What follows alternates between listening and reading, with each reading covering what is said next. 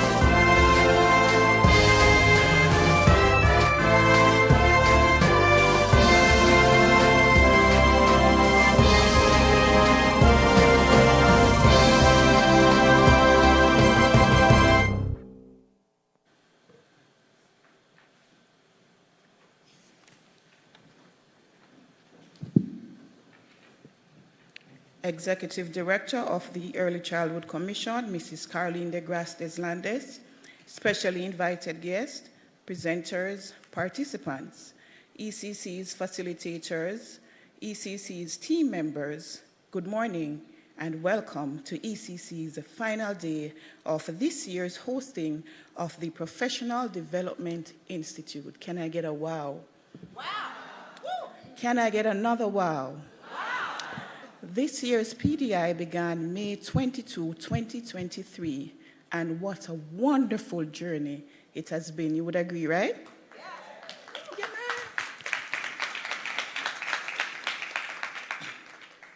PDI 2023 would have proven tremendously difficult without the collaborative efforts of the Jamaica Diaspora Task Force Action Network, JD-TAN, the Culture, Health, Arts, Sports and Education, Chase Fund, and UNICEF, who generously sponsored the program. As such, the ECC fully extends gratitude to these entities. Big them up, the man. Yeah, man. I am Moya Brown, moderator for today. The topic for this morning's plenary session is Respect for Teaching.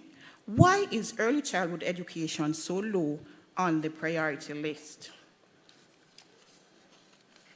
I heard somebody said yes, in agreement?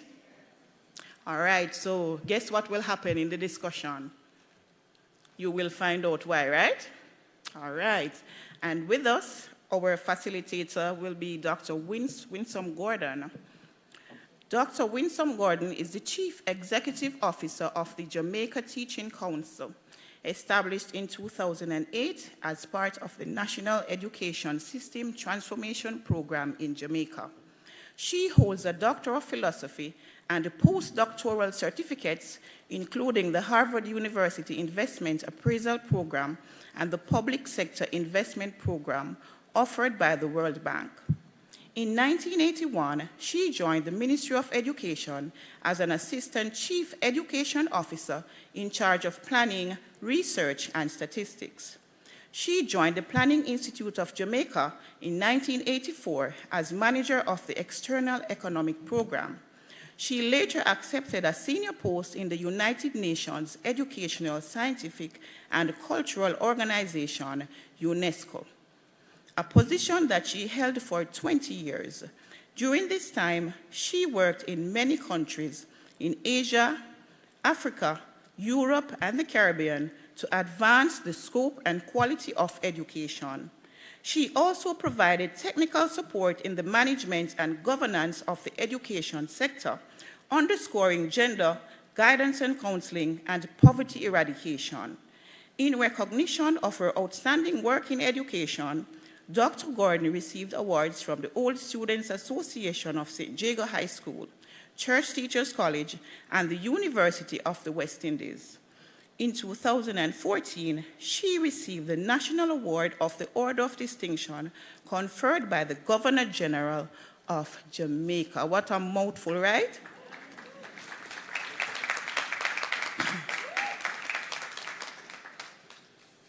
And I'll be introducing our panelists. And with us today are Mrs. Simone Ellis Dixon. Clap for no man, yes.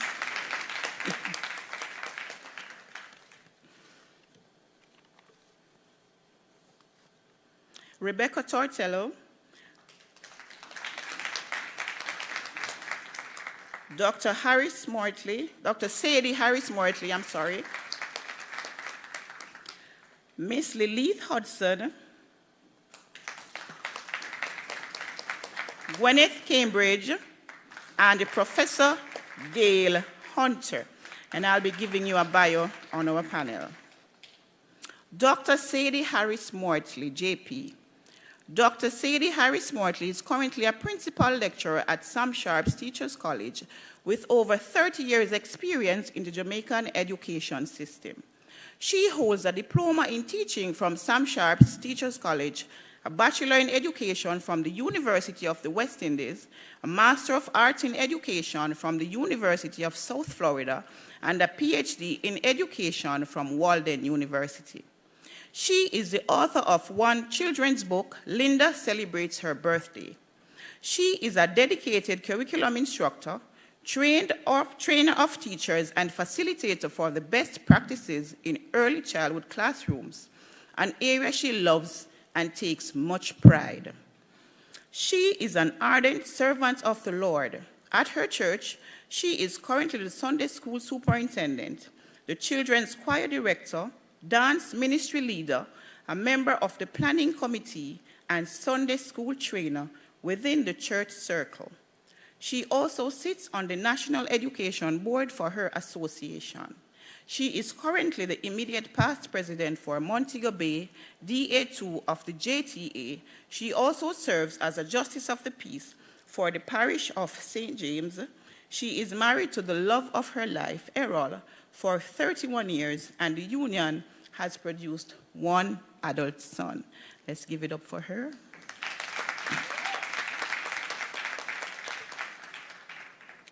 Dr. Rebecca Tortello. For the last 8 years, Dr. Rebecca Tortello has served as the education specialist at UNICEF Jamaica. For the past 15 years, Dr. Tortello has regularly lectured at the University of the West Indies in the Department of Education and is the author of a number of articles on education.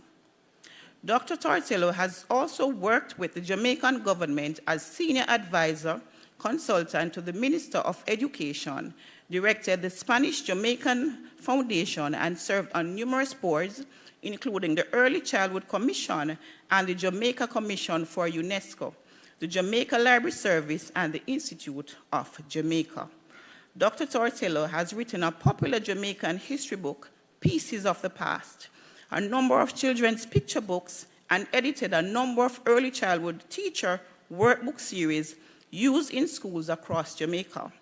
She is married to Dr. Jonathan Greenland, and they have 2 children, Rai and Maria. Did I pronounce it correct? Reese and Maria. Let's give it up for her.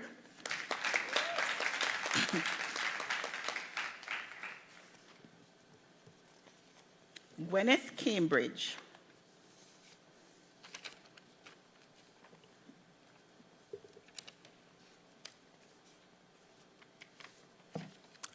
Simone Ellis Dixon.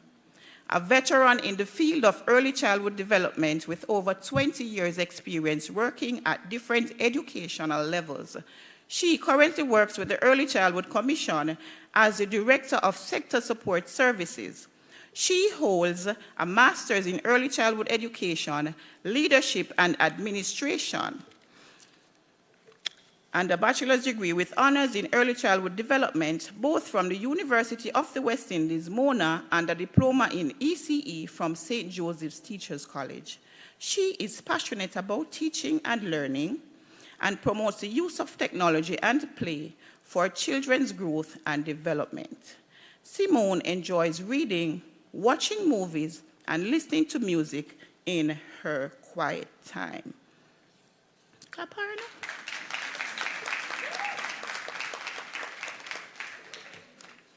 Yes, man. I'm not like to know and clap the people.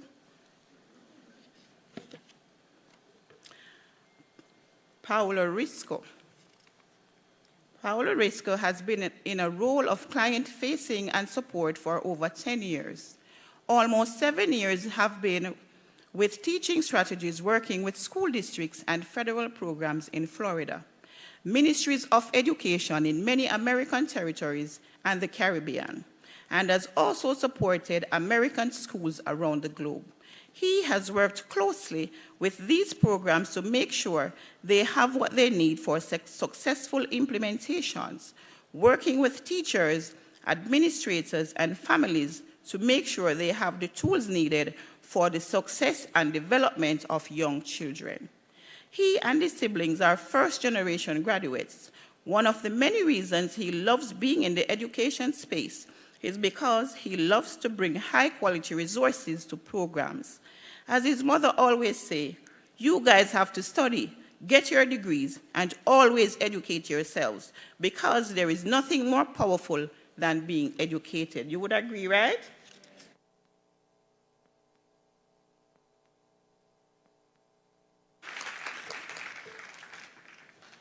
Susanna Spina. Susanna understands that a quality early education provides the foundation for future learning for children. She has served as a bilingual early childhood education, special education teacher, an assistant principal, and a director of early childhood in North Texas.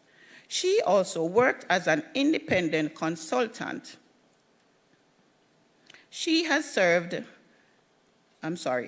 also worked as an independent consultant providing professional development for educators on social emotional learning, behavior management, and differentiation for students with special needs. Clapper.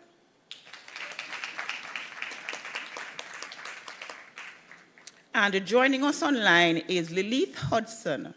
Lilith Hudson is the founder and principal of Hudson Premier Academy, a magna cum laude graduate from Northern Caribbean University. Ms. Hudson has proven her capabilities throughout her teaching career.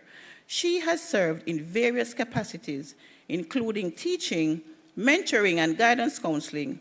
With more than 25 years' experience in the education field, she brings a wealth of knowledge in the classroom, both at the primary and early childhood levels. Ms. Hudson is a proud recipient of the LASCO 2021 Outstanding Educators Awards. She also serves as one of Her Majesty's Justices of the Peace for the parish of St. James.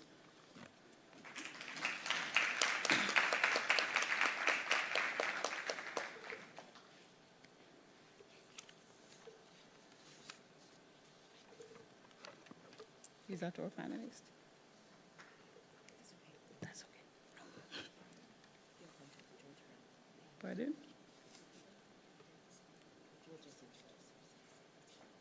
No. Let's give our panelists a round of applause, please.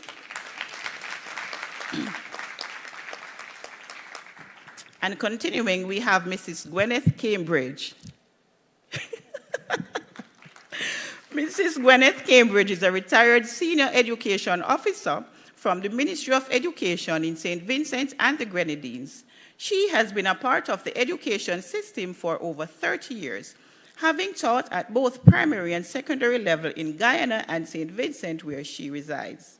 She holds a teacher certificate in primary education from the Cyril Potter College of Education, Guyana, as well as a certificate in management and supervision from the University of the West Indies, Cave Hill, 2002.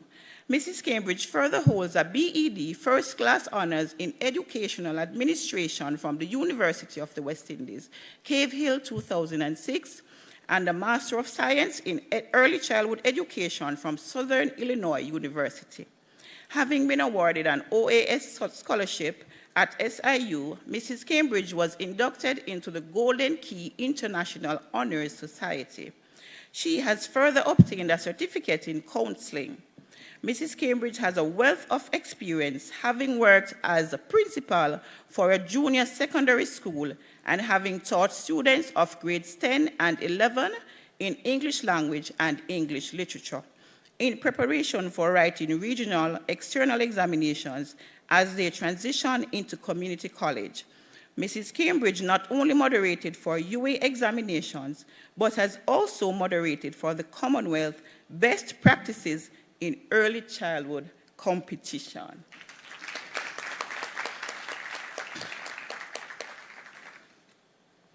Gail Hunter. Gail Hunter is a longtime professor and coordinator in the School of Early Childhood Development at George Brown College. She holds an honors degree in social and political thought, an early childhood education diploma as well. She is certified in psychology of human relations and teaching and training adults. Areas of specialization: play-based curriculum, working with families, educating adults, and creating inclusive environments with a focus on anti-racism. On top of her teaching, Gail played a pivotal role in establishing the George Brown and PACE relationship. This relationship blossomed into the current Joint Jamaica-George Brown affiliation. 21 years later, Gail continues to be involved in the project through facilitating workshops in Jamaica on behalf of the Early Childhood Commission, the Dudley Grant Foundation, the University of the West Indies Early Childhood Development Center, and the PACE. Welcome, our panel.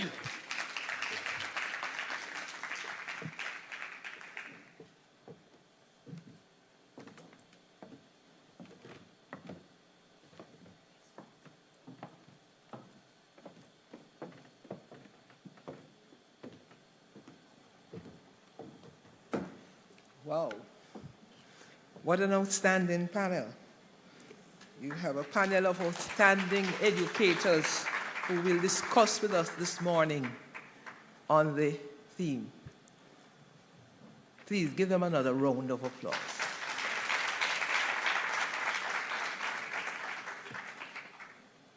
Play is the work of the child and the livelihood of the adult. And I'm going to say that again. Play is the work of the child and the livelihood of the adult. Dr. Des Landis, Executive Director of the Early Childhood Commission, and your team. Panelists, distinguished panelists. Teachers, practitioners, caregivers, support staff, and other specially invited guests. Good morning. This morning, we have a theme that has left itself open to various thoughts. So you're not limited panelists. You can say exactly what you think, in your experience, should contribute to the upliftment and the advancement of early childhood education. Why respect for teachers? Why is early childhood education so low on the priority list? When I listened to the keynote speaker on Monday, I thought it's a challenge. Whose lists and whose priorities? And what are the priorities? In Jamaica, we have 92% of our children accessing early childhood education. And that is more than most countries of the world. We have always been outstanding, and one of the reasons for outstanding access to early childhood education is that the community has early childhood education as a priority. And in fact, parents pay more attention to the babies they send to school than to the primary school children and the secondary school students. So then whose priority? Teachers. The fact that you are in early childhood education and practitioners and support persons mean that you have given some priority to early childhood education. How much? So panelists, you can see why I've said, you tell us whose priority, which priority, and where do we go from here? We are in the 21st century. In Jamaica, we have a document called the Education Sector Transformation. We have a second document now. The first one focused on early childhood education as the foundation for developing the society we need. And the second one focused on early childhood education as the priority for developing the society we need. And if you reflect a while on the natural state, if we are left in our real worlds, our natural worlds, then early childhood is the responsibility of the parent, and the child would learn from communication and patterning. So here we are in our digital space, far away from the natural world, but yet we must respond to the same need. And that this morning, ladies and gentlemen, I am going to invite our panelists to speak to us briefly. Our first question: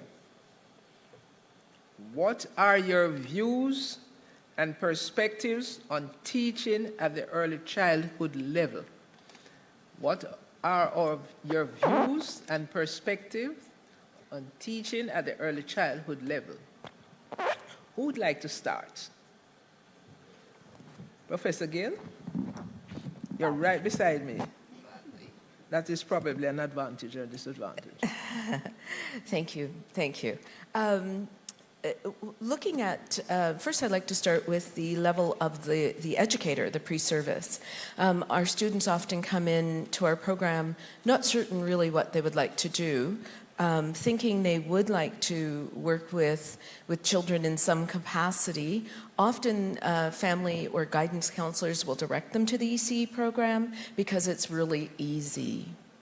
Unfortunately, when they enter in, they find they may not like children, which is a problem, or it's a much more challenging and theoretical program than they had anticipated.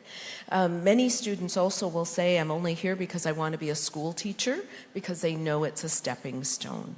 So having said that now, we do graduate many students in our program, particularly at George Brown. We have 1,000 students in our ECE program or more.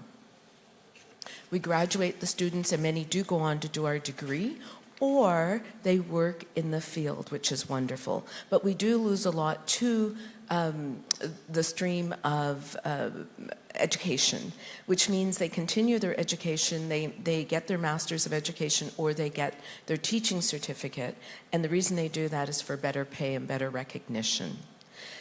Working, those that are working in the field, we call them RECEs, Registered Early Child Educators. You cannot work in the field without being a registered early childhood educator. What we find is they're very passionate. They love what they do. They can't believe they get paid to work with children. However, on the other side of that, we aim to give fair wage, but there's many that are not earning fair wage yet. And so there's this struggle between being passionate and loving what you're doing and not being able to make enough to pay for your own child's childcare or buy a house. And so that's a huge struggle in our communities. There's passion, there's commitment, but also in the field, there's not enough resources for the increase in the numbers of children coming into the program with anxieties or developmental issues. And COVID has blessed us with many, many, many, many new challenges. And so we don't have sufficient resources. And what happens is our educators are burning out at rapid rates now. And so, you know, they're there, they give, but when they walk away, they drag away. And we know that you know, they're full, they pour all day, they pour themselves out, but there isn't any way they're getting regenerated overnight or over their vacation time. So this poses a problem. I think our educators are passionate, and I believe they give more than anyone would really understand, as you yourselves, and I've had the opportunity to visit many schools, and I know how committed you are and what you give. Thank you very much. Thank you very much, Professor. All right. You want mine? Madam Cambridge. All right. Good morning, everyone. So I just want to start by saying to you how pleased I am to be a part of this process, and I have been very impressed by the enthusiasm that you guys have shown. So give yourselves a round of applause for me, please. And truly, yes, early childhood education is up and running here in Jamaica. So I'm going to be speaking from the Vincentian perspective in terms of our views on early childhood education. Now, as Gail had said, persons went into the program because there was nothing else to do. It was difficult to get into a job, and so the easiest thing for them to do was to just get into early childhood education, because the government would give them a stipend or they would get it from the parents. Now, over the years, the views and perspective of early childhood education has been gradually changing. And what we have seen is that persons are no longer looking at early childhood education simply as babysitting. Rather, they're seeing that it has opportunities for growth. So, the moderator made a very important point when she says, where is early childhood education on the priority list? And so I'm saying for early childhood practitioners, it is right up there, because they see they're making, as it were, an impact on the children, and they have been running with the idea. What has happened is that the government system has decided that this is an area that people are really showing interest. And so at the Teachers College, there is a teacher's certificate in early childhood education right now. And persons who have completed that program have been sent to the government preschools to teach. Not only that, they are engaging in further education by accessing the Bachelor in Early Childhood Education from the University of the West Indies. So there has been a change, as it is, in the mindset of persons, because they realize that this is an area that sets the foundation for success. And it is something that we are really pleased about, because it means that once the mindset of persons have changed towards early childhood education, then it augurs well for the future, not only in the early childhood department, but at the primary school and at the secondary school. So I think it is an area that has tremendous opportunities for growth for our country, for our children, and we are glad that persons have changed their mindset. So that is what my take is on. Thank you very much, Ms. Cambridge. Yes, changing the mindset is key, and I hope we'll be able to change the mindset here in Jamaica. Yes. Would you like to speak that? Okay. I'm an educator, trainer of teachers who come in as novices to be trained to facilitate children in the early childhood classrooms. And in our early childhood institutions, I would say we have a good program in our schools. Am I right? Yes. We have a good program. Yes. However, when teachers come, student teachers come to college, we have to teach them how to scaffold children in learning. So children need to learn. The theorist Montessori says that children learn 85% of what they will learn in life by the time they get to age 6. So if by age 6 they are learning 85%, that means we have to scaffold them. We have to give them the skills and the concepts that they need to build on.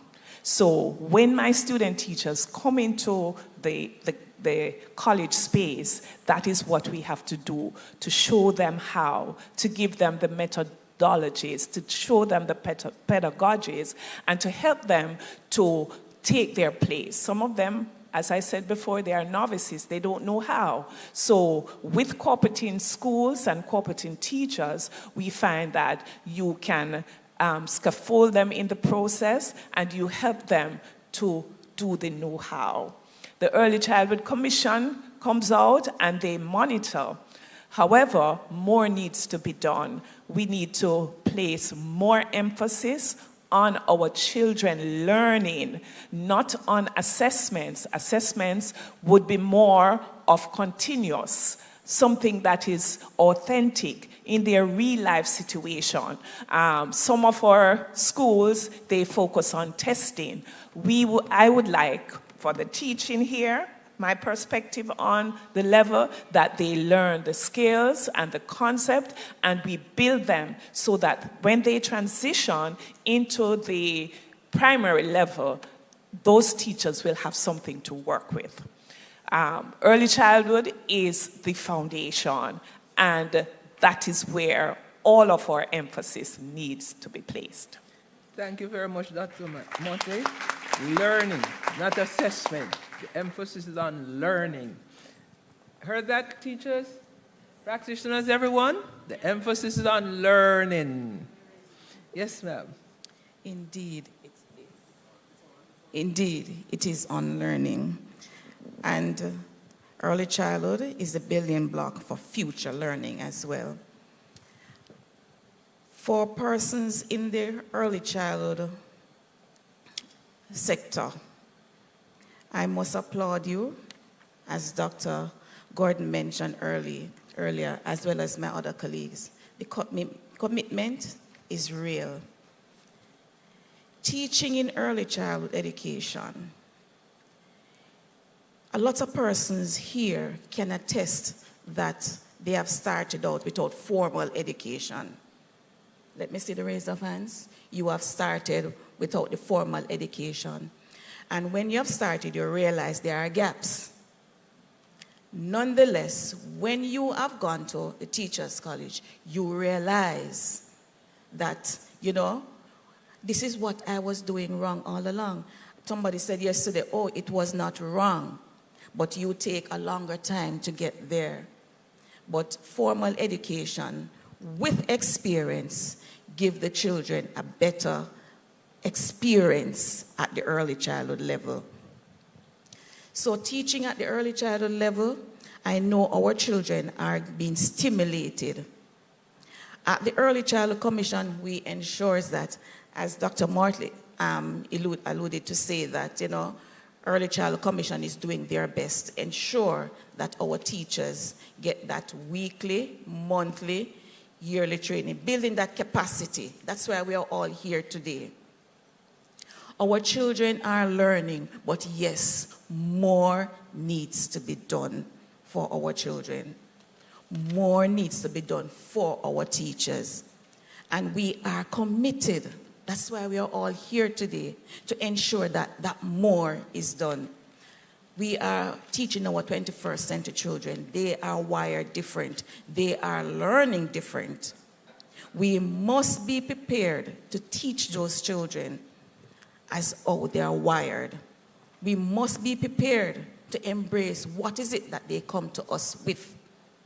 So our teaching style and our teaching strategy must be altered somewhat in order to get the best out of our children. We won't ignore our children with the disability while we teach. We have a lot of strategies that we can to assist these children. But yet still sometimes, we don't have the resources to assist them as best as we can. So you have some of our children suffering right in front of us in our care. So when we come together and talk about resources, especially human resources, to help all children, not only some, but all children, because our mandate at the Early Childhood Commission is every child must have access to quality education.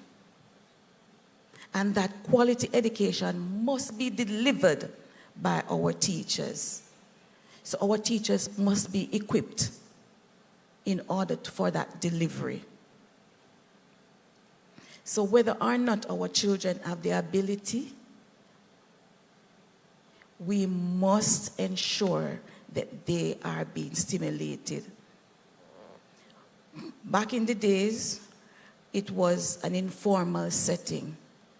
But as my colleague said, with the government and with other stakeholders pushing early childhood education forward, we are at a better place. We are all at a better place where early childhood education is concerned. We are not under the tree anymore. We are not under the cellar anymore. With our 12 standard, it makes it better. A lot of persons say these standards are too high for our children. But that is what quality looks like to us. What is quality? What does quality look like to you, my colleagues? When you're in the classroom with your babies, are you offering that quality? I know that persons are committed. I know persons are frustrated during the teaching learning process. But we must be mindful of our children and what is it that we wish to offer them. And lots of us are proud of our children when they reach grade 6 and they pass the PEP and they find you and tell you thanks. They find their teacher, you know. A lot of persons can attest. Let me see the hands. Those children come back and say thank you. Even when they reach high school, they come back and say thank you. Is that a fact? Yeah. Please clap yourselves for what you have been doing. Thank you very much. Quality. Quality is important. Look at the society we have today. Is it the society we want? The behaviors we see in our society today, is it the society we want? We talk about shortage of staff, but is shortage of workers, but is it that we are short of workers, or is it that they don't have the right attitudes? These are questions we have to ask ourselves when we talk about quality. Dr. Tortello. Good morning, everyone.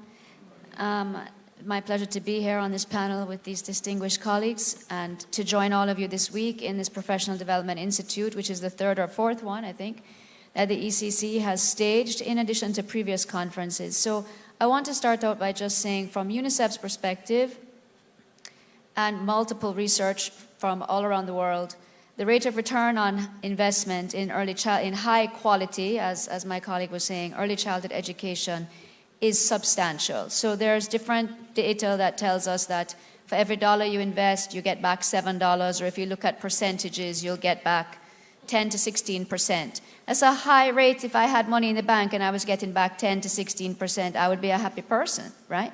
If I could find that bank, I would deposit my money, for sure, right? But and of course, the research tells us that that experience is even more profound for children from low-income backgrounds. So the access to high-quality education, the rate of return is even greater. And it is, for the most part, substantiated when you transition. There will be some loss. You can't guarantee that the foundation is always going to remain entirely intact, but it sets you on the path, right? So we know this, governments know this all around the world. And yet I can probably count on my one hand, or maybe my two hands actually, the number of countries that provide fully funded 2 years pre-primary education, fully funded maternity leave for at least 6 months to allow for proper breastfeeding and care. And what is the third thing? It's maternity leave, fully funded. Those are the two main ones. And why is that? Jamaica is not alone. This is the point I'm raising. Jamaica is not alone in struggling with this. And part of the challenge in the equation, even though we can provide data, and UNICEF recently concluded, which the keynote speaker referred to on Monday, a public expenditure review that looked at spending in the sector and noted that even though Jamaica's education budget is the highest, receives the highest amount of funds after debt repayment, the early childhood component, or the early childhood slice of that cake, is the smallest, and therefore there should be significant advocacy efforts to redistribute those funds, to do deeper dives in existing expenditure across the education sector to determine if there's cost savings that can be made, to reallocate and redistribute the funds to the foundation sector. One of the challenges with the early childhood sector is that it's largely private, and the government provision is slowly and steadily increasing, which is causing amalgamation or merging of schools, bringing basic schools into infant school status. That's how we describe it here, which then requires more government provision. But what is also important to understand is that what we've seen is that when the children take the grade 1 individual learning profile, which is not a diagnostic assessment, it's not, it's a profile, the children from our basic schools are not hugely outperformed by the children from our infant schools. So even though the infant schools are better resourced in terms of their infrastructure, etc., because they're free, for the most part, they're overcrowded, so that teacher-student ratio changes. And so one of the most important things in early childhood, in providing quality early childhood education, is that teacher-student ratio. Because it's the one-on-one, it's the small groups, it's the interaction that the child gets with that stable, caring adult that is priceless, day in, day out. Different countries do different things to provide early childhood provision. They might allow you to choose 4 days of 4 hours a week for fully funded, and parents pay the difference with voucher systems. And I think this is something that Jamaica needs to look at more clearly and do a more up-to-date deep dive on where our schools are, how many students are going to different schools. Can the merger take place? What does the merger mean for the private business owners? Because people own these schools, right? What kind of public-private partnership can we put into place that could see at least the government covering, beyond the subsidy the government gives currently to early childhood practitioners, fully funded 3 days, 4 days, and what would that entail? We have a lot of the puzzle in place, and for that Jamaica really should be commended and is recognized around the world. I cannot say that enough. I know that we don't see that here because we're here every day. But when you go to meetings outside of Jamaica, anywhere in the world, the Jamaica study is often referenced, which is the work done by Professor Sally McGregor and her team at UWI through CARE, the Caribbean Institute for Health Research longitudinal study, the work of Professor Maureen Sams-Vaughan and her team, the work of the Early Childhood Commission itself, that it exists as a multi-sectoral agency, just how it is constituted, how it is structured with the Act, with the standards, and as you said, why would we put low standards? If you're going to set standards, why would we set them low? We want to set them high, so we're striving for that. We may not reach the top, but if we reach the middle or 3/4, that's better than reaching a low standard, right? So the fact that we have this mechanism in this sector is something that we should be, and it's functioning, is something that we should be proud of. And every year it gets better, it gets more technological, which allows us to use data in real time, and it requires change, management, behavior change, mindset change. But the work that our early childhood educators do every day is exhausting. I have taught that age group, and I have 2 children who are now teenagers. That is exhausting too. But when they were little, it was also exhausting, and you kind of forget it, which is why you go and have another child, I suppose. So I don't want to downplay what you all do, and what we need is a campaign, and they're doing this in various countries around the world. It's called For Every Child, Start Them Right, all different kinds of names. that raise the recognition level of what you all are doing and attract young people into the profession, but also retain them. My colleagues were talking about the difference in retaining the talent that comes into the profession, and it's because of remuneration, it's because of lack of respect, or the belief that anybody can teach young children. Anybody can interact with young children. Whether anybody can teach young children is a different question, and whether the young children enjoy that experience is a third question. Thank you, Dr. Tortello. We heard you. Let's not forget our Yes, colleague. we are going online, yes. We heard you on leveling the playing field. Provide the resources to level the playing field so that early childhood program is not the program that stratifies the society, but that program that gives every child an opportunity to change his or her economic circumstances in which it finds itself. Now we are going online. Yes. Mrs. Lily Good Hudson, morning. online. Yes. Good morning, everyone. I am really so happy to be a part of this awesome panel. Now, when I thought of the question, and I asked myself, what is early childhood education? And to me, it is to provide children with strategies that will help them to develop emotionally, social, and having cognitive skills that they can become lifelong learners. And so if we don't fix it at the base, we won't have a society that is going anywhere. And so I believe that early childhood education is the foundation. I am drawn to the Bible verse in Matthew chapter 7, where it talks about the story of the wise man who built his house upon the rock and the foolish man built his house upon the sand. Or as educators, practitioners, caregivers, we need to be like the wise man on a solid foundation. And no doubt, those two houses looked good. But what happened to the one on the sand? It crumbled. And so it's going to take a longer time to fix it. And so that's part of the problem we have in the primary school and in the high school and beyond. Now, Frederick Douglass said it is easier to build strong children than to fix broken men. And I would say women too. And this quote holds true even after over 162 years.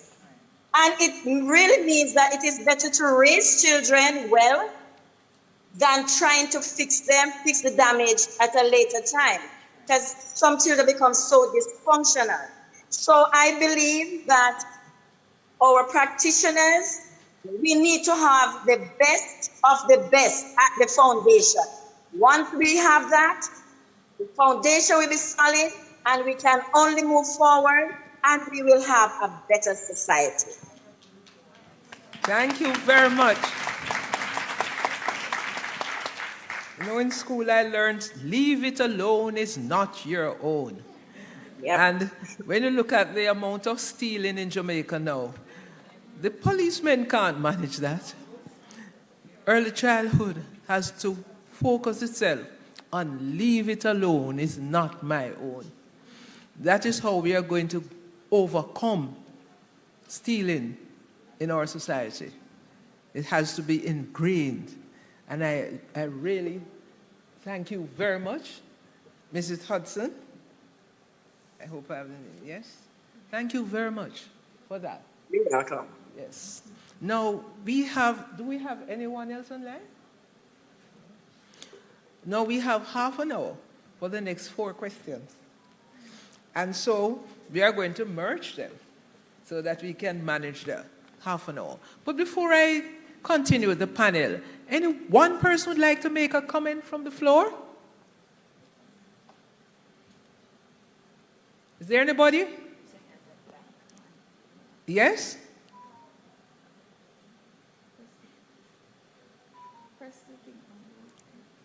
Can she access a microphone? It's coming.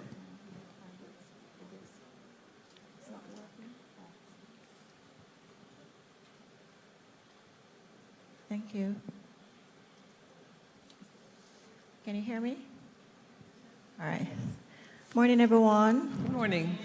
All right. Those were all excellent points. I really enjoyed listening to them. And I was also thinking that along with the educators, the parents are also held accountable.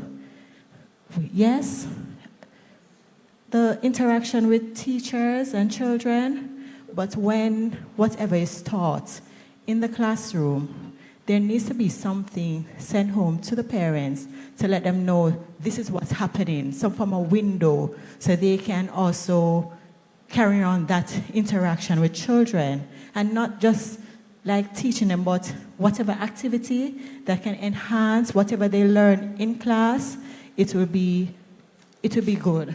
So that partnership with parents also is very, very important. And another point is that sometimes when I visit schools and I look at when it's lunchtime or break time and I look at what they're eating, I mean, oh gosh, sometimes I see some tall bottle of sugar and I'm saying, what is this big soda?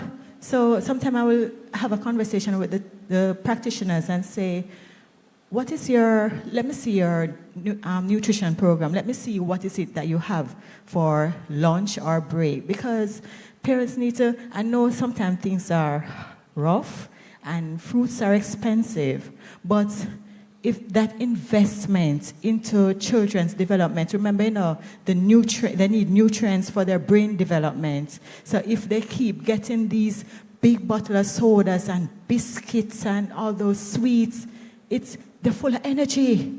Because I see a child wanted to go to the bathroom and just fly past me. I didn't even see where he turned. So this also, their nutrition, how they eat, is also vital to their development. Excellent, excellent. You know, in long ago Jamaica, little children didn't get eggs because they said it made them rude. And what that meant is that they were energetic. So they said, don't give them eggs at all, they misbehave. All right, we have moved way ahead of that. And thank you very much for that intervention. We still have bits of paper lying on the ground. You know that one? Lying on the ground. So we need to teach them to be tidy. And then we won't have some of the problems we have on the street with children throwing the garbage, adults throwing the garbage on the street. So we have a lot of teaching when it comes to attitudes, character. We need to focus on that. And I am glad to hear the focus on learning to become the adult that we would like, the Jamaican that we will make this country a sustainable country. And St. Vincent, I'm sure you have the same objective, to make St. Vincent sustainable. And we are going to do it from the early childhood stage. Now, let's see how we are going to manage this last part. We have, do you agree, early childhood education is low on the priority list? We discussed that already. Do you agree that EC stakeholders respect teaching at the early childhood level? If so, sorry, I'm mixing up the question. Let me go to do you agree early childhood education is low on the priority list? If so, how can ECE be placed at the top of the priority list? How can ECE remain at the top of the priority list? And again, we come back to some of the issues you have already raised, and you have already responded to some of these areas. I would like to ask you to look a little bit more on the program to see if the program we are offering now is really the program that is going to take us where we want to go. The program at present focuses on behavior, literacy, and numeracy. I did some research last night on the characteristics of the workplace, what makes a good worker great. And what I found out in that research is that there wasn't a lot of talk about skills, because the skills can be taught very quickly once you have the right attitudes to work. You have the level of communication, the willingness to collaborate, working in teams, a bit of independence, the qualities. So I am going to put these questions together and say to you, what is it about the early childhood program? Are you satisfied that the program that we now offer is producing the people that Jamaica needs to be a sustainable country? So, Professor. Now I'm going to speak from the perspective of Canadian society. Those qualities that you just identified are foundational, and so it is really important that when we look at what happens in early child education, it's those foundational cores that we provide them. Many years ago, they did a study in the States, the Perry-Epsilon report, and they found that children that attend early child education programs, they have better communication skills, better negotiation skills. They're more likely to continue to post-secondary and continue their education. They contribute more to society, and they're less likely to get involved in gangs. Right there, I think then, if you're perpetuating that in your programs and you're cultivating it, you are continuing to contribute to society, and those children will meet that level in adulthood. We also know that children being exposed to play-based programs, particularly when you include dramatic play, those children come away with those skills of being a co-learner, a co-participant. So they have that team spirit, that team energy, the negotiation. They also are stronger problem solvers, and they're also more creative. So they don't only think within the box or within a container, they're able to think abstractly. Thinking about that, it is important that we really do focus on the foundational components of early child education. I'm going to now address the second part of that question, stakeholders, the commitment or the understanding of the stakeholders. Parents, unfortunately, do, as my colleagues have said, perceive often educators as babysitters. Part of it is that we don't perceive ourselves as professionals. So we may speak in jargon, or we may speak in language that is above the educator because we're trying to impress upon them. And so parents may miss points that we're really trying to convey. In the Canadian society, we really do try to stress on those foundational elements will prepare them for the formal education, which would be grade 1. So when we do consider formal education, where they do start to sit down in their seats and they do less play and they do more academic. Those are the foundational, those soft skills that we need to be adults and get along in society. So if you can manifest those and you can cultivate those in the children at that age, they're more likely to be successful. Not only that, when they are playing and when we are creating learn at a young age what their interests are. You will always have the children that are going to do the mechanics and the building of the Lego. We always know that we have kinetic learners. We also know we have children that are going to stand there and pretend they're the educator. And you know where those children are going to land. Probably almost everybody here, when they were younger, played school with their colleagues, with their peers or with their siblings. As we allow and encourage, and create spaces for children to develop who they are, they're going to start to find that niche, that thing where they may have, they head for numeracy or for literacy or other languages. But when we put them in a box and we sit them with papers, we're not preparing them for the next century. We really are not. We also bring electronics into the classroom. We will have a system set up for them to create music or read music. We will also have various tablets with activities on it, which are learning-based activities, so that they need to do some problem solving and reading. Did I answer all the questions, or at least put a a bit in. Did I address it? Thank you. I'll pass it on to my colleagues. Yes, Thank can you. I ask you to take 2 minutes, 1 minute? You're going to get to the next question about the stakeholders. Thank you very much. All right, so I'm going to piggyback on what Gail said, that yes, we have established those environments in our early childhood centers, not just here in Jamaica.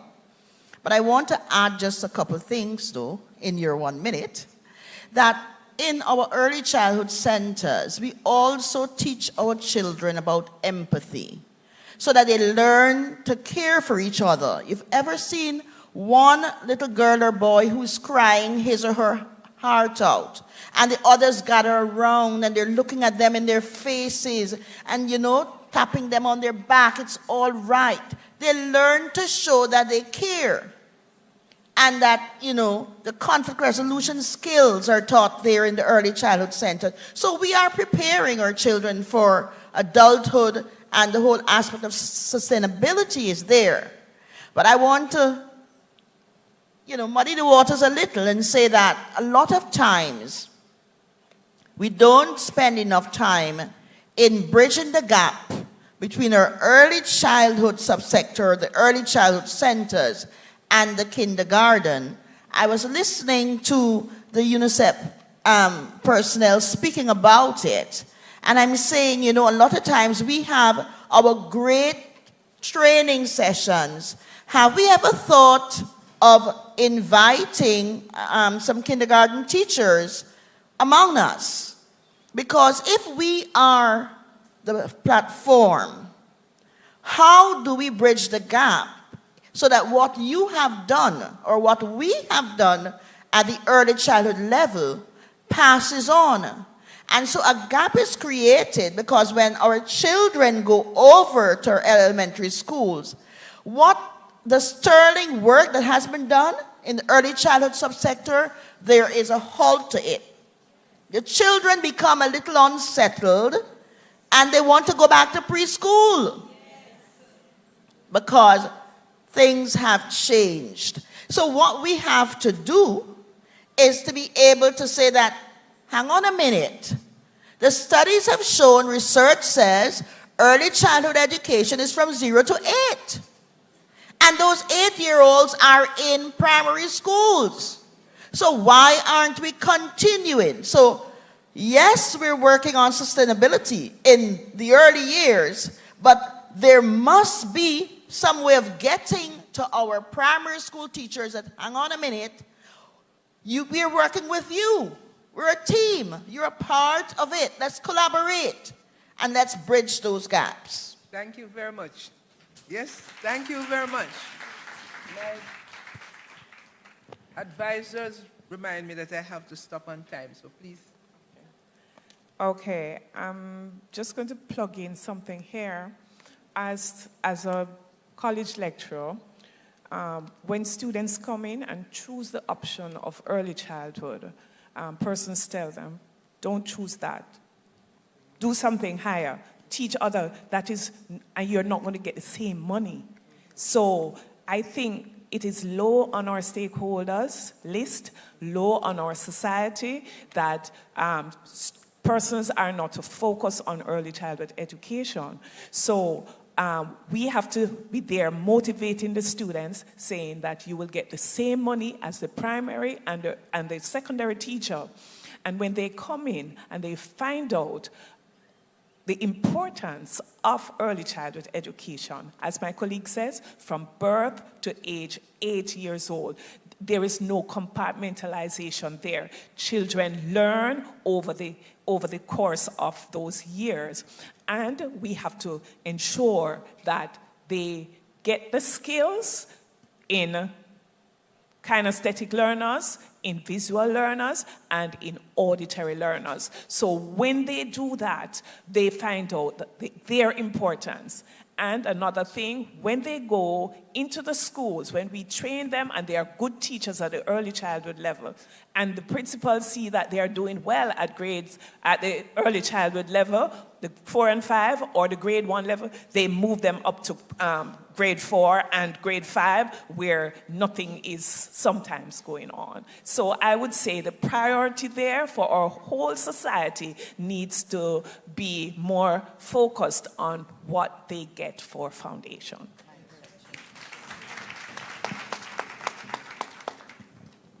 Thank you very much. I'm going to look at it on a twofold thing from the Early Childhood Commission perspective as well as the teachers. All right, so from the early child's perspective, yes, we have it on our priority list, and it's high on our list. For some persons who would have it low on their list, it's because they're not seeing the immediate returns, so they're not focusing on that. And I'm happy that you mentioned for the teachers at the early child level concerning remuneration, they get the same pay once they're being paid by the government. Yes. So our early childhood teachers that are paid by the government get the same remuneration. The discrepancy is for the teachers that are not paid by the government. So that's where the discrepancy lies, and we need to fix that as policymakers. We definitely need to fix that. How are we going to fix it? You and I need to come out stronger. You and I need to start making the decision. You and I need to be the policymakers. So we need to see ourselves moving from this level into Parliament, making that decision for all of us. Okay, so picking up on what my colleagues have said, I just want to, in my 1 minute, ask you to think about what we have going on in the early childhood sector, and we need to find ways to more strategically tell those stories.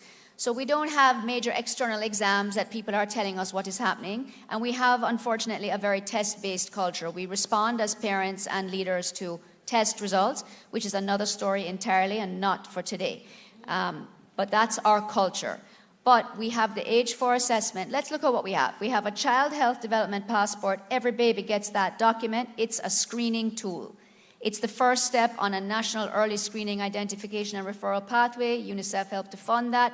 Everything the ECC does is keyed along a national strategic plan with targets and deliverables against which they're measured and held accountable. You all need to understand that. The ECC comes before a lot of different donors on a regular basis to report, and to Parliament to say where are they with meeting these targets. And these targets are linked to the entire developmental lifespan and goes from 0 to 8.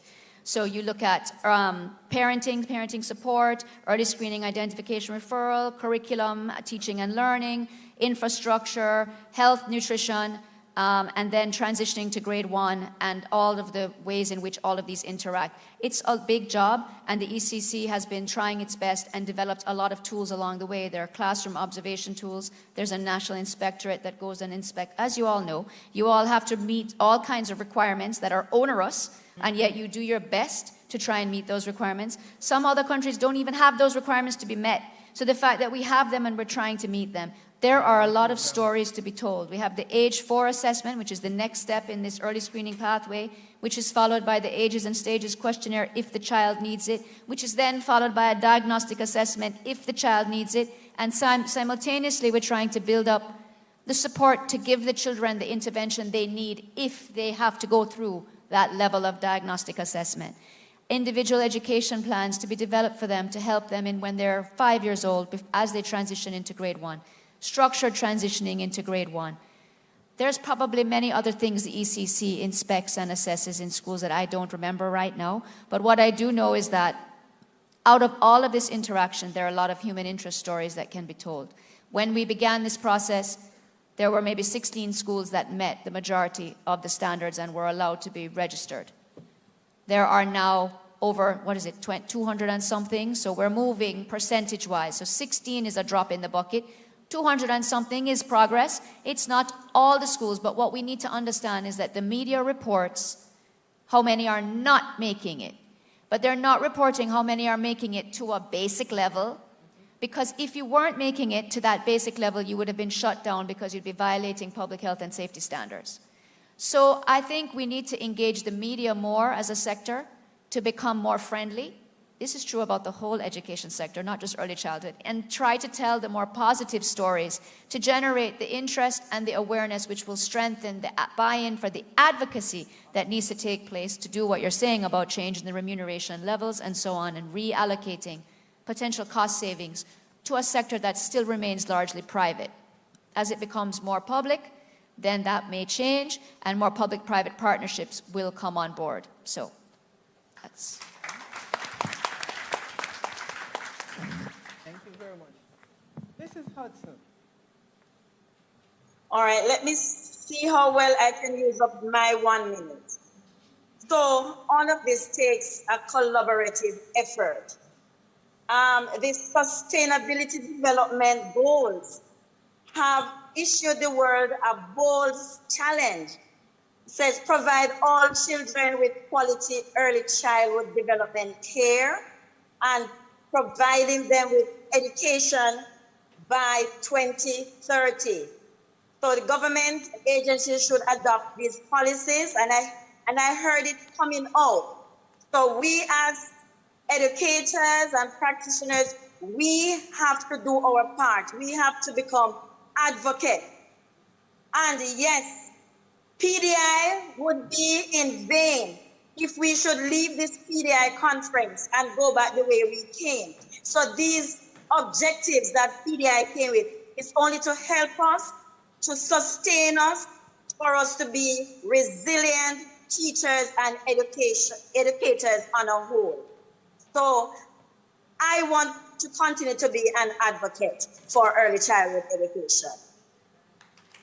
Excellent, excellent.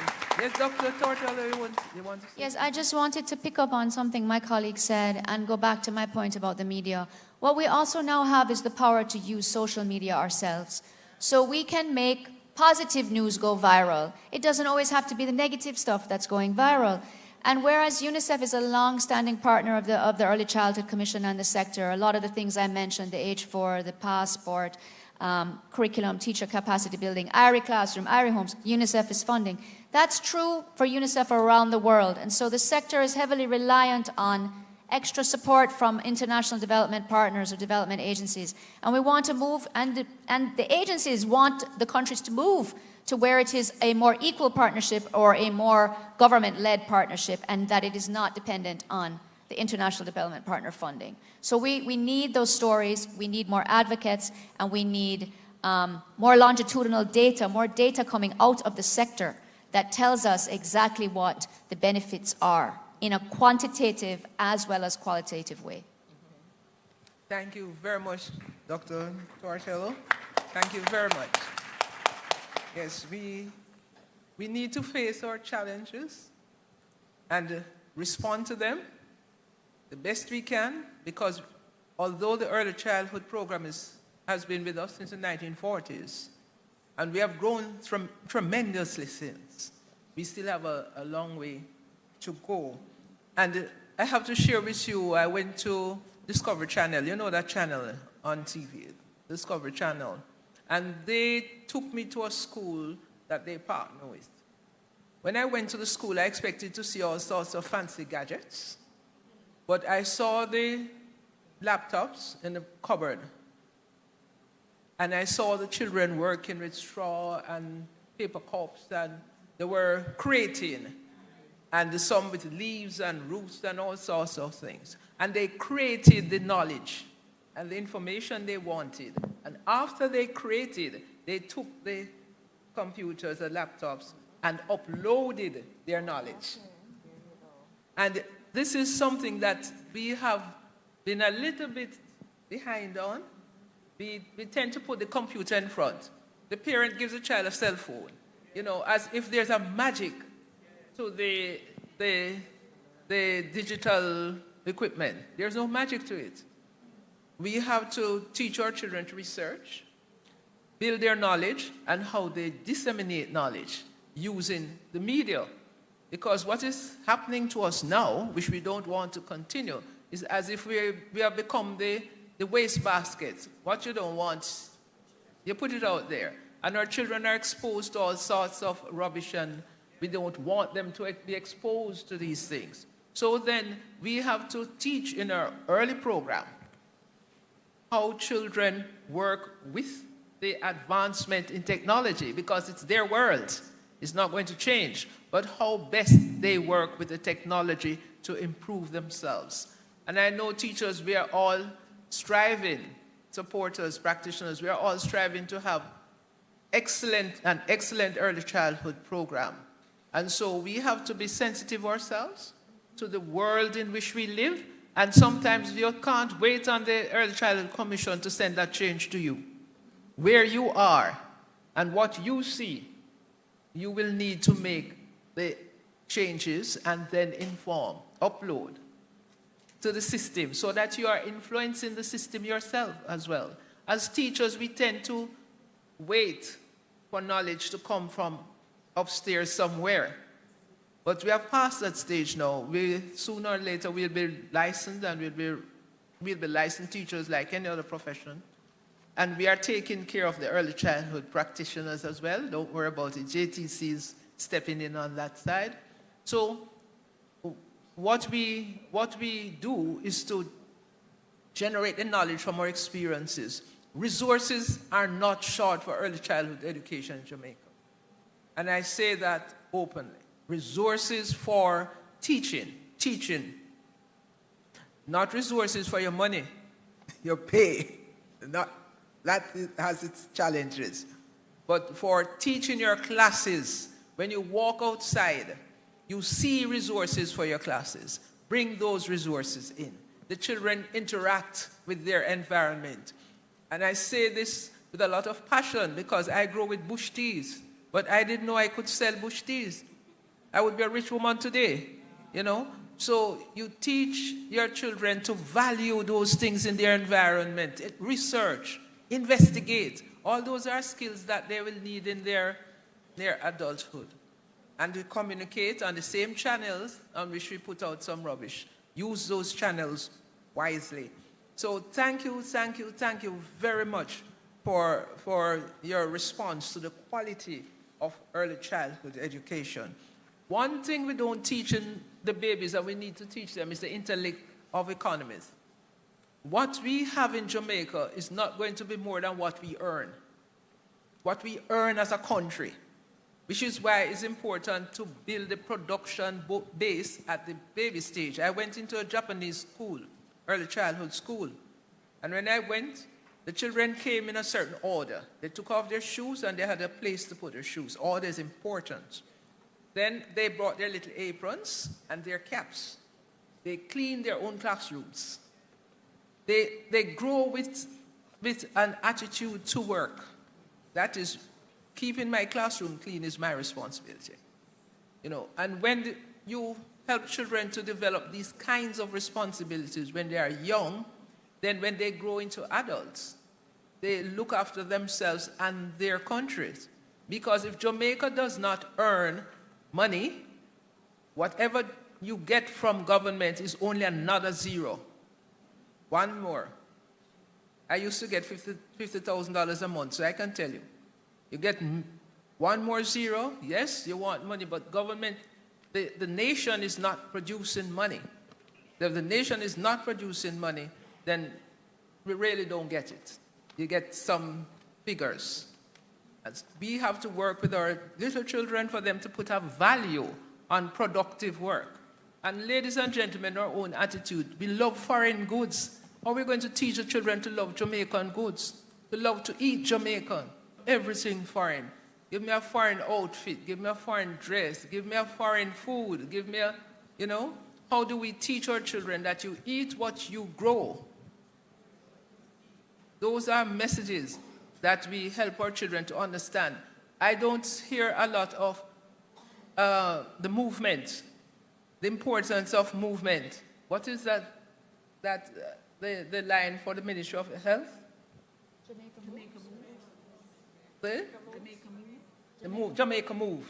Yes, Jamaica Move, for our children to understand the importance of their own bodies and how they build their bodies. So all of those we need to get into our early childhood program. So we become a more productive country. We produce more. It is critical for us. Now, last point, stakeholders. How are we going to get our stakeholders to help to keep early childhood education high on the agenda? All our stakeholders, our parents, governments, the teachers are our key stakeholders. The business community, early childhood, has a nice and interesting group of business places. I counted 29 of them, 29 partners, but there are more partners in Jamaica. How do we get early childhood to stay high on the stakeholder agenda and hence high on the national agenda? Not just to be there, but to get the kind of support that early childhood program needs in all aspects of it. And so, panelists, one minute, half minute. Advocacy, advocacy, advocacy. We've started, we have a College of Early Child Education, which is the regulating board. We also have the AECO, the Ontario Coalition. We have the B2C2.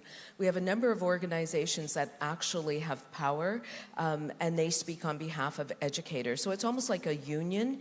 We also are working towards universal childcare. So the government has brought in a $10 a day. So people that were paying $2,500, $3,000 a month will now be paying $10 a day for care. Government is beginning to foot the bill. They realize we're essential workers, we're important workers, it is an important sector, and so the government is now putting their money where it belongs. We still have a long way to go, but it is the advocacy. We do protests on the Parliament. We write letters nonstop. You need to be active. Yes, we're going to have to use advocacy, definitely. But I'm thinking of a suggestion that was made in terms of using the technology. Keep it in the forefront. There are success stories in our early childhood centers. You establish your Facebook page, flood the media with it. We did this, it worked. Keep it in the mind of the persons out there, because we are technological people now, and everything goes on Facebook. Everything we take out a picture for. Well, let them see it. And as we use the technology, as we share our success stories, then it keeps in the forefront of the policymakers. We agitate for early childhood education to change the curriculum so that our curriculum keeps being upgraded rather than being just the way it was. Because what obtained then in the past, sometimes there are things that remain relevant, but there are things that have to change. So upgrade the curriculum, agitate for that with policyholders, with our education system. And I come back again, keep it in the mindset of the persons at the top, because you have a story to tell, and your story is one of success. Let the world hear about it. Thank you very much. Okay. I'm not going to repeat what my colleague says.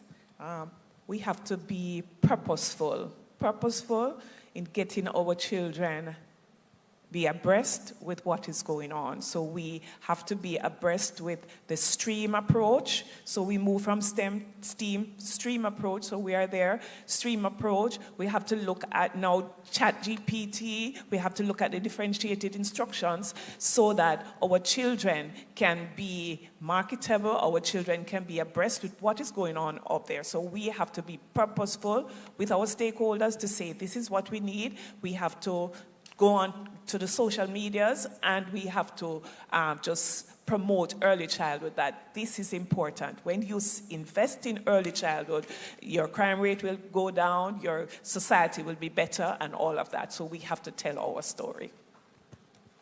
Okay, as we continue to advocate, invest in children's potential.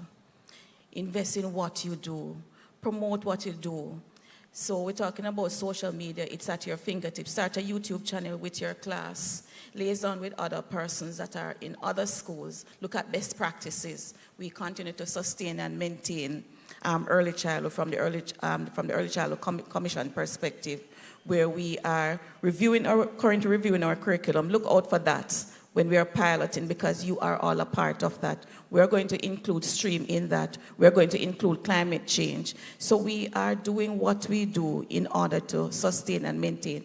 But we need your partnership in producing your best practices in the classroom. A lot of times when we look at videos, we only say, oh, the white children. Where are our children?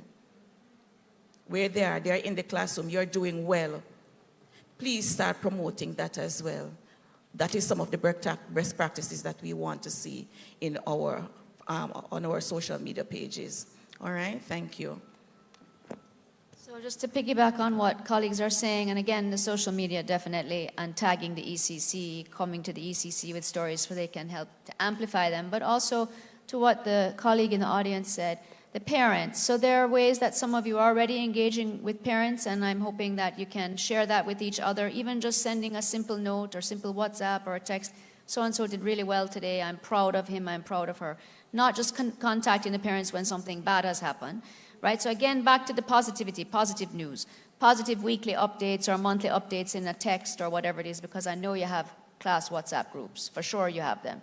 Right? And highlighting students. And you're doing that. You're doing that probably in the classroom as well, but are you sharing that with the community? Let's think of other ways to do that, to bring the parents. And out of that can come more parental involvement and also more positive human interest stories, which helps in the whole advocacy agenda.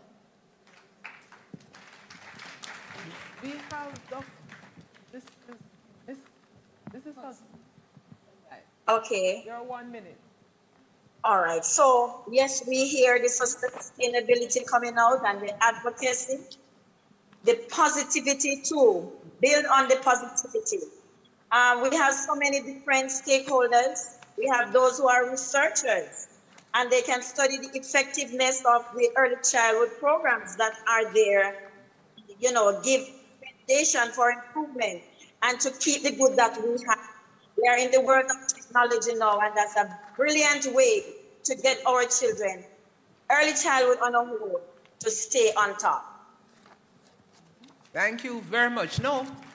Yes, clap everybody. Clap your panel, clap your panel. Panel has been great.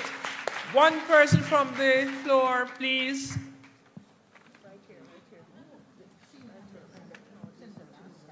Oh, sorry.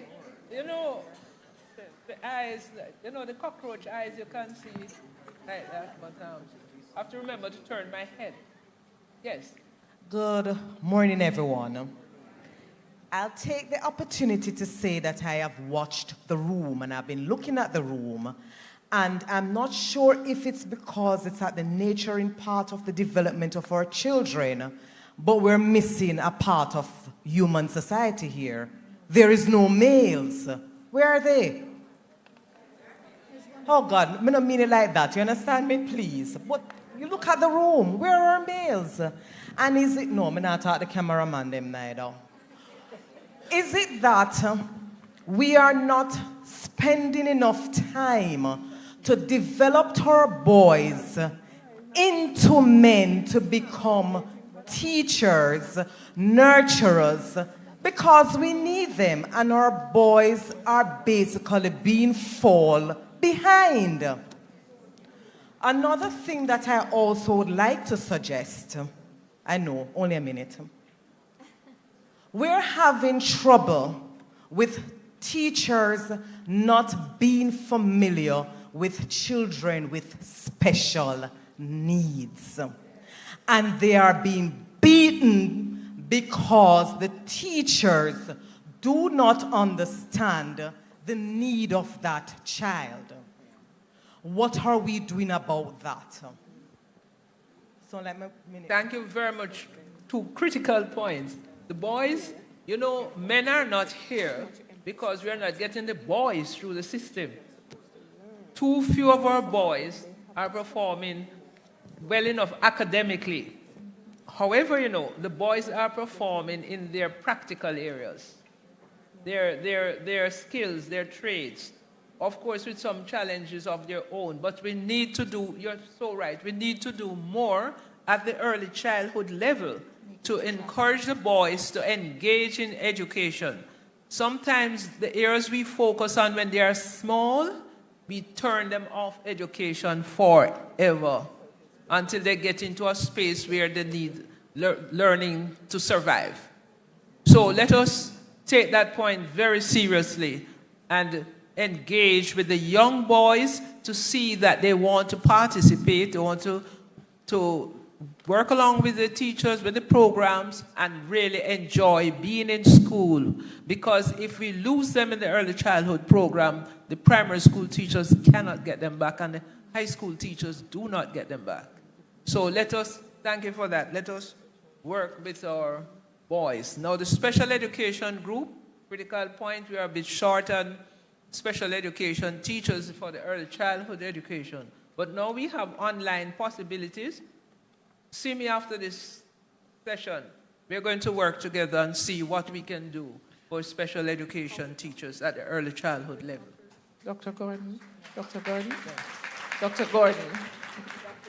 Dr. Gordon, we have some special needs courses infused in the teacher education program. Great. So the students are now learning some strategies for children with special needs. And we have that too with the ECC. We help develop an inclusive education course for practitioners which talks about different developmental challenges, how to identify them, and then how to make adaptive teaching tools from easily found items with how-to videos and so on. So when the ECC runs that course with the JTC actually, they ran it once, they're going to run it again.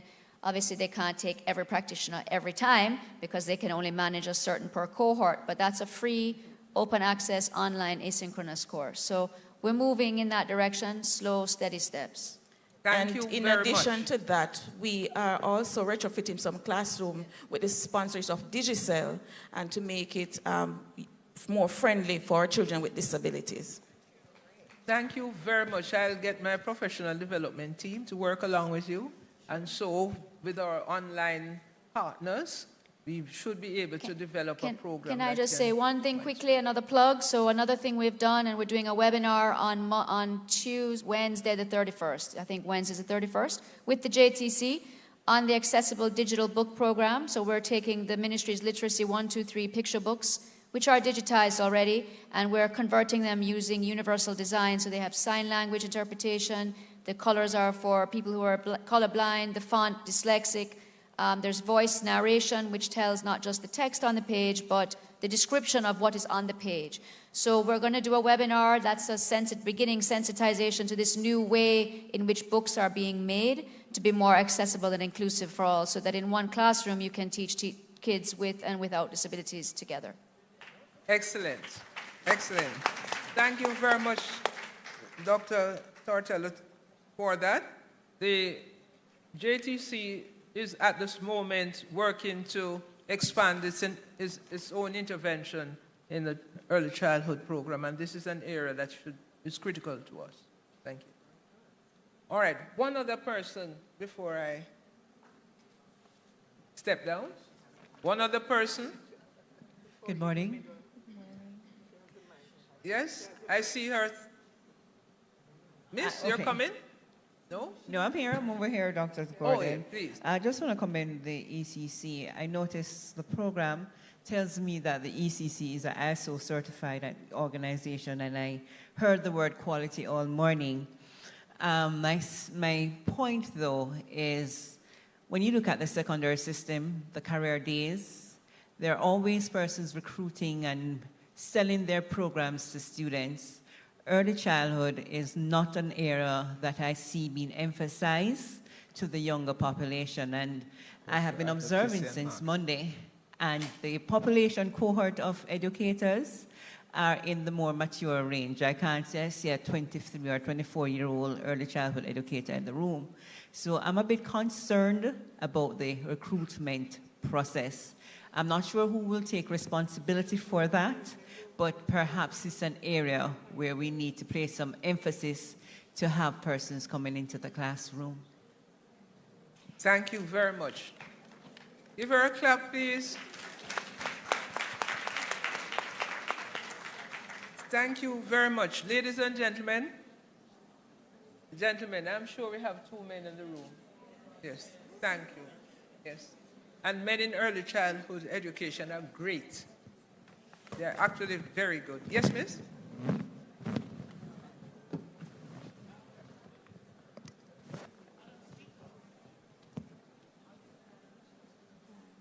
If I get permission, of course. This lady is going to speak first. Yes? I'm happy to be here, and with 30 years experience in early childhood, I'm committed to stay. I'm going to stay here because it must work. But as I listened, It must work. as I listen, there's something that drives me all the time. The story that my mother taught me, who was an early childhood educator herself and was not given much, but I'm grateful. The story of the 3 little pigs. And the question I asked all the time, how can we build a house on straw? How can we build a house on sticks? When Food for the Poor is giving out houses, they ask first, get a firm foundation. Early childhood is firm foundation. We build anything on concrete. But you cannot put a 2-fold building on sticks or straw. And that's the reason why I'm staying here, because I intend to get this foundation firm enough to help our society. I love that commitment. We are committed to that. Believe me, we are committed to that. Let's work together. We can make the change that we would like to see. As teachers, there's a lot of us. So many of us, and I always tell people, Gandhi, one person changed India. So all of us here, more than one, we can make the change that we would like to see in the early childhood program. Yes, ma'am.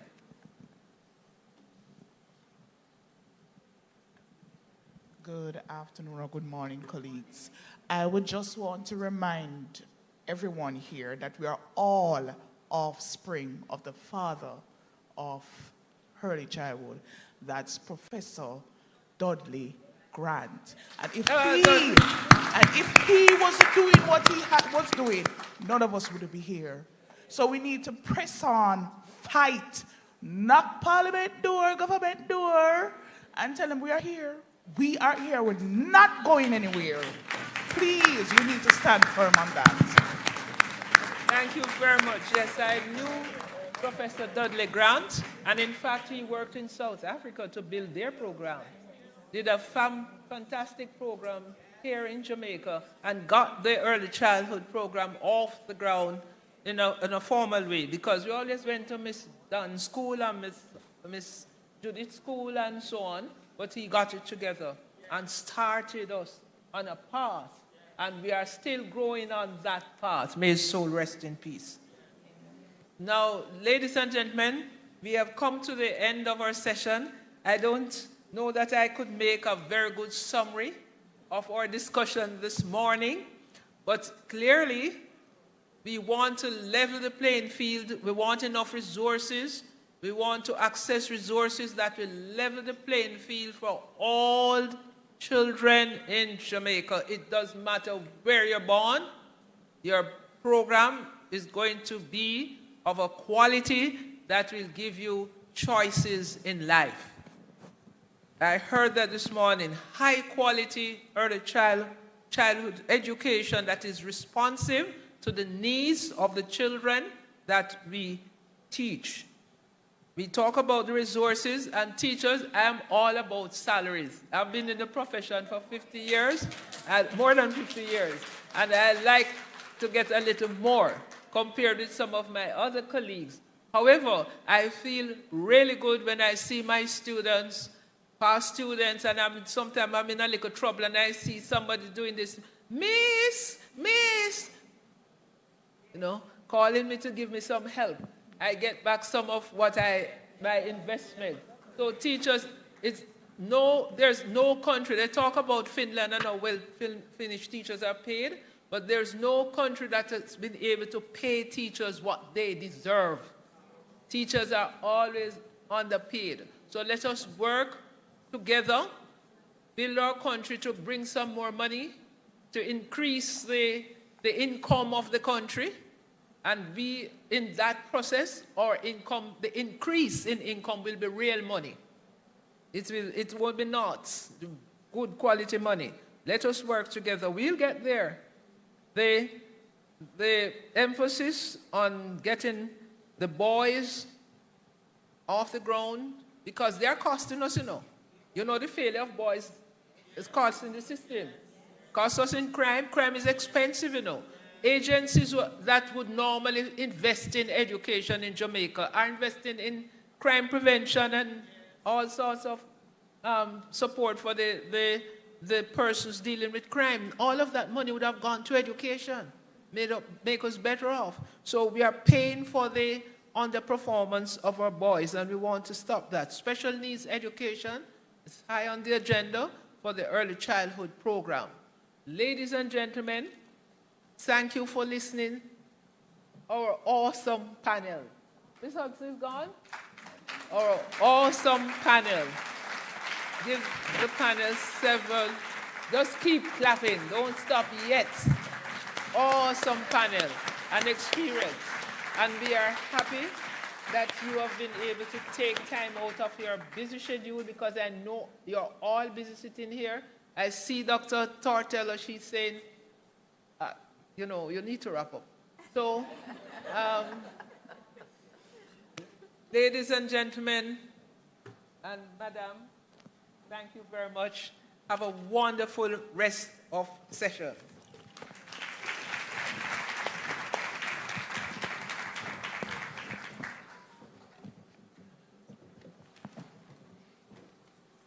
Thank you so much. I was going to come and say gratitude is a must, but Dr. Gordon would have summed it up so nicely. But I'm going to go ahead and I'm going to thank the panel nonetheless, and I'm going to thank you, Dr. Gordon, who so ably brought us through the presentation. I'm sure that our audience would have learned a lot, right?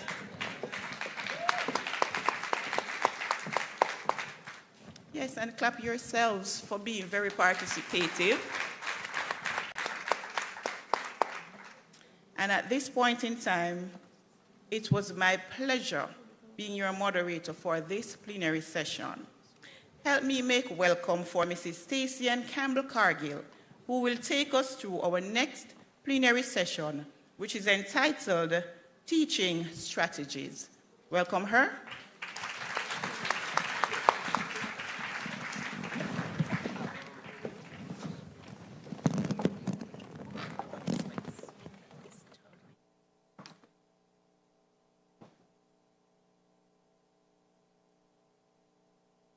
Good morning.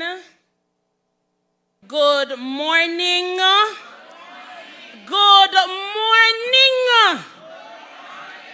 Those who are in the stream room knows that when we say good morning, we want a resounding response. Good morning. Now to sound like PDI 2023 responses. On a sound good. Thank you all. Thank you all for being here.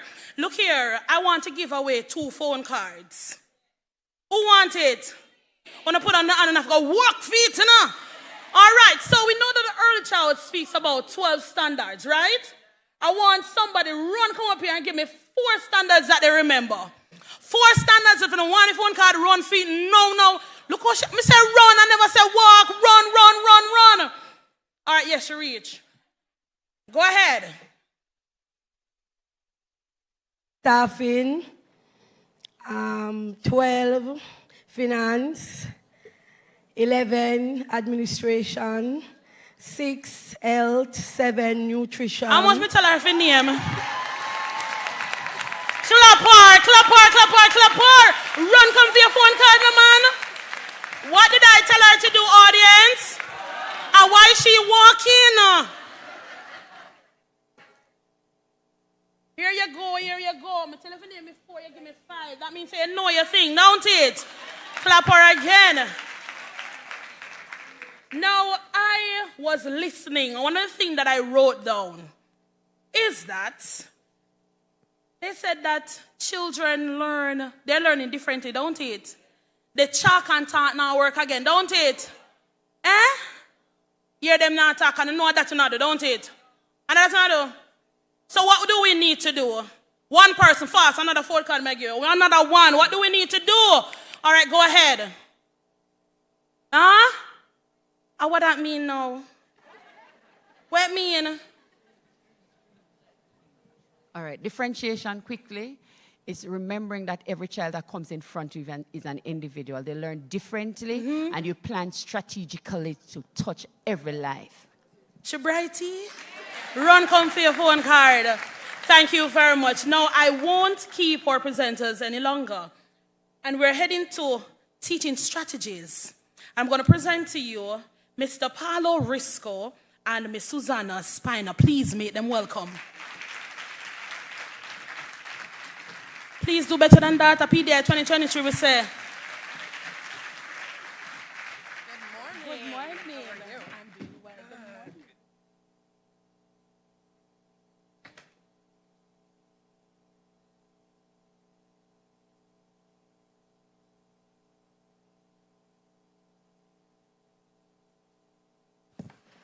Can you guys hear me? Yes. Good morning, everyone.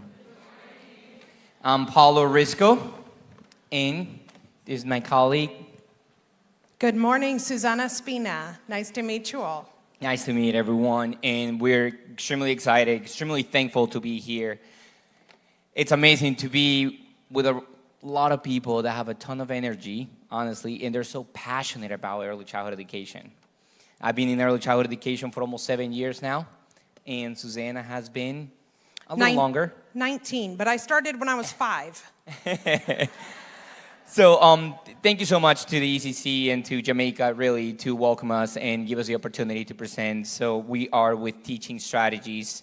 It's an early childhood education company based out of the U.S.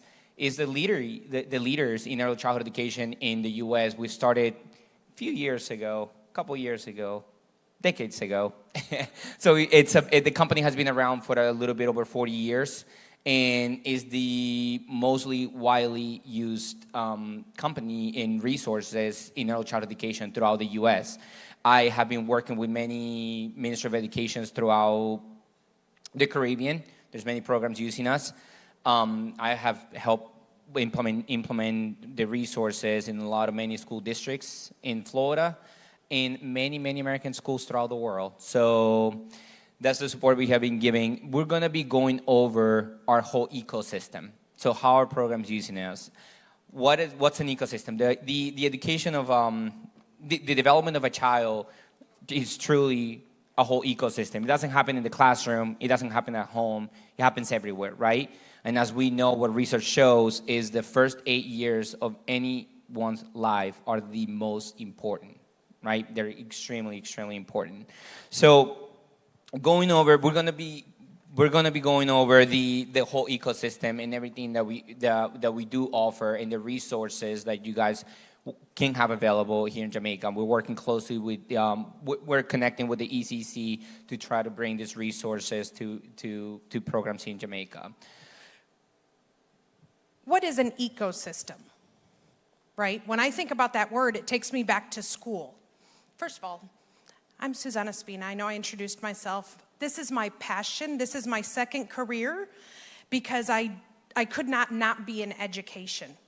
My mom was an English teacher. I'm originally from Brazil. She taught English there, which is why I don't have an accent. When we moved to the States, now if I look at her and speak English, she's deaf. Only Portuguese, so that we could maintain that second language. The reason and I originally came into education as a Spanish-speaking, we speak Portuguese in Brazil, but I lived in Mexico a little bit. So a Spanish-speaking early childhood special education teacher. So talk about at risk. I had children in my classroom. I live outside of Dallas. So many children in my classroom, undocumented in the States, didn't speak. If they understood Spanish, and they had special needs. And to see them thrive, I had the blessing to see children take their first step in my classroom, say their first words. And to be able to share that with families was one of the most, that continues to inspire me. So do we need better pay? Absolutely. Would I do it for free? Maybe. My heart is there, right? If my heart could keep the electricity on, absolutely. I haven't figured out how to do that. So that's just a little bit because I'm a very relational person. If you've stopped by our booth, of course, I want to know who you are and what school and where is it and what is it like. But getting back to ecosystem. The ecosystem, when I think of an ecosystem back in school, right, it's the flora, the fauna, everything that goes together in one place and it's all combined. And nowadays, when you think of an ecosystem, think of an iPhone, right? I don't have an iPhone, but I understand if you have an iPhone, it talks to your iPad. It talks to your watch. It talks to your, if you're rich, it talks to your lights. It talks to your spouse. It talks to too many things. But the way that you can access all of that together is an ecosystem. This is our version because as teachers, what is the one thing that you cannot get enough of? I can't buy it for you. Families can't give it to you. What do we all need more of? Time. Time, right? You can be rich. We can't buy you more time. So if right now these things are all disconnected, I'm doing my professional development, disconnected from my curriculum, disconnected to how I talk to families, disconnected to my assessment. I have logins for all these different things. It's time. So we have created a space where all of that is in one space. Following to what Susanna is saying, so, right, what we have created is what you use in the classroom, the curriculum. The creative curriculum, we have 3 different types of curriculum. One for infant, toddlers, and 2s. One for preschool ages, 3 and 4s and 4 to 5s, and one for kindergarten classrooms, so 100% focused on early childhood education. Also, so that's the curriculums that we offer for the classroom. It's going to be able to cover all the objectives for developmental learning, right? You're going to be able to measure that in our goal assessment system. So our goal assessment system connects to the creative curriculum that you're using in the classroom. Now, you will be able to connect with families as well, share information with them. They can share information back to you. At the same time, within the exact same system, there is professional development embedded in it. So we would love to show all of this that we're talking about. We were just going to be going over off PowerPoints, but the whole system just connects with one another, right? Just to make sure that you have everything in one place to get your development, to get your instructions for the classroom, and to monitor the progress that children are making and share with families, right? How they're progressing, where your children are, where children need a little bit more support. So exactly what I was just mentioning. I was a little bit ahead. So how to teach, where to learn, how to assess, how to engage the families, the reports that it gives you, and the support from the professional development that you receive. A little bit of history of the company here as well. So it gives you a little bit of numbers. So 63% of all the largest districts in the U.S. uses our product. 90%. Are people familiar with Head Starts? Head Start in the U.S.? So that's where the company really started, with the physical environment, right? So just a little bit of background. That started back in 1978. And the story on how it started was by Diane. I'll let you go for Diane Trister Dodge. She was a Head Start teacher. And so she was in the classroom and realized that the classroom next to mine is set up differently.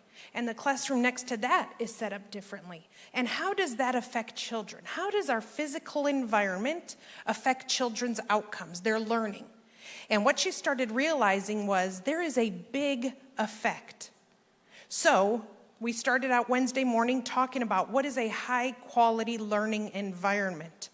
And that's where we need to be providing opportunities, experiences. If you don't have the right materials and don't provide the right opportunities, we can't expect it to just happen. Children learn by doing what? Touching, hearing, seeing, licking. Am I wrong? Who's had to wash toys every day for...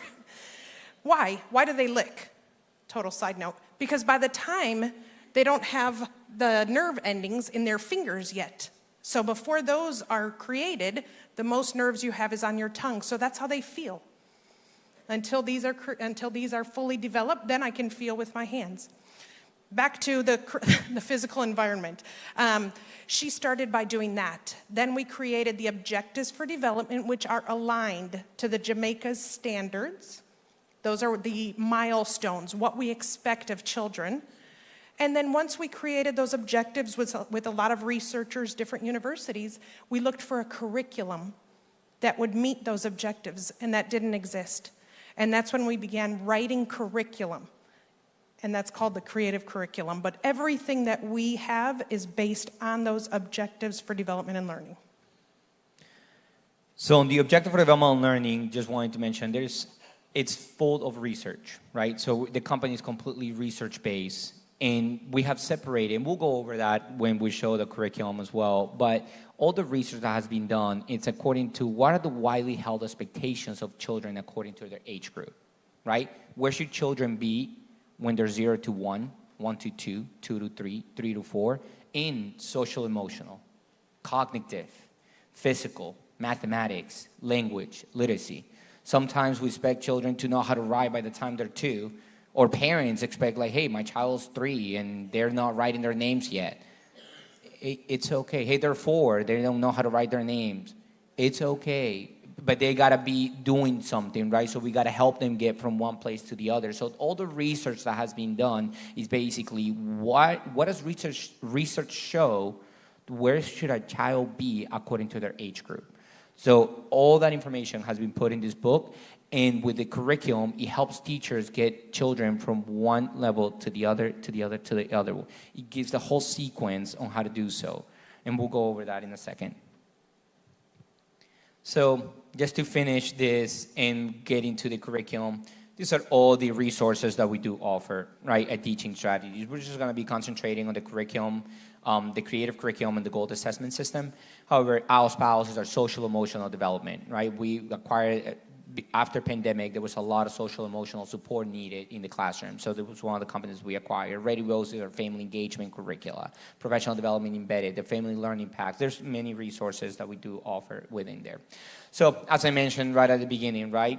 When does the child development happen? It's an ecosystem. Their development's an ecosystem, right? It happens in the classrooms. It happens at home. It happens outdoors. It happens anywhere. Just remember, you guys have in your hands the most important ages of any human beings, right?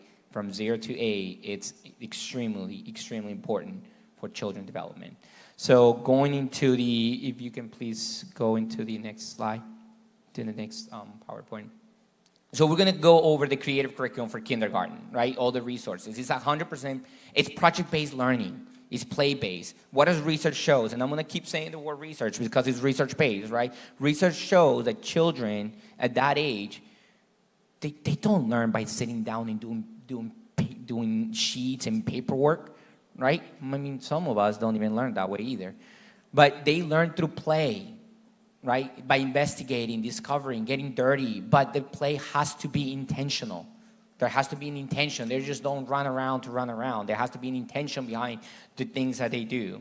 So, what's just that? There you go. So we'll go over the creative curriculum for kindergarten. These cover ages from 5 to 6. As I mentioned at the beginning, we have a curriculum from 0 through 3, 3 to 5, 5 to 6.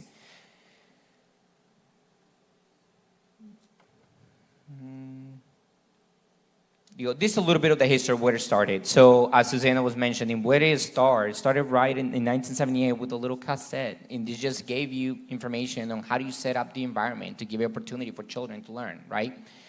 And that's where we are now with the whole set, with children's book collection, a lot of resources for them to have. That's what's included, right? There's 2 foundation volumes. One is the foundation volume to give you opportunity to basically understand what project-based learning is, how a classroom should be set up, to make sure that we give the opportunities to children to investigate, discover, play. There's got to be areas, right? There's got to be the interest areas set up across the classroom. Yeah. So also in our foundation volume, you will find the curricular framework. And our curricular framework has to do with how children grow, how they develop. So we know what makes children different. Gender, home life, temperament, personalities, right? Children are very, very different. The next one is how do we set up the structure, physical and daily structure? Because how many of us thrive in structure? How many of you live off of your calendar? That's the first thing. I wake up and I look and see what is today? What are we doing today? So that helps children feel safe. We want them to definitely understand you belong here and you're safe here. Also talks about the 38 objectives for development and learning. And all of this, caring and responsiveness, we want to make sure that our children are feeling loved, those social emotional skills, as well as we're being responsive to that differentiation that this young lady was talking about earlier. We need to make sure that we are meeting children where they're at so that we can grow all children.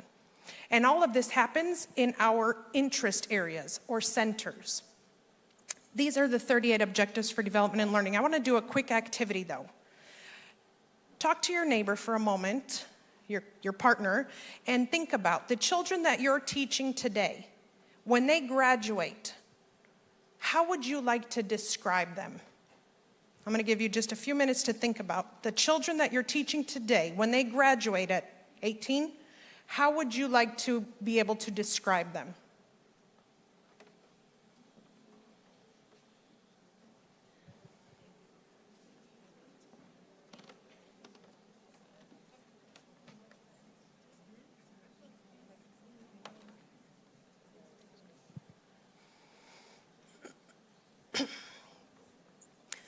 What are some of those words that you heard come up? Super loud because I'm deaf.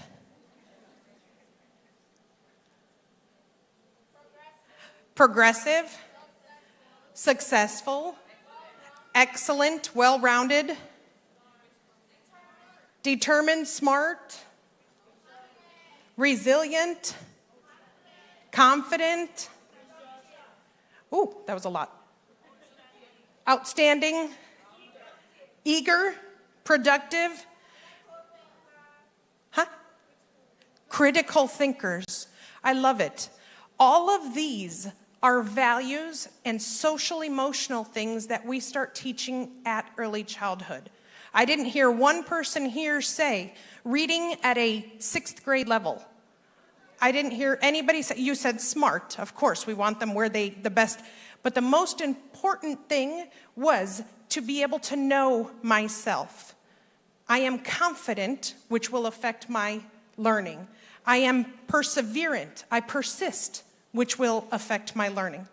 We have 3 objectives for development and learning. Each of them has 3 dimensions underneath that focus just on that social emotional learning. Because if we don't have that in place, we can't teach the letters. We can't teach the physical, the literacy. So we need to really be able to help them understand that and prepare them for the upcoming grades. So we have our 4 areas that are developmental: social emotional, physical, language and cognitive. And those, if we have a delay in any of those, it will affect all of the content. So the first 4 are developmental. After that is content: literacy, math, science, technology, social studies, the arts. And then we have English language acquisition for those that are learning English as a second language. So again, many times our children with delays in social emotional, physical, language, and cognitive struggle in those other areas. There's the developmental. Yep. Okay. Go, you, me? Yes, I'll go on this Rock, one paper, as well. scissors. So I love these color bands, honestly. Those are the widely held expectations that I was referring at the beginning, right? Where should children be according to their age group. What do we expect them to be in all those 38 objectives for developmental learning that Susanna was just mentioning, right? Where should they be in social emotional development? And sometimes these color bands will overlap. What does that mean? That if a child that is grabbing their teddy bear when they're feeling something with them, nervous, whatever, they might be okay if they're 2 to 3, 3 to 4, or even 4 to 5. I think it goes all the way to even 4 to 5. It's okay if they're doing so, right? But we want to make sure that we help them get to the next level, as they're coming into our classrooms. So each color band represents an age group, right? So you guys are going to see this in the next couple of slides in regards to the activities. When you guys do the activities, you can meet children where they are. So even if you are teaching a 5-year-old classroom, there's all 5-year-old children in the classroom, you may have children coming in at a 2-year-old or 3-year-old level in social emotional or mathematics. Or you may also have some children come in at a first grade level for literacy. So how can you meet children where they are, right? To be intentional with their teaching, because you cannot teach a child how to run if they don't even know how to stand up. So this will give you help to teach them how to get up, how to start walking, how to start going a little bit faster and start running. So in every single area of developmental learning, it will do so, right? To individualize instruction, because if you do an activity with the child that is too hard, they get frustrated. If you do an activity with a child that is too easy, they get bored. So these will help individualize instruction and meet children where they are. So just going over these objectives. Okay, so yeah, he's talking about zone of proximal development. I'm saying that wrong. Zone of proximal development. Yeah, why does it sound wrong? Zone of proximal development. Confidence. Hold on. Let me have a conversation with myself. Okay, so this is one of them. And again, the research, I want to just lay this out really quickly. So this objective has to do with mathematics, uses number concepts and operations. That's a humongous goal. So we break it down into these dimensions so that they are measurable. So this one happens to be with counting. Again, each color is a different a different age. So red starts at birth through 1-year-old. Orange, 1 to 2, yellow, 2 to 3, and I'm going to move around because I think it's hard for some people. Green is that pre-K 3, blue is pre-K 4, kindergarten is purple. What does that mean? You see how they overlap? Because development is messy. It's not every child that, as the day they turn 11 months, gets up and walks away, right? It's not that they turn 5 years old and they learn to tie their shoes. Why do we still have shoes that tie? There's Velcro, right? Go, Velcro, go. Anyways, so development is messy. That's why they allow for these widely held expectations. For a 4-year-old, look at the blue. They can be in a level 5 or 6, and that's still appropriate. For a 5-year-old, they can be at a level 6, 7, or 8. That's still appropriate. So, like he said, you have a 5-year-old come in, they are not where they should be. This helps educators know, what are the gaps? How do I fill in those gaps to create that foundation that she was talking about to build that house on? If we skip this, if we don't know what to teach to fill in those gaps, we're building that house of straw. And we don't want that. We want the best for all of our children. Same if they come in at the 5-year-old level, everybody should have the opportunity to grow. So this goes a little bit more into those. So imagine having this with all of those objectives so that you know, manages feelings. From birth to 8 years old, what am I looking for? What should I expect? Oh, look at that, the curricular framework I was talking about. So we are a study-based, project-based learning, hands-on, and it's child-led. What does that mean, right? Because I've never had a 4-year-old come up to me and say, you know what, Miss Spina, it's time we start doing some rhyming. I'm ready for alliteration as well. Not that kind of child-led. Although if anyone ever says that, I would stop and... What does that mean? That means that how many questions a day do 3-year-olds ask? Too many. That's a good answer. And eventually, right, if we're not responding to those, think about third graders. Any of you who have 10-year-olds at home, at school, how many questions a day do you think they ask?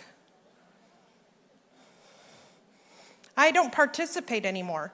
What is it that happens between that age of mommy, miss, teacher, why, what color, where, under, me, insects? What happens between that and sitting at school at the age of 10 going, oh, I can't do this anymore? We squash the curiosity. We squash it. They come wanting to learn. God gives us these children ready to learn. And we say, just stop it. Mama's tired. What does this do? This takes the teacher from the person who owns all of the learning. Let's be honest, right? I went into preschool because I can control 4-year-olds. Little did I know. But I can control 4-year-olds. I can give them, I can impart all of my knowledge, right? I was young and not so smart. Now what I understand is children don't come to me as an empty bucket. I don't need to fill their bucket. They come as a light bulb that I need to help turn on. They have everything they need. They have it all. What do I need to do? I need to help them learn to answer their questions. I'm the adult that needs to provide opportunities, provide materials, provide experiences for children to answer their own questions so that they become problem solvers, so they become critical thinkers, so they have perseverance, so they're confident, right?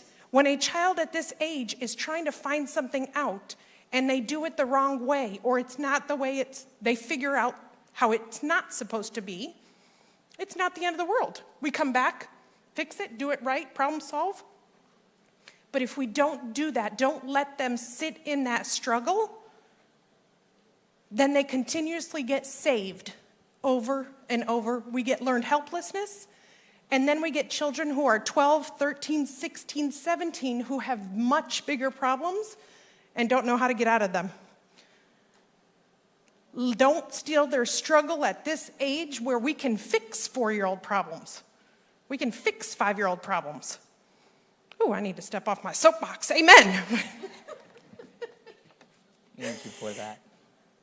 So the curriculum is based on 2 areas: foundation volumes, what we just talked about, and the other part of the curriculum is the daily resources, what you're going to be using on a daily basis, right? What are the materials and the resources given to help you on a daily basis? There's going to be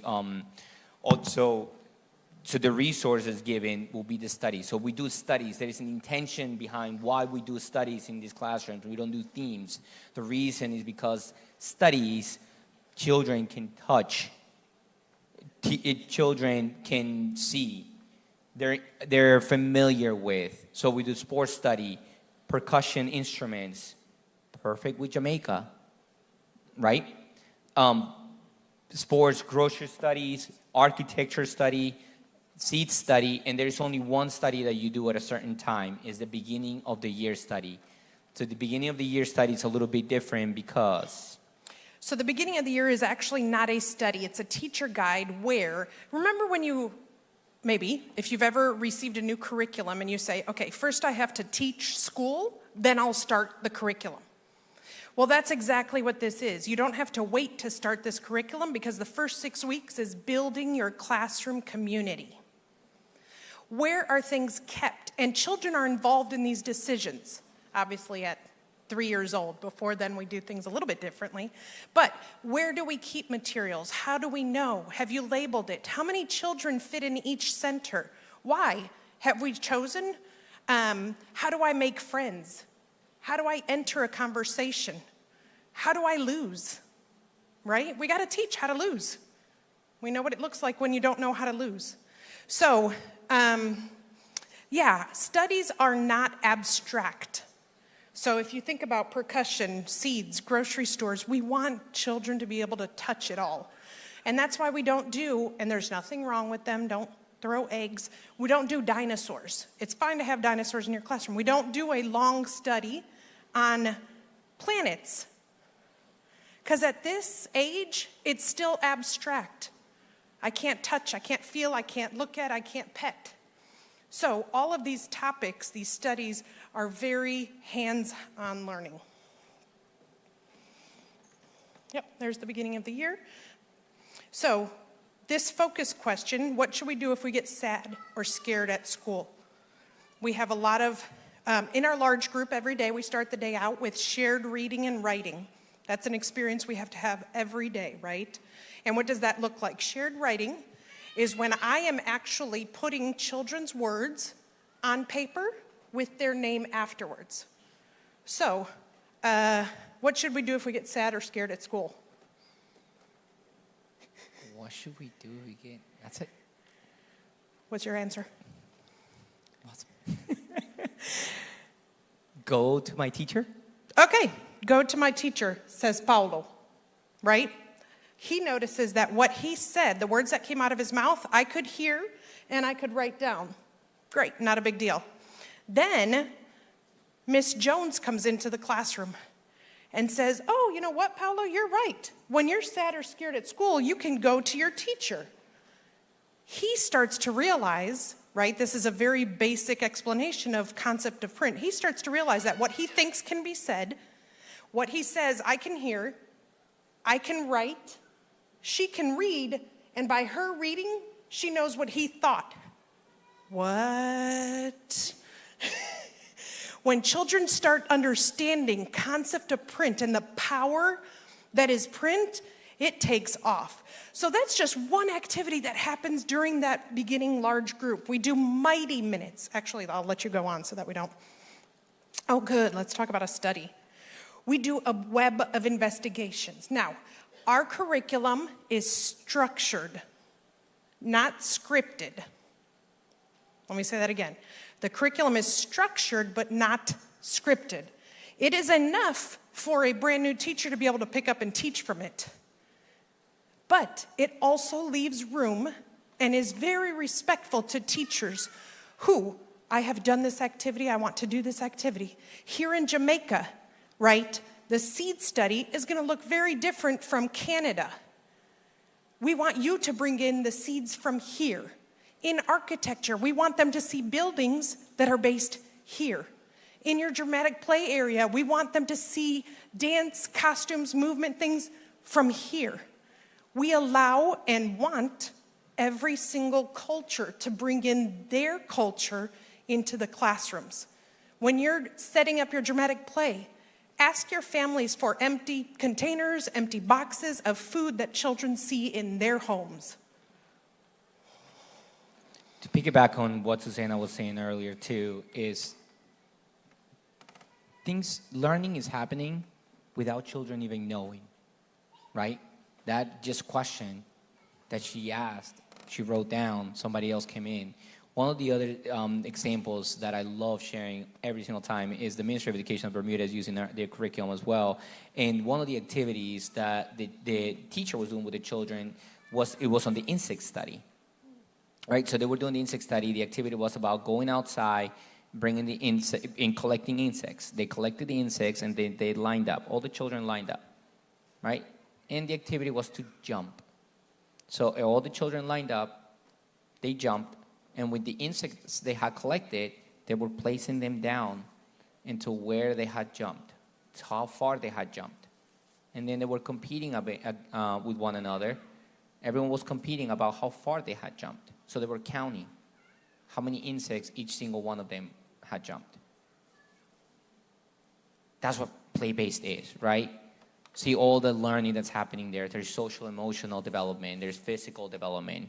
A lot of math development, right? Measuring, counting. So that's what the studies are about, is just making sure that their children are learning without them even knowing they're learning. They're having fun. To them, it's fun. Something that was mentioned in one of the sessions 2 days ago was about what we want to do as teachers is make sure that children can't wait to come back to school. It's not like, oh, I have to go to school again. It's like, I can't wait to go to school on Monday. So I just wanted to share that little example. Those are the studies, and during the studies, it mentions many parts of the day. It's not the whole day. There are going to be parts of the day. And within those, it's going to mention our intentional teaching cards, our Mighty Minutes, the children's book collection, the book discussion cards, which are the daily resources that you guys are going to be using on a daily basis, and the activities that you guys will be doing with them as well, right? So talking about the intentional teaching cards. Okay, so if you see any of our small group cards, so these are not based on the study, right? So when you think about architecture, I'm not talking about architecture for 7 hours for 4 weeks. There's a part of the day where we focus on the study. The direct instruction happens here, where here's the activity, and then you remember those colors that we showed you, the widely held expectations. They are down here to help us differentiate this small group activity for all of our children. So when we talk about that ecosystem, you're in the computer, you are taking data on your students, you're observing and taking data. When you do that, it will put the children automatically, their names, right next to each color.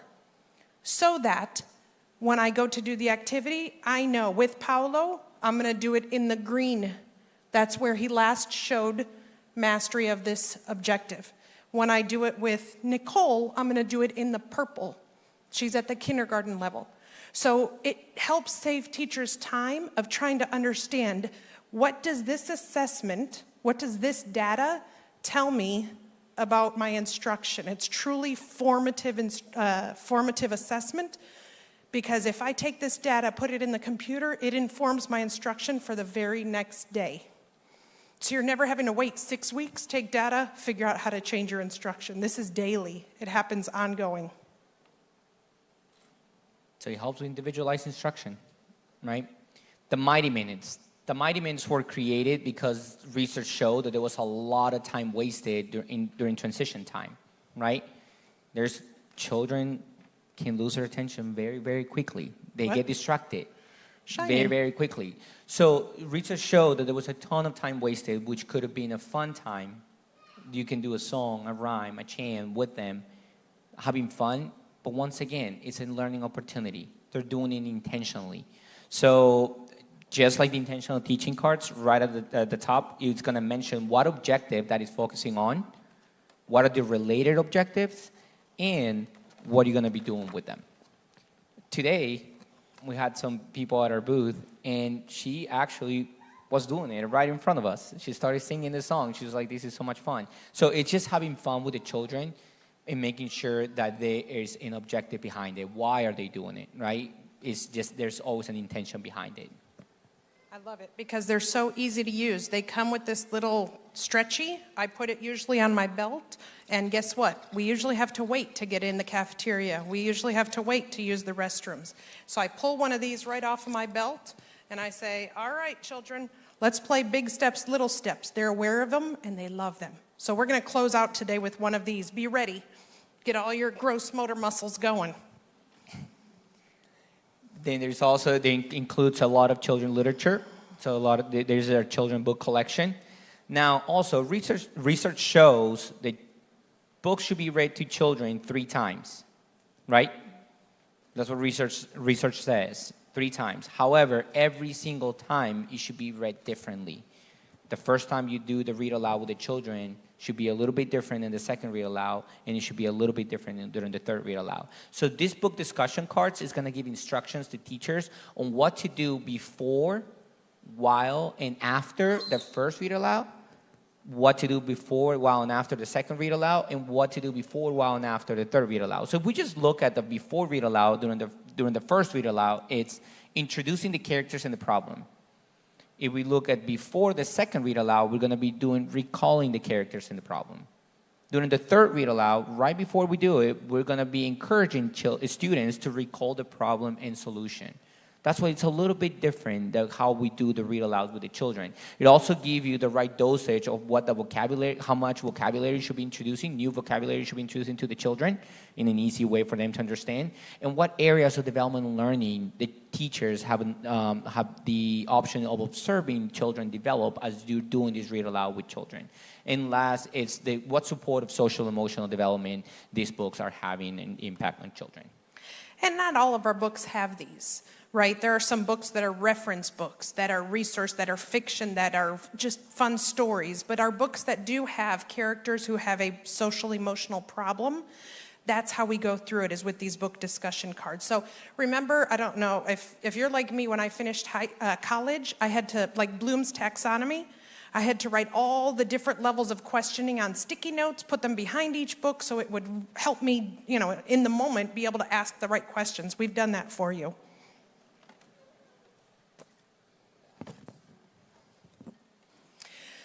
Yeah, we also have highlights that are for older children, right, the kindergartners, because this is a magazine that has several different activities. It's word search and things that start getting children used to more what print looks like. Also with the book discussion card or book conversation card. We provide these for you. Again, that time. How many of you have time to create these? We want to make children independent. And to do that, you get, I think it's 20 three-step instruction cards, and they have visuals too, right? So it has the word in case children are ready to start reading, but also a visual for them. And those are basically all the resources. That goes with the gold assessment system. Yeah, part of our assessment is an entry assessment into kindergarten. Now, if they are using the same assessment in preschool, you wouldn't need to do this necessarily because you know, right, this same assessment, because these progressions go from birth to third grade, you don't need to use different assessments for 1-year-old, 2-year-old, 3-year-old, 4-year-old, 5-year-old. It's the same assessment. So I can easily understand when I receive assessment from pre-K to kindergarten or from 2-year-olds to, and it happens in the computer. So I don't necessarily need to look for a piece of paper. We transfer the children. They show up in your class with last year's data. Tells me exactly where to start out the year. I don't have to spend the first 10 weeks getting to know all my children. It's here. That's basic. And that is the creative curriculum for kindergarten. We have math literacy throughout the day. Very intentional in our interest areas in play. So we are we'll take questions, and then I want to end up with is that okay? If we take questions? Okay, we'll take some questions, and then I do want to end with a mighty minute. What questions do you have?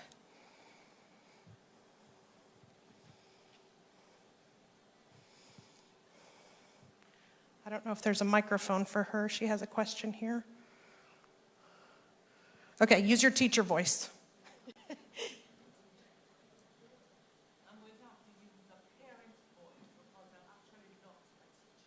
You know what?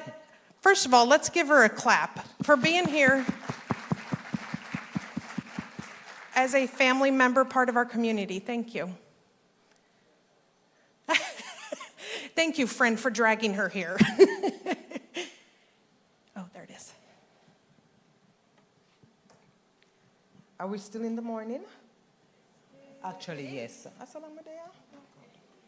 All right, so I have just listened. Oh, good morning again, everyone. I have just listened to the program that you have. And I know you have mentioned that you're trying to ensure that whatever we're doing with our future or our children is based on what is going on in Jamaica itself. Mm-hmm. Now, one of my concerns as a parent is that our children are not being taught how to think outside of that box. They are confined to it, and when they get to 12, and they're no longer babies, and you're telling them they're big boys or you're a big girl, they can't solve their problems because everything was done for them based on being toddlers to where they are now.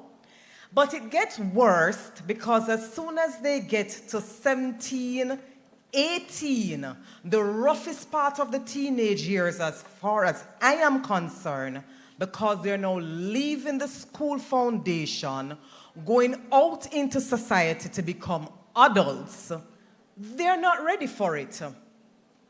What are we doing to prepare our children for that process in life? First of all, thank you for your question. I know it is a big deal here. It is not a Jamaica problem. It is a world problem. And part of that is, right, by nobody's fault, we are coming out of a pandemic, which caused me to be at home with my children. I'm blessed enough to have a remote job, but if not, and I'm not an educator, I'm supposed to do the educating if I have internet. If I don't, I do the worksheets that are sent. If I'm able to work from home, my daughter is not yet at an age where she can do school by herself. And I can't have her asking me 20 million questions, so what did I do? Go watch iPad. Mommy will be there to help you in a moment. So, what we need to do, and I know this is not a recent problem, but it has recently gotten worse. We first of all need to give grace to families, because guess what? I know I did the very best with what I could during that whole pandemic, and Lord help me come out of it. But if we do it again, I can't say I'll make it. Number two, this curriculum, any resource, any teacher who helps children think on their own is going to help solve this problem. Because in our minds, they're 3, they can't. Look at how cute, he's 4, he doesn't know how to do that. He can. But if you don't give him the opportunity, guess what? My mama's gonna do it for me. I don't have to do it. So, and I'm from Brazil, where we hug, love, all the things, right? My dad would still be carrying me he can't. But that's why. Put your children down. Let them struggle. You know what? Put them in elastic. Give them the ability to sit and struggle, pulling up and down. Put those Velcro shoes. If he puts it on wrong, does that hurt? Nope. Move on. Nobody's died having shoes on the wrong feet. See? You let her struggle. Choose your own clothes. I don't care if it doesn't match. You put that shirt on backwards yourself. Good job. Let them. Because like I said, these are small problems. And if it's not the end of the world, if the shirt is on backwards, we're still going to celebrate you put a shirt on. So things don't need to be perfect, but they need to be allowed. Allow the children to do the things. Thank you. Thank you for bringing that up. You were going to say something.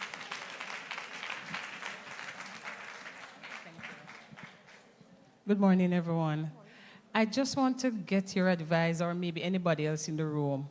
And the lady before spoke about the Jamaican context. And here you are talking about letting the children do what they want to. One of the concerns I have... Not what they want to. Sorry, let me fix that. No, okay, not in that way, in terms of allowing them Don't let them run wild. to think. Yes. Right. Let them be independent. Right, okay. Independent thinkers. Yes. One of my concerns is that when we try with them at school and they go home, oh, Lord, help us. They said, say it. Keep talking. Right. Well, the choir is over there.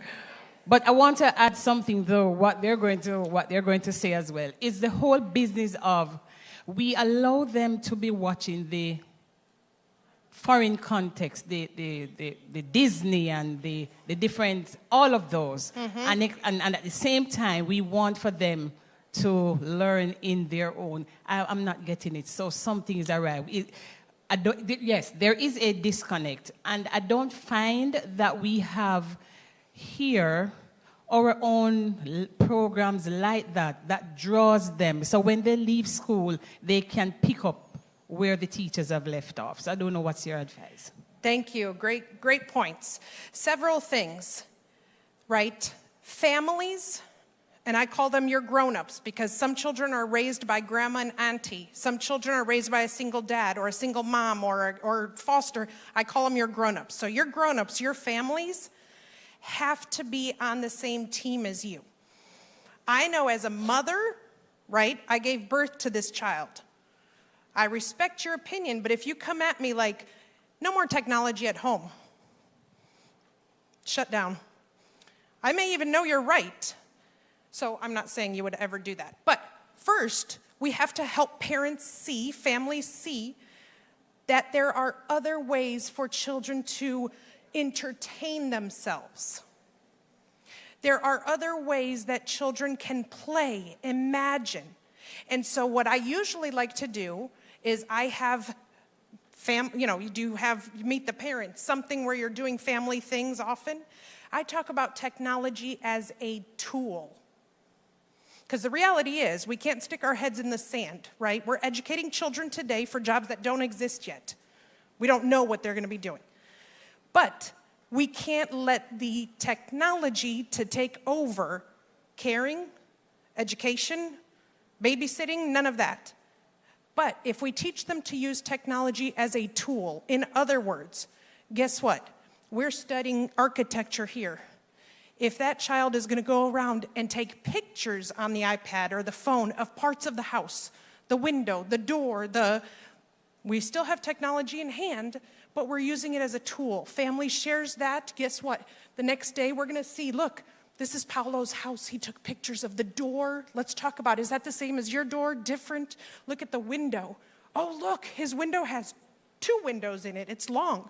His door is curved on top. Are your doors curved? So really helping them because the children will be amazed at that. Now, some families, all families are doing the best they can. If it's a matter of, I'll just leave it at that. We need to help them understand the benefits of talking to them. If you're cooking, I say narrate your life, right? Because we need to build language. Level of language determines reading levels later on. So what am I doing? I'm in the kitchen. I'm saying, okay, I'm going to grab, will you help mommy? Let's get some flour. We're going to mix it up here, and then we're going to put it in here in the pan. I'm going to turn the oven on, all of the things. And yes, sometimes it gets messy, but again, it's like them putting on a shirt backwards. They're not on technology. Enjoy it. So it's a fine line to be a team member with that family member and help them understand how to use technology. Because if you say don't use technology, that's not realistic. Thank you. Yes, ma'am. I hear my colleague talking about parents and the involvement and everything. Over the years, teaching, I have created a partnership with my parents. Educate them. That's one of the things that I make sure. From the get-go, it's both of us that are on this journey. And they are accountable. So every week, especially this year, every week my parents has to come in to sign for them to know what is happening. I do a weekly assessment on the students. And not only that, where there's anything that is happening, there's fall short or anything, what I do is to ensure that we meet as a group and we get to it. And over the years, even until today, the partnership continues because the parents are still saying to me, Miss, this is what is happening. I need you to talk to this one. At age 20, 30, the students, I still talk to them because the partnership remains the same. So I am saying to us as teachers, find a way to connect with your parents, train them. What is it that you do at school? Get them involved. They want to know if you okay, this is the rule. This child is acting this way. Okay, are you going to beat them? No. What are we going to do? We sit together and we work it out. And when school ends, your job starts. And this is how it works over the years. And it has yielded many fruits, I can tell you. But it has to be a partnership. So parent over there, we are glad you're here. Woo-hoo. Start the partnership. Yes. Get involved. And it doesn't take money to create a partnership. Call them. What's happening? How is your family? You'll know when they don't have lunch money. You know, because you have created. It's not like you're getting so much into their business. Because of the relationship that you share, you know it's both of us in the race. It works. We have time for any more questions, or I don't know what time. She said one more. Yes, we'll do one more, and then we're going to end in a mighty minute. Good morning. Morning. All right, so it's not a question. In Jamaica, we have a very good curriculum.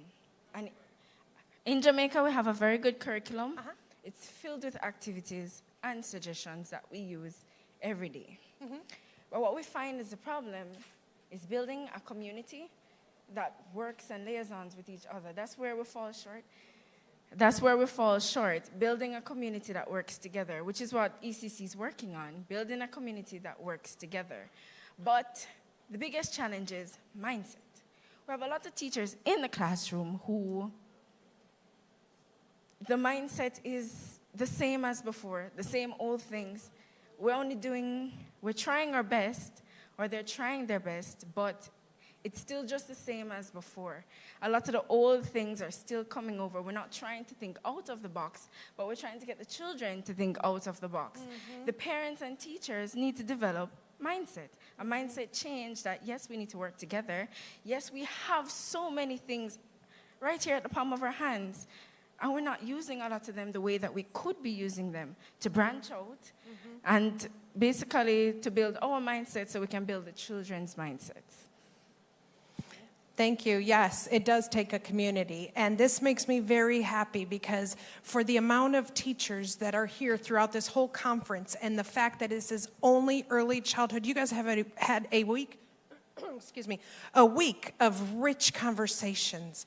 Don't let this stop today. Don't let it come out over the weekend, right? I say, put your earplugs on so it stays in. Don't let this go, right? Maybe what is said here, if you had teachers talk about different situations, what is said here stays here, but the learning, take it with you. Take it with you. You have all heard that we need to be progressive. We need to understand how children are different nowadays and do the things that respond to them. So I want to thank you all so much for being an amazing audience. We are going to do what's called speed rhyme shout, okay? Because I know you all are very vocal.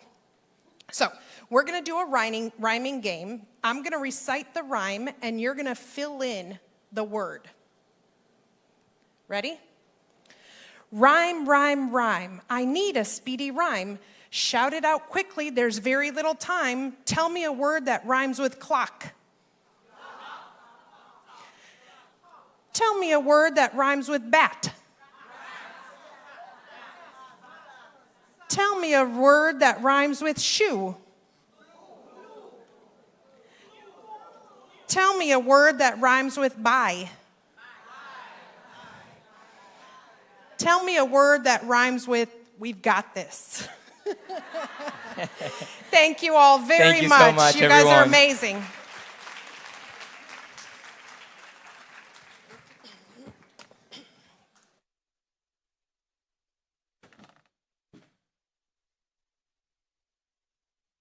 As well. So no one see me I come up with the palm tree. If me did ever fall, you see you? That's why you're not getting any prize. Look.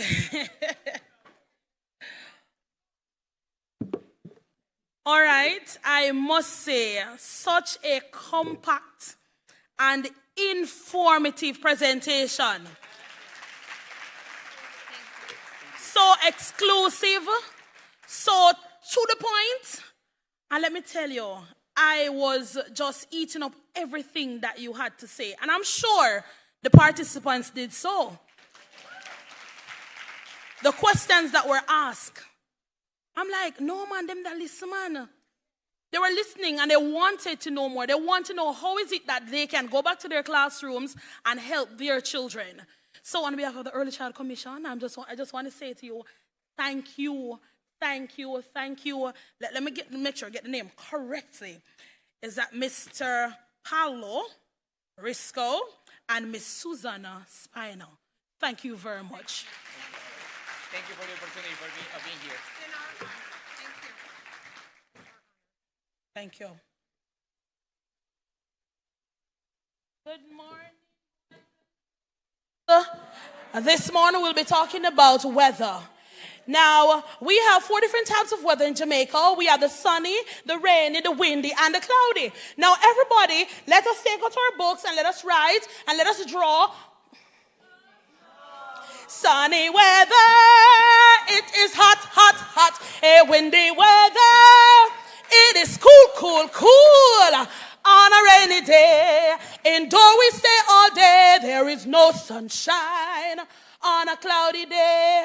Good morning, boys and girls. What do you think we're going to talk about this morning? We're going to talk about the... And how many weathers did you hear in that song? Them Brighty.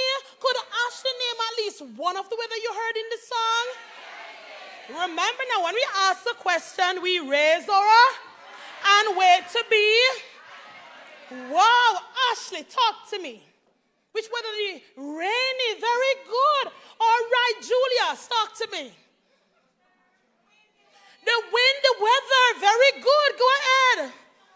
The sunny weather, you. Lord, son of bright, giving yourself a clap. What a wonderful lesson I just teach, don't it? Tell me something. What did you garner from what I just did? Repeat. Whenever you're using it, may I have a mic to go around, please, quickly?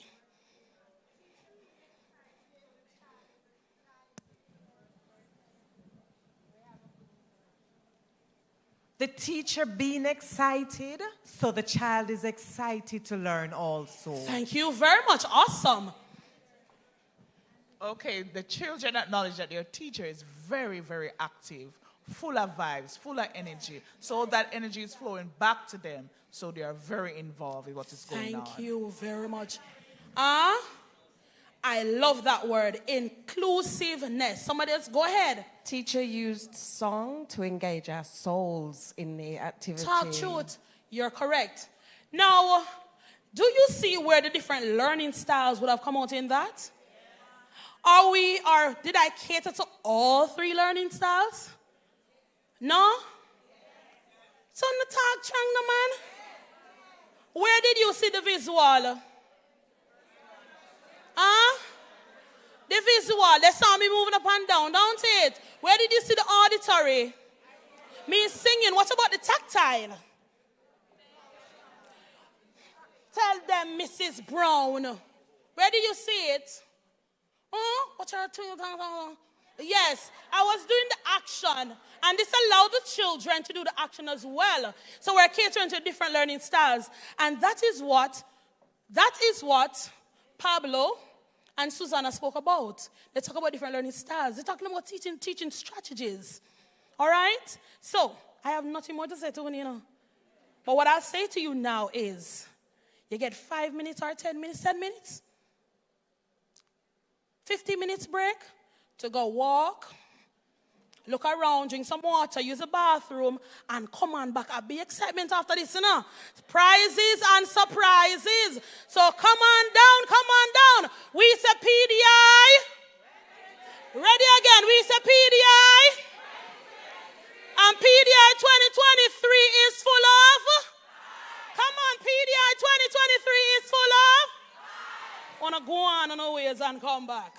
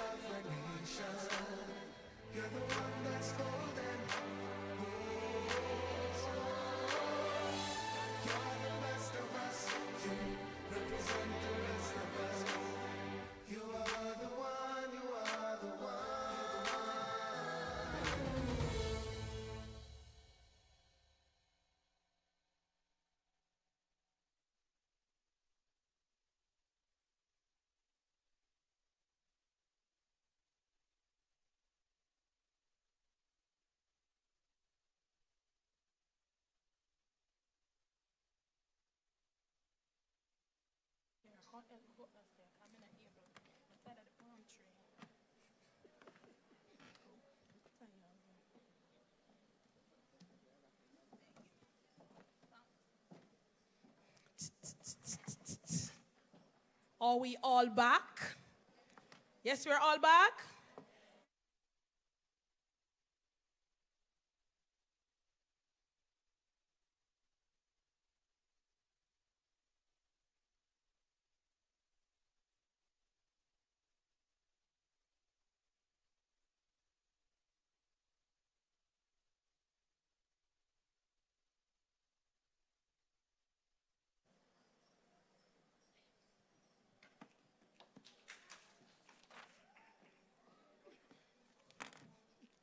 Welcome back to all of Uno who stepped out for a little while to get some water to drink, just to talk with your friends about what a wonderful time you're having with us at PDI 2023. Now we're back. And we have some little ones in the room with us. They're looking so beautiful. Look to my left. We're going to encourage them by clapping, right? Clapping them. That's right. So at this time, I'm going to ask the Alpha Infant School to come on up with their dance. So everybody clap them, clap them, clap them.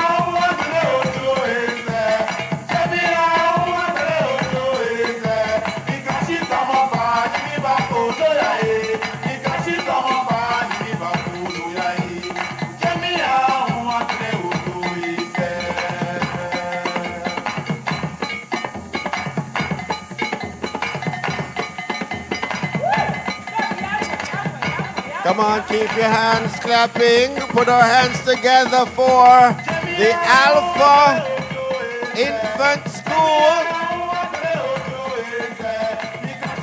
Yeah. Yeah.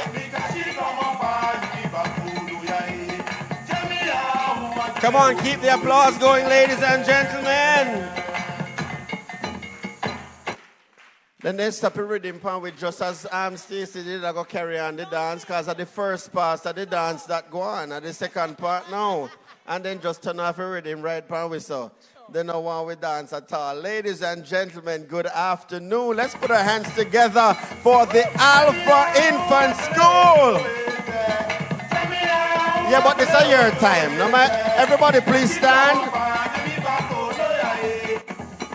So let me see if you can replicate one of the movements that you just saw the children do. Not you, Nicole. Let me see now. Yeah. All right. So one day, Stacey, follow that. Got you. All right. So one there. All right. But when you're looking at this one, let's look at this one, everyone. Yes. So let's try this one now. But you have to do the mouth the same way. So the mouth open hard. Come on. All right, we got that. Let me have another one. Yes, in the red pants here, so. Come on, everybody, come on. Hey.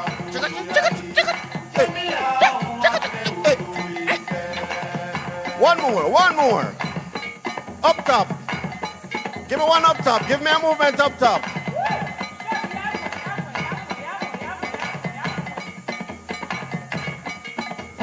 All right, I sing this. Come on, one of them. Dr. DJ on your phone that never in I. That one that never in I dance. I miss. Do the movement when me I do. Another movement that you feel do. Hey, I do your own thing in my class. Come on, put your hands together. Hey. The little bit of them bad talking truth. Goodie? Good like goal. Wonderful. And that's the Alpha Infant. And they are national award winners. I wonder if this is the ECI bring out, Early Childhood Commission bring out all of the national award winners. At opening ceremony, we saw national award winners. And right here at the closing ceremony, we are seeing national award winners. And we are so excited, even more so because they're from the early childhood institutions. And we're excited about that. Come on, clap them. Teacher, good job. We are going into our closing ceremony. And you heard earlier by my co-MC here that we have prizes and surprises and all sorts of things to go home with. We're not making to go home empty-handed, except you in the white blouse right there, so you can go home empty-handed. But before we get into all of that excitement, so I'm going to ask you to just look through your notes, remind yourselves of a couple things, because you don't know what we're going to ask you, all right? We're going to be inviting our executive director at this time to do an official vote of thanks before we thank her with the gifts. All right, so ladies and gentlemen, let's invite to the stage at this time Mrs. Carlene de Gras des Landes, and she will do the official vote of thanks.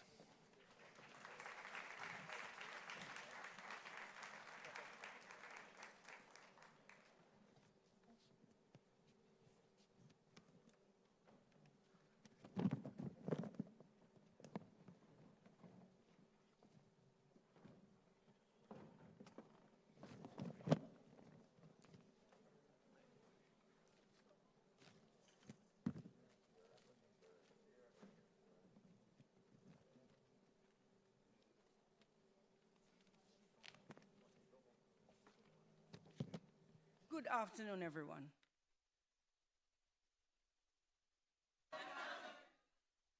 All right, let's start again. Good afternoon, everyone. Good afternoon. Okay. All right, I like it. But before I do the official, as it said, vote of thanks, I must make one remark. You know you can know when things done, don't? Yes. On Monday, when I came up, him hold my hand, I step up on the stage. Today, him walk off of the stage and left me for walk up on the stage by myself. It tell me say it done. Me just say if me just want to know if you don't know what me know. All right, just saying. Masters of Ceremonies, Mr. Leighton Jones and Mrs. Stacey Ann Campbell Cargill. In this ECC's 20th year, can you believe it's our 20th anniversary? Oh, no, clap, we say we're 20. 2003, or May 19, 2003, and our first board meeting was November 2003. And not to age myself, but I started at the Early Childhood Commission September 2004. Just saying. I bring to you the final remarks for PDI 2023. I'm very, very proud of the hard work and commitment of Team ECC. I'm not proud of them, I'm not happy with them. And I tell you, our commitment at the Commission is we will not fail the next generation. We will not fail the next generation. So first, on behalf of our chairman, the ECC Board of Commissioners, and the PDI planning team, and in fact the entire Team ECC, I convey warmest, heartfelt thanks to all our participants. You who there today, and all who did there with me last week. You stayed with us as PDI 2023, nerve-wracking as it was for the planning team, unfolded successfully. I take this opportunity to recognize all our attendees, those who, like you, were able to join us here at the Jamaica Conference Center, and our attendees joining us online from around the world. I say thank you again to all our sponsors who support the Early Childhood Commission, the Jamaica Diaspora Task Force Action Network, JD-TAN, culture, health, arts, sports, what the E stand for? All right. Chase Fund, UNICEF Jamaica, Grace Kennedy, Fontana Pharmacy, High-Low Food Stores, Digicel Jamaica, National Baking Company, Honeybun Limited, Monique Creations, CPJ Limited, Ligani Drug and Garden Pharmacy, sponsors who advertise in our PDI magazine. And you'll get a magazine and you'll see all our sponsors. Big them up when you get it. And we had some private sponsors. I thank you all. I say thank you again at this time to our keynote speaker, Miss Ella Humphrey, education specialist in the Global Knowledge and Innovation Unit of the World Bank's Education Global Practice. And to all our presenters from around the world, I hope you all had an opportunity, because we had presenters from Jamaica. Big up yard. Big up yard. But we also had presenters from Africa, USA, UK, St. Vincent and the Grenadines, Montserrat, Argentina, Canada, Cayman Islands, Brazil, Barbados, Malawi. Who know where Malawi is? All right. The Bahamas and China. Thank you for sharing your knowledge and expertise on how we can continue to support our children's learning and development. I thank all the participants who attended the sessions, raised pertinent questions, and shared their experiences. I hope you all did. My heartiest congratulations to all of you for your commitment, dedication, and active engagement in the learning experience. I look forward to your feedback So our research team, during the sessions, they circulated some cards to get what you thought of the session, so that we know how to plan for you next time, what to do differently, what to keep and what not to keep. As we continue to develop our solutions together, moving from policy to implementation, be assured that Team ECC will continue to work closely with you to advance the implementation of best practices and to secure the right future for all our children. To the best team, and you must agree with me, in the public sector, yes? Nobody no sound so? To the best team in the public sector, Team ECC, I said it on Monday and I'll say it again without apologies. We are 185 strong across all parishes. Thank you for hosting another successful PDI. All right. This is my favorite part. Mark your calendars. PDI 2024. I met a lady this morning that was with us from 2019. And she told me so she's coming back. Are you still in the room? Oh, see her there? 2019 was our first PDI at Montego Bay Convention Center. She went online when COVID forced us out of the face-to-face space. And she's back now 2023, and she promised that she's coming back 2024. So PDI 2024 will be May 20 to 24. It will again be hybrid, with more sessions being streamed. As we continue to be intentional in the information we share and how we build capacity within the sector, PDI 2023 will not only include, as you saw, our board chairman, our parents, our practitioners, and our partners. But guess what? PDI 2024 will include our children being active participants within the sessions.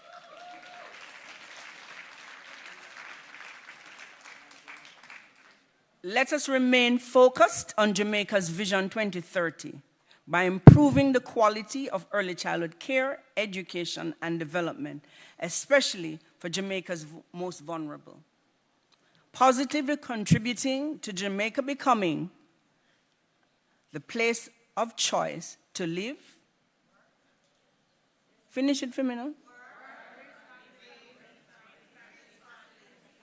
Do business, raise families, and my all-time favorite, but me add to it, to retire. I thank you and have a wonderful rest of the day.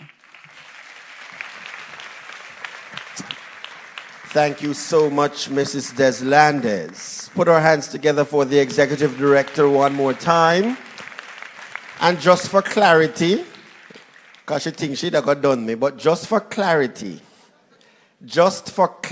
everyone could see that I was to stage right and that she had two strong gentlemen on stage left.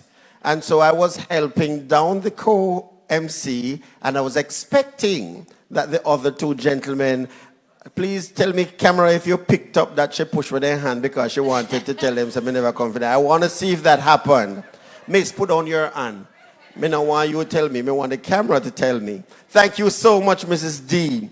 Now, we are going into our little roving session. So I'm all the way over here, and our co-MCs over on that side. Hi. And so we want to hear from you. How was PDI this year? Good afternoon. Good afternoon. How are you?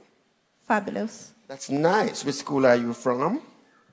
I'm the Director of Regulations and Monitoring at the Early Child Commission. Also, you're not from a school, you're in an ECC team. So you tell me, monitoring and regulation, how was PDI for you?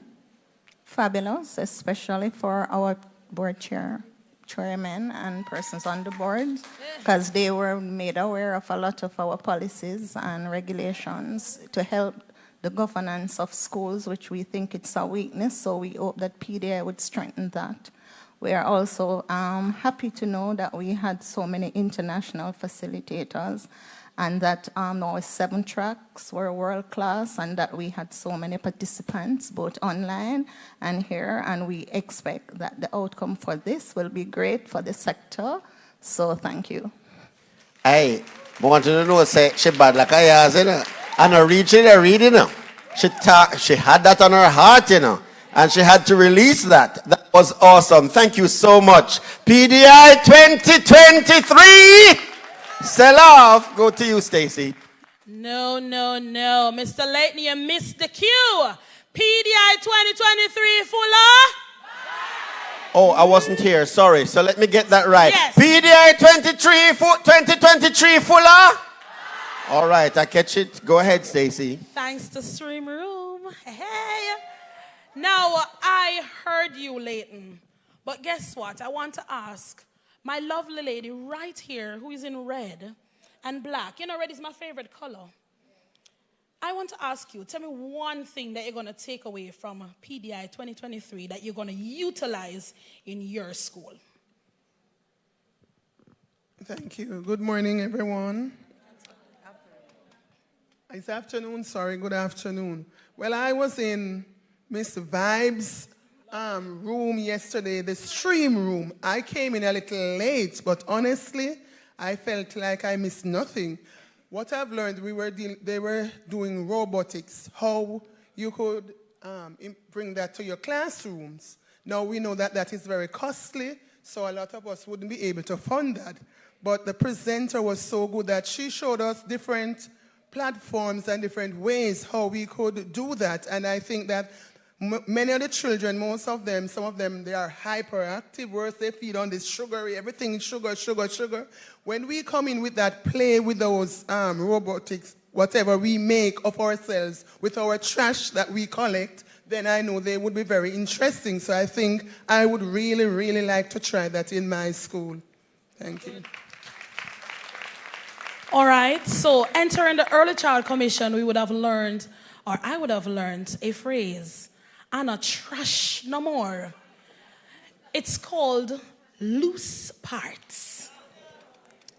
It's called what? Loose parts. Director of Sector Support Services reminded, she instilled that we need to come up with a phrase or stick to it. It's called loose parts. Loose parts. And let me just add to what she said. The lady, yes, she spoke about robotics. And guess what? Everybody in the room I get robot. Can you believe that? Awesome. On the clap. Awesome. Layton, back to you. All righty. Now these two ladies almost go under the table and nearly run. They didn't know that if you start to behave that way, these ladies just keep them head straight ahead of them, so me just walk past them. But the one them we are trying to hide. So how are you? Good afternoon. Good afternoon, I'm doing well, thanks. And are you representing a school or are you a part of the ECC team? I'm representing a school, Care Bear Early Child Development Center. Which region is that? That's Region 1. Anybody here from Region 1? Oh. And you, ma'am? I am also from Care Bear. Hello, good afternoon. I'm also from Care Bear, Region 1 as well. Awesome. So tell me, Care Bear, anybody here from Care Bear? Uncle 2 Care Bear there here? All of up here? Why you down there, so? You see you're disobedient? All right. Now, which of the sessions that you attended over the period you think for you was the best session you enjoyed the most, and share with us why? I like the IRE classroom.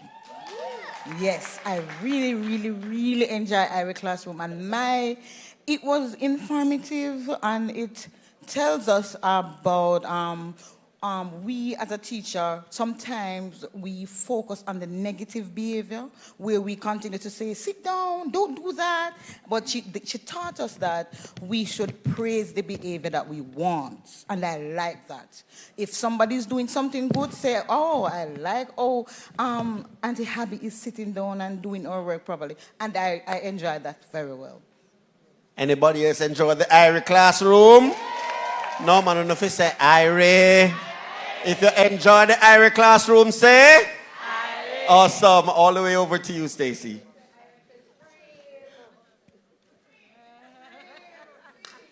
I don't need to say nothing more.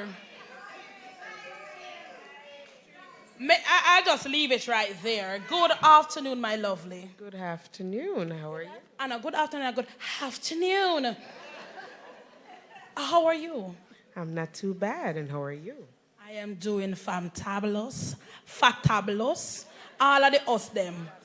Now, I see you over here enjoying yourself, right? And I'm like, okay then, she must have gone to the stream room. Don't it? But one thing I want to know, you would have heard from various presenters. I want you to tell me just one presenter that stood out to you.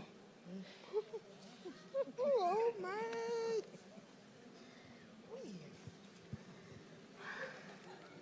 Can't remember go to so much. Describe the person. Yes, you too. Yes, but you. Oh my God. Just describe them. Not call their name. Just Yes, describe them. Sure. They in one blue pants. Full of vibes. Dress well. Red shoes. Got you. Talk Yes. truth. Talk truth. Give me the catwalk. Talk truth. Nice brooch. Looking lovely. Yes, you were excellent. Full of vibes. I tell you, she's full of vibes, she's full of vibes, she's full of vibes. And I enjoyed. Thank you very much. What school are you from? St. Stephen's Basic School. Where's the family of St. Stephen's? Oh, a town alone. No problem. Not still family. Leighton? Two, are there any of our male practitioners here? Well, tell me where. No, man. Where the man them there? On the gully side? No, sir. Unless got one day or one day or so. No more? Uncle one day get one? Over there, Leighton. Two. Stacey, we want to hear what the man them have to say, man. No, man. We children need some good male examples. We have all the females in there teaching them. We need some good male. How are you, sir? I'm fine, thank you. Which school are you representing? Woodford Primary and Infant. Woodford, where they up there, so and go around there, so and go down and come over close to Constitution Hill on the other side over there, so. Hey, if you don't ever go to Woodford today, you don't reach till tomorrow, you know. And you go choose sun, and then you get like a breeze, and like more sun, and then like a rain before you reach. So you were here for all 4 days? No. How many days were you here? 3. All right, so which day was the best day for you? And as a male practitioner, tell me what you're taking away. The best day for me was on Tuesday with the IRE classroom and the stream room. No, so, like, me can't catch IRE classroom and stream room, coming every day here. No. Because something I go on in the IRE classroom and stream room. Yes. I understand. They think we can watch them after we leave here? We can put... No, it's where we're going. All right, so what message do you have for other men and joining the early childhood institutions in terms of impacting our children?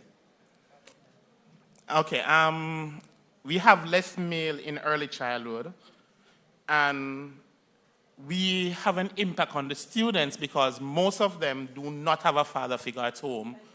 And sometimes when they come to school and see a male, they look up to you as that father figure within their lives.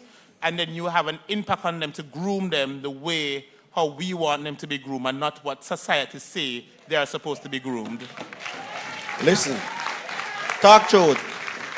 Well, we want to celebrate those of you gentlemen who are holding the fort in the early childhood institutions, and we want to also thank the females who are doing all the other roles. So you're doing the females, and you're doing especially if there are no male teachers, and you have to teach them all of those things. We want to big you up. Thank you, thank you, thank you, thank you. Over to you, Stacey. Thank you very much. Now, Mr. Gentleman, your mic on? No, sir. Tell him to go again. Am I clear? All right, lovely. Good afternoon. Good afternoon. How are you? Well, I'm doing quite fine today. Quiet? Yes. All right, lovely. Now, what school are you from? I'm from the Ernest Institute for the Gifted, Hyperactive, and Talented.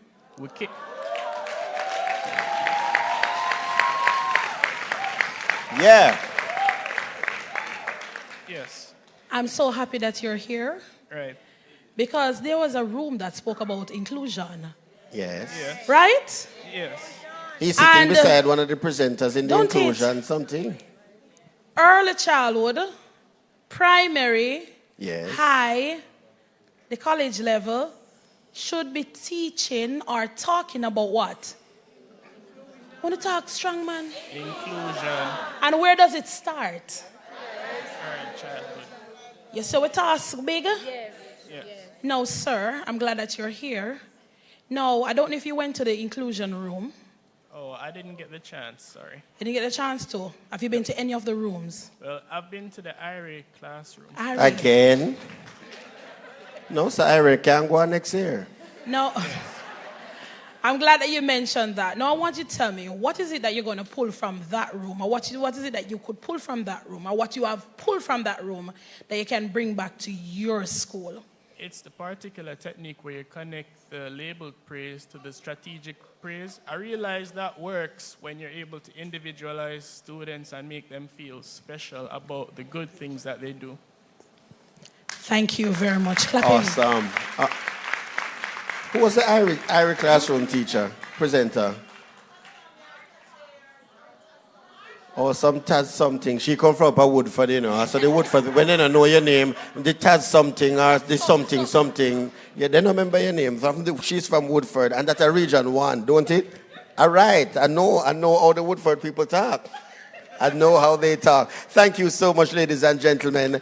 I was here on the first day for the opening session, and I shared that session with Stacy, and I'm here for the end. I was not here in the middle, and I can gather by the conversation that we have had and the little bit that I saw earlier that it was a wonderful... My peeps from Portland called me and said they were coming on Thursday, and they drove over in their droves, and they were here on Thursday, and I've just been hearing wonderful buzz from my people around the world, and I think that's just awesome. Thank you so much, ECC. Thank you so much, Teachers of Jamaica, and thank you, world, for joining PDI 2023. Next year, Conference Center can't hold me.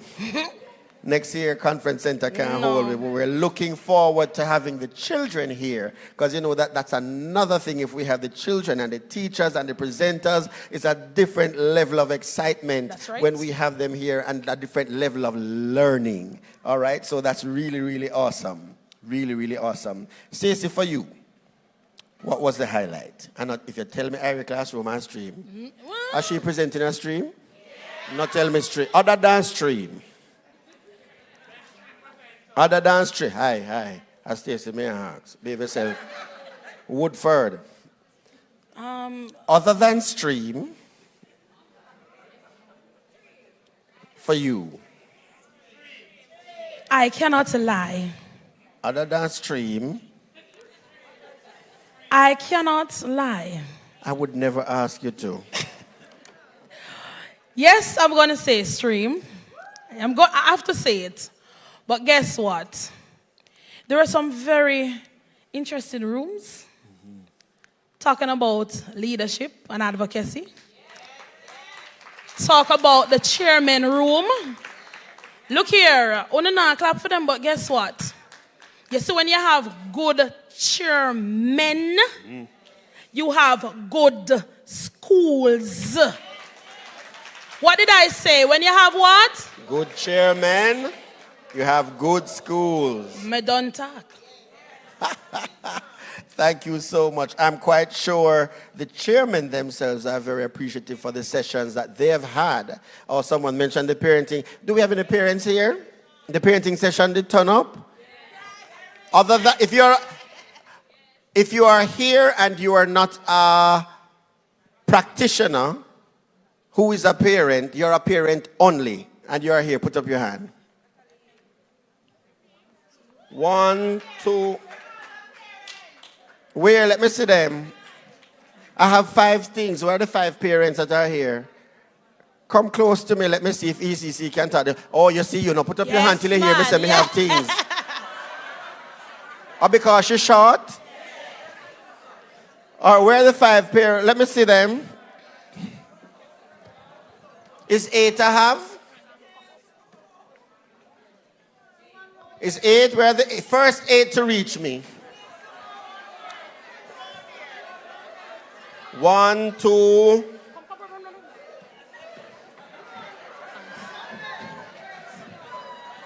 Hi. Can you count with me? Do I have 8 up here? Yes. I'm going to 8 no one. So I want to tell me before me look. Is that 8 we have? Miss Stacy? Yes, we have 8. 2, 4, 6, 8. No, we have to find 9 because there's a father. There, come on, somebody. Come on, Daddy. Come on, Daddy. Miss, you have to Can I have 8 of those? What kind of phone you have? I have an what network? No, Flow. God bless you. What kind of phone you have? The network is Digicel. Hallelujah. What about you? Digicel. And you? The bigger, better network, Digicel. What you? You know, so she a PTA president in That's Africa. right. What about you? The boat. The boat. The network. You come. She come from Woodford? She come from Woodford? Where are you from? Most Emmanuel Early Childhood she come from. What about you? Well, I have boats as well. All right, so we have 2 people, we have ship. What about you? Boat. Hey, me no want no parent up here tell me say they don't have no money again. Because everybody have the boat. You have the ship too? What did you sell online? Daddy, how you do? Fine, man, fine. What you have? Oh, Daddy, I laugh sour. Lime. Flow. So Daddy have the sour lime. It's a lime. All right. So we have some wonderful tokens for you, and I'm going to invite Mrs. D. You want to just come and offer these to our parents? Thank you. And I'll help you up this time because we're not left it to nobody. Next thing you go, kill me. So we have some tokens for you, and our executive director is going to hand them to you. Come on, let's put our hands together for our parents. When you have parents who take the time out of their busy schedules to... Watch she take picture? And she now come for the gift. Can you just go for it?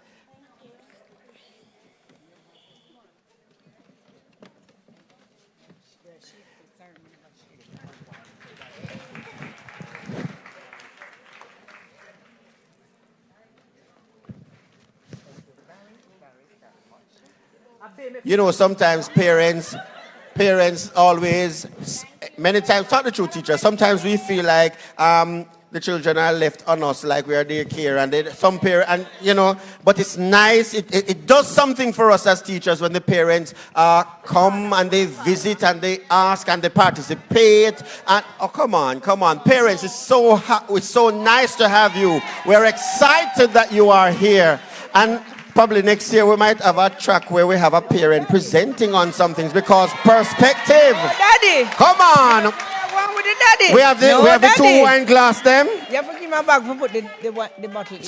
So we want to show it off first before we get any bag, you know. So, and the 2 wine glass them. We're really excited to have Daddy here. Yes. All right, thank you so much. Thank you. Oh, she not reach it. As she start off the boat and the ship story. Yeah, Miss Guala. Miss, have a... You know, someone was the parents that get trouble at school. Thank you, parents. Woo! Wonderful. Now, we have an award for the most outstanding chairman. The High Achievers Award. I wonder if they're here.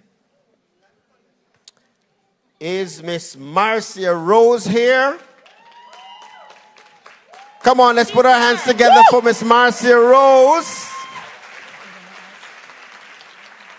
And Miss D, you might as well just stay up here with us because you know you have to hand these out. Miss Rose, getting the award for the most outstanding chairman, the High Achievers Award. Which institution are you chairman for, Miss Rose? Horton Salmon Early Childhood. Me can't call that one, but that one. I'm from Woodford now, that one.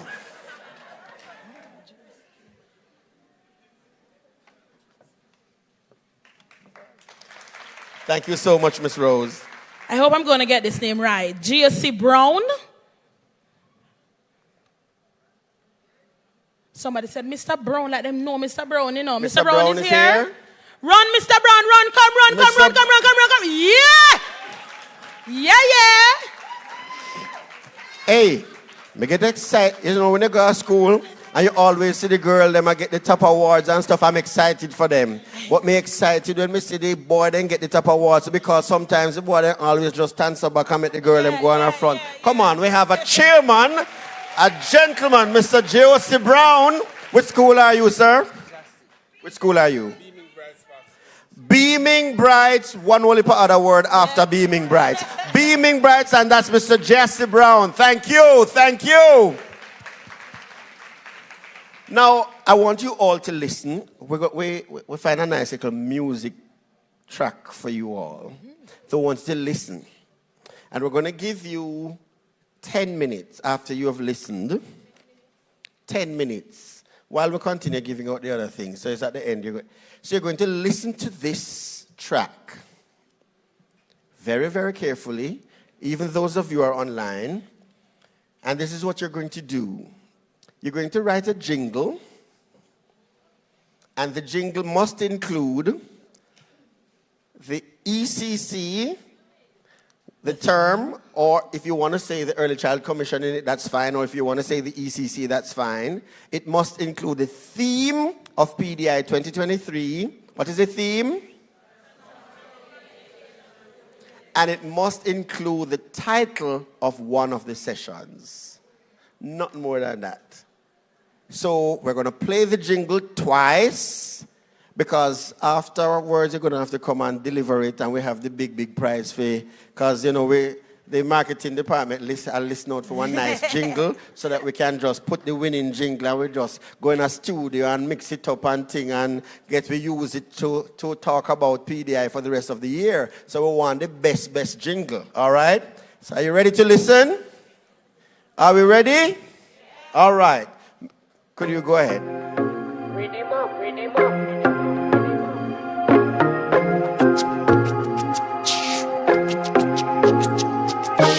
Purchase your beats at zicking.com. Simple rhythm. 1, 2, 3.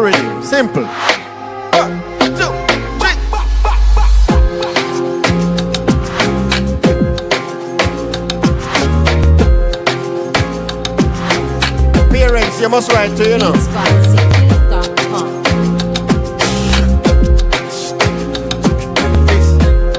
Finger rhythm, buddy. All right, pause. We got it? I don't know, do a jigga. I want to make sure you don't catch your rhythm, you know, because when you come and your gear jingle, you have to depend on the rhythm. That's right. So let's just listen to it one more time. 1, 2, 3, and... Silent night. No, hit that. Wait now, man. Ready? Listen to the rhythm. Count the beats. See Dr. DJ, she start choreograph already. Come and see her. Yeah. Ready? And that part you catch.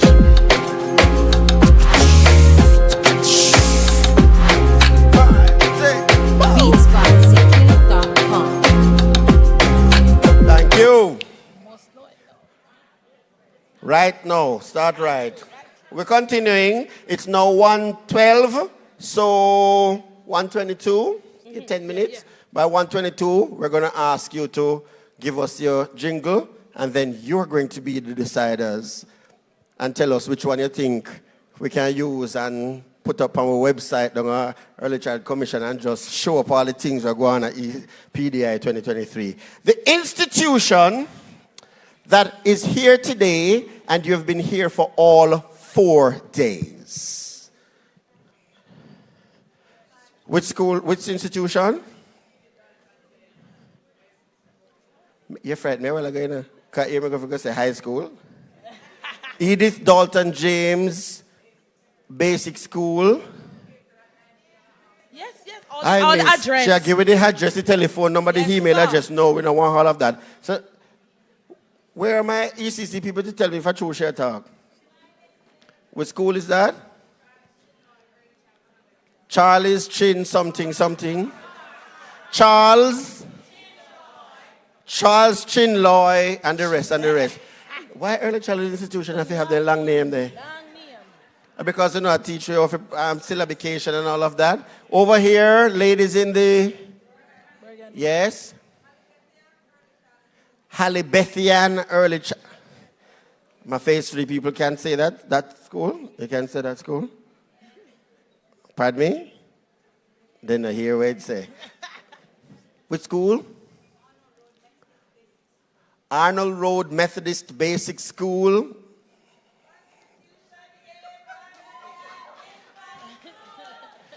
Constitution, he'll never they win the prize Monday for the person who can register first for all, and then they are for the last. That's right. I mean business. Constitution, ill something.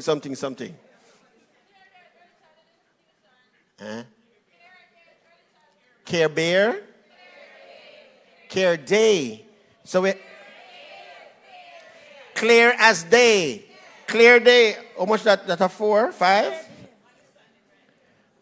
Over there. Okay. No man, then all right, everybody then, there for 4 days. 1 minute. Care Bear is also here for all 4 days. That's nice. And there's Alston. All 5 days. Okay. All 5 days, Alston SDA Learning and Outreach Center, Region 7. All right, Irome, go break the tie now. I was about to say, whoever has the most people here today, whichever one of those institutions. Care Bear, stand up. All right, Care Bear people. Quickly. Over the entire time. All right, but let me see how many of them are here today.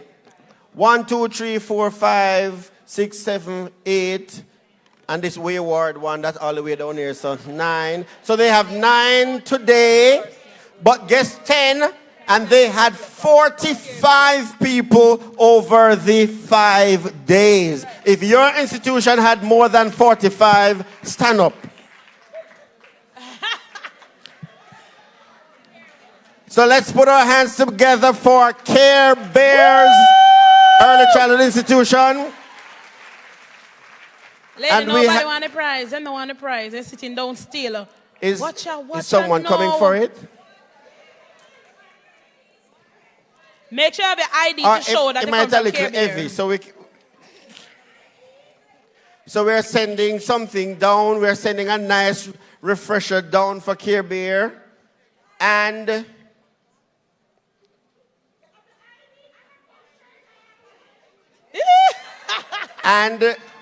we are giving Care Bears 2 gift certificates. They're getting a case of water. They're getting 2 gift certificates. And Miss D is coming up to give the gift certificates.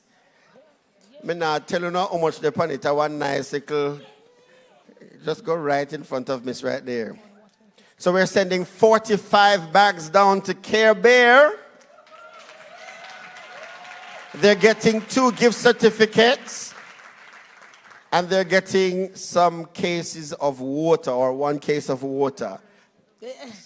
Miss D, your time.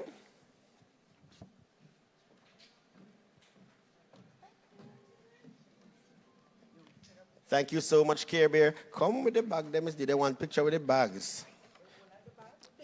A couple will do.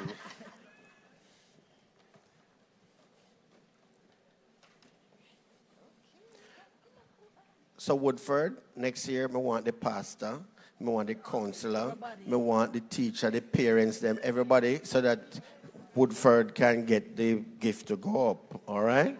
Good. Constitution Hill, we got that? Awesome. Thank you so much, Mrs. D. Thank you so much, Care Bear. Really nice. Miss Stacy. All All right, thank you very much. Now we're looking for the individual that has been here for the past 4 days. 5 days. 5 days. So, Linton, watch them. They weren't here. No, face to face, I want you. You know, let's not reach us yet. Alston was the first one to get here. Alston was the first. Alston is the winner. The Alston reach already. I said the individual. Stay right here. Alston was the first to reach here. Let's just see if it's the truth. Which early childhood institution are you representing in the yellow shirt? Early childhood institution. Which early childhood institution in the yellow shirt? The Early Childhood Commission. All right, your prize down at the office. Your prize down at the office. Could it stay to the Mrs. school D? you're from, please? The Alston SDA Learning and Outreach Center. Then Alston come to take all I prize them today. Alston are going good. That's nice. Could I have Come the on gift back. certificate, Yes, please? yes, One yes, of. yes. Miss D, we're inviting you back. Come, my darling.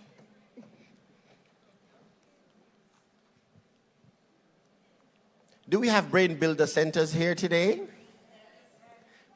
This token to the individual who has been here for all 5 days. Yes, ma'am. Thank you so Come much. around here.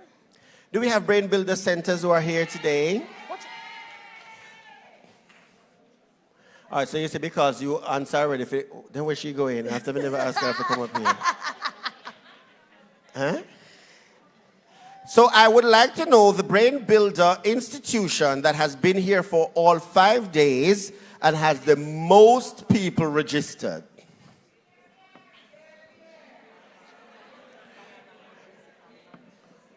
Care Beer? Other than Care Beer? Oh.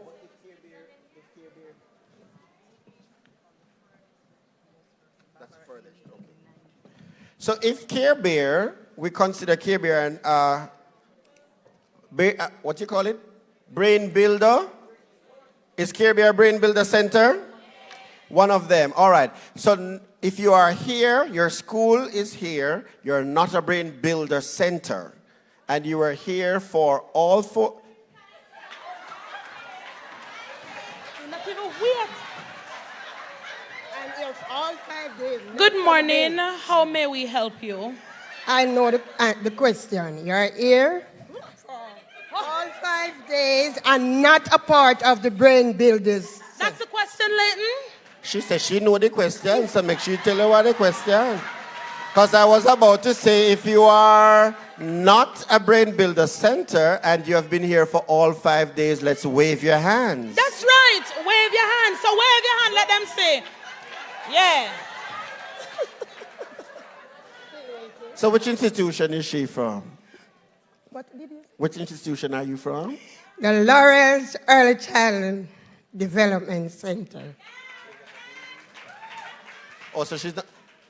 Is there any other institution that is not a Brain Builder institution that has registered more people than Laurel's here over this week?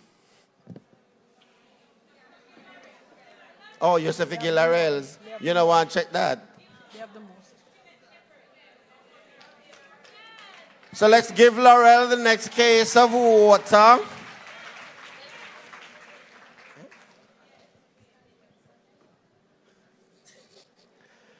Miss D, how many? 5? 5. 5 bags. You will take it for the other 2. When we did really say we are trying to make nobody go home without anything with the serious, you know. ECC go for things for good today, you know. And they're getting a case of water as well. So no can drink water, not go back up Laurel's. So no can dehydrate today. Congratulations. If you think you are coming from the farthest place to get here, Constitution Hill will know you in the runnings, but no bother.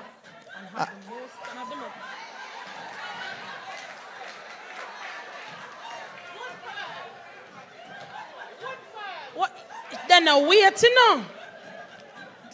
So let us add to it, Leighton. Let us add. Tell Jesus all of my troubles. All right, so let us hear. Where are you coming from? I am coming from the cool community of Woodford. That's the one where when you go up the sun, you go up and then down and turn left and you go up and when me the drive go up them all me break them bind. Me smell brakes until me know say brake could have bind. And where are you from? I'm from the Port Antonio. At that I right place.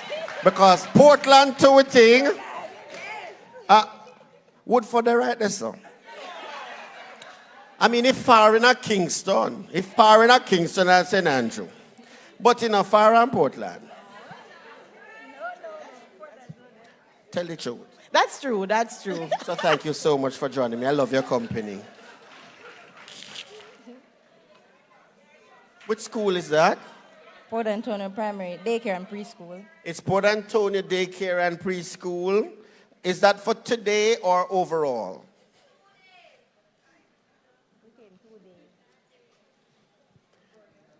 The furthest. For today.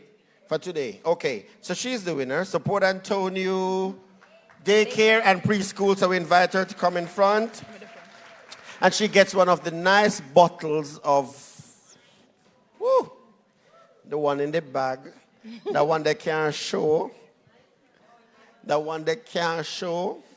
Expensive.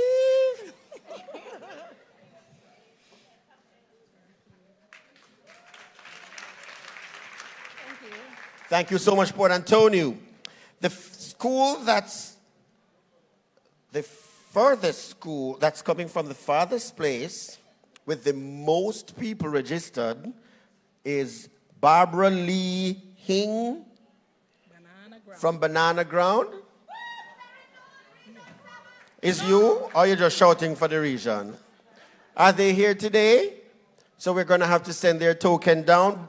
I know they're watching. You're watching. Barbara Lee Hing, basics. But is all of that at the name? Barbara Lee Hing, Banana Ground Basic School? Me couldn't go there. Because when me left, me could have spelled my name. All right. Are we ready with the jingle? How many people are ready? Put up your hand if you're ready. One ready. Daddy, you ready? Daddy, the jingle time done. What do you mean you're not ready yet, miss? You did your answer question before you write the jingle. One ready. You start already. By the time you walk, come up, you must ready. So two ready. All right, make your way. Come on, let's put our hands together. Let us put our hands together.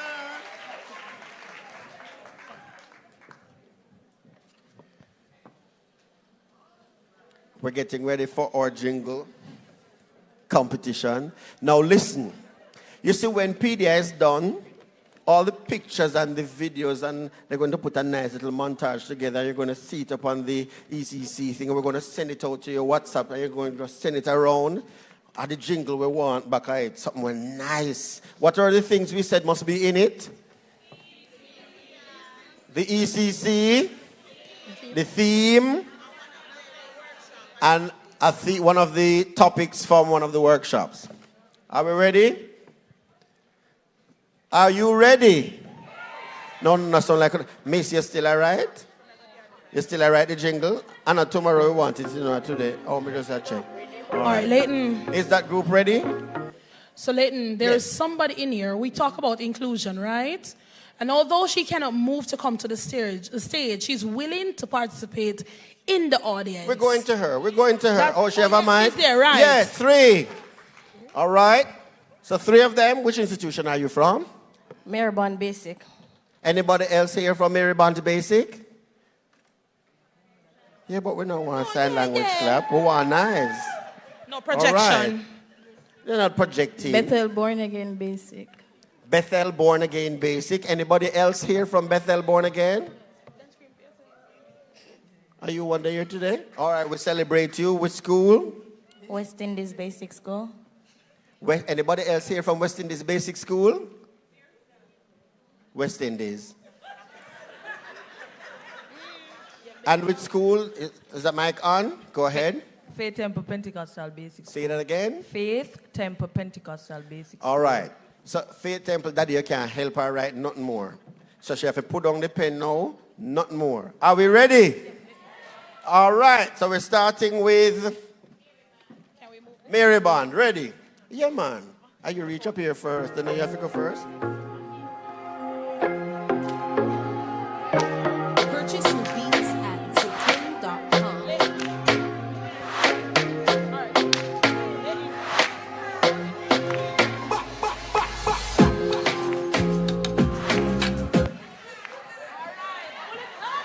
Selector.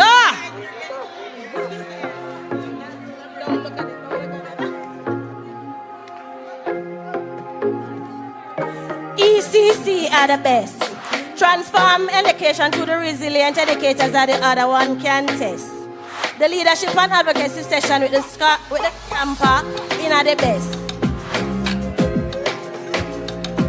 ECC are the best. Transforming education to the resilient educators no other one can test. The leadership and advocacy session with the scamper, it are the best. It are the best. It are the best. It are the best. It are the best. All right. Which rhythm she did I listen to? Eh? I may feel like say she have one nice little pan the rhythm, off the rhythm vibe, you know. But me that wonder which rhythm she did I listen to. Wanna hear the word them? So first make we check. Did you hear ECC? Did you hear the theme? Yes. Did you hear any topic? Yes. You that must say yes. You hear what topic where you hear? What the topic you hear? Yes, parent. You heard her say advocacy and leadership. Me never hear it in the join up part. Because she do the DJ in the join up, so me never hear it. All right, so scorer, take out your pencil, give her your score. Give her, not tell her yet. Give her your score. All right, who's next? Are you?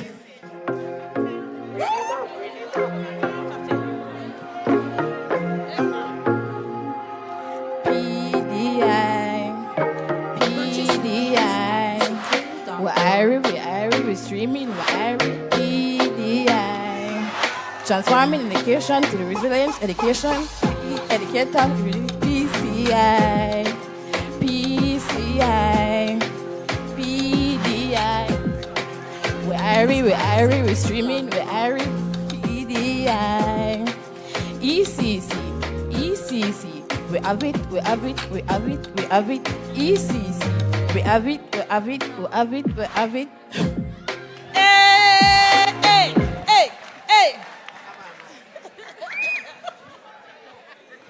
She sit down, pan already, you know. Want to hear the content? All right, me here. We Irie. ECC, we have it. We have it. And then why else we here again? ECI. All right, so did you hear ECC? Did you hear the theme? Did you hear any of the topics? The yes then just come down, so I come down. So you here with Irie? You here with Irie? Okay. You give her your score? Give her your score. Pardon me? No, my dear, you don't get extra time. I cancel exam go. Let's go to the next one. She said she's nervous. She said she want to lean up on the podium because she feel like she got dropped. All right, are we ready?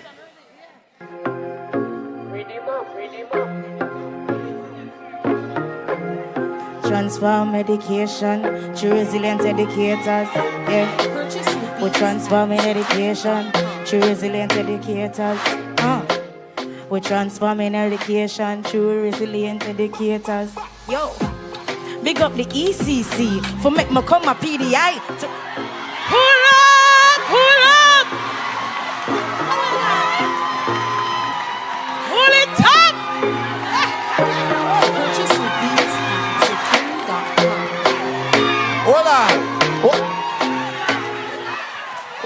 hold on. Miss Miller, behave yourself in Jesus' name. Me don't know one or short for coming in here yet. The lady could have bad like a yas, but if she don't have the tree, something then we... So no, please can you wait until she done?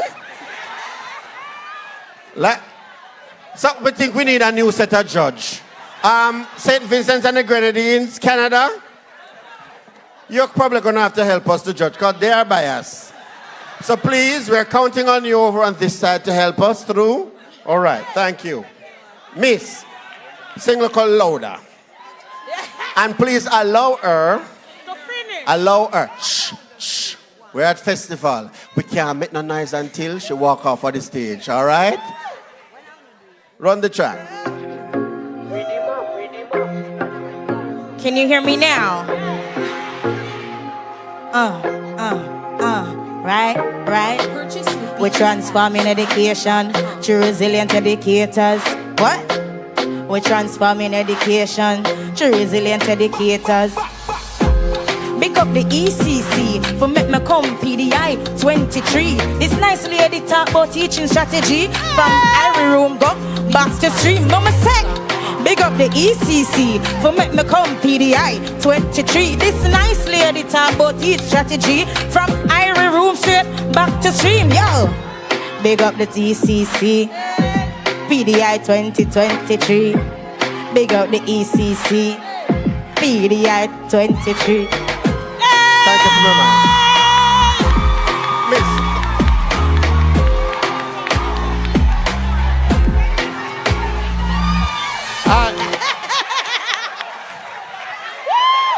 Hi. All right. Can we call the security officer for this lady? Can we call the security officer for that lady? All right. Did you hear the ECC? Did you hear the theme? Yes. I'm not asking you now. Did you hear any of the topics? Judges from foreign. Judges from foreign. Did you hear any of the topics? All right. We have one more to go. Two more. One. Which two? Where the two there? 1 and 2. We don't do late entry in this competition. When the examiner say put down your pen and your paper, exam done.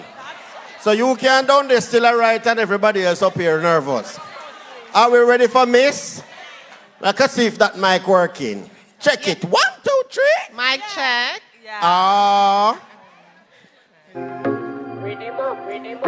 You have to put the mic closer to your mouth, ladies.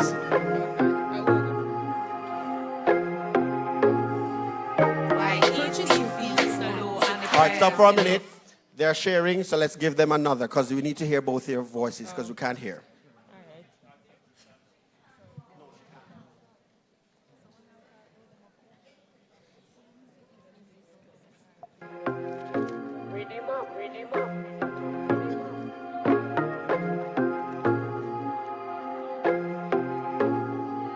Why ECC so low on the priority list?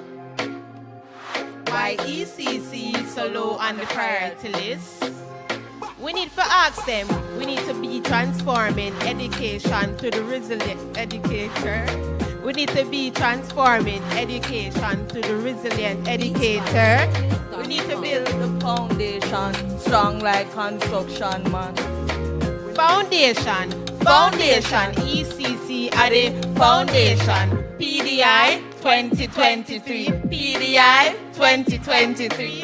Foundation, ECC are the foundation. Come on, put your hands together for them. Did you hear the theme? Did you hear the ECC? Yes. Did you hear any of the topics? You never hear none. What they start with? You didn't hear any topics? All right. Thank you. So, we finish now. One more. Not me a teacher, you know. So we can only hear her as brata, but she can't win. We can only hear her as brata and miss as brata because they can't win. Because then get extra time. All right? So we are going to hear the brata and then we're going to announce the winners. Amen? All right.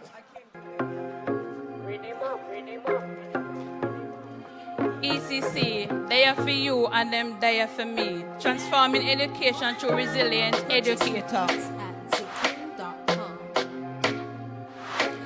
PDI, this is #1. Always transforming education. Lots of excitement from day one. Streaming take the cake, but iron no man.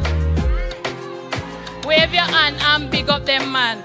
Big up to the resilient educator. Teaching strategy is what we here for. Wave no hand and big them up man. Hey,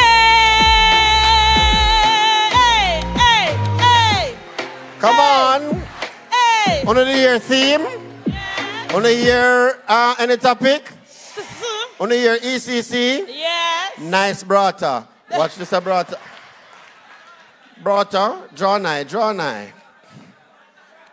Come to brata, you take long man. Me like the teacher here. And then workshop, I like go when teacher just want participate. You know, you still got some workshop and the teacher then sit down on the chair like then glue. And they don't want to move. No, me not like that workshop. They are them a workshop and me like, miss me I come back next year. Me I'll present. Ready?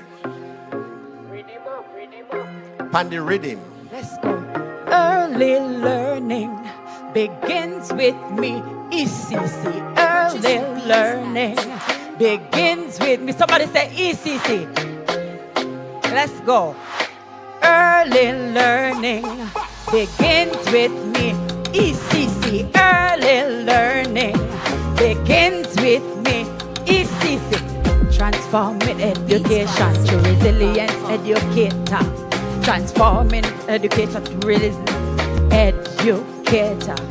A house built on straw will never stand. A house built on straw will never stand. Early childhood is a solid foundation. ECC, come on. ECC, ECC, come on. Early learning begins with me. ECC, early learning begins with me. ECC. All right. One more brata. Miss one brother, but you know, want to come up on stage. So, Miss, you have to come here so the camera can see and make the video light. You come here, come in the video light. Come on. Come to Tifa. Right there. Yeah. Come on. Huh? I wonder if you see how she did the little Tifa thing a while ago. Come, Tifa, turn to the camera. Run it.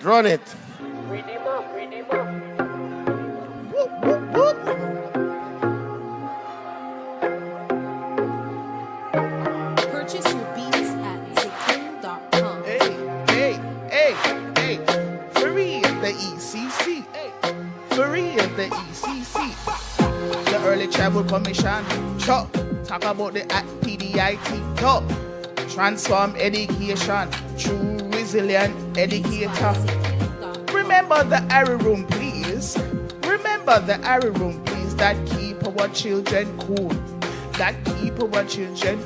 You see, for real, the ECC. Hey, for real, the ECC. The Early Childhood Commission for real. The Early Childhood Commission for real. Hey, for real, the ECC. Whoop, whoop, feel the ECC. Whoop. For real, the ECC. For real, ECC. For real, ECC. For real, ECC. Come on, for real. Hey, for real. Hey, for real. All right, are we ready? Whoever win, I have to sing it again at the end of the evening, and then we have to take the information so you can, whoever go and flesh it out a little more, one they get one. One win. It's which school the parents you come from? All right. Who went first? Which school again? Mary Bond. Make some noise for Mary Bond. All right. We'll watch the meter, all right? Yes. Judges, right over there in the white. I see them typing on their phone, they're typing in the responses. Thank you. Who was second?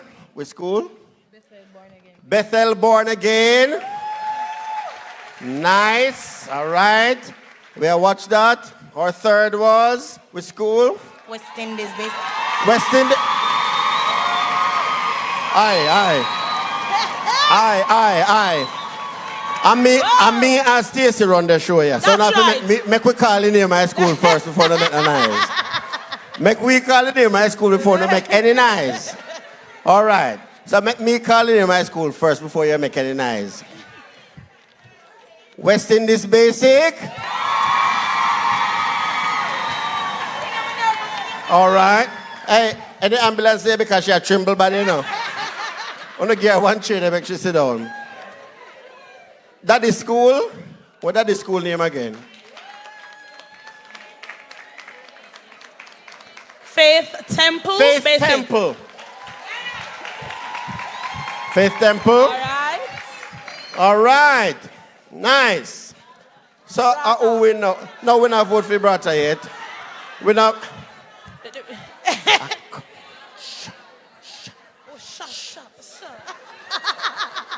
All right. So who is the winner? You calling it?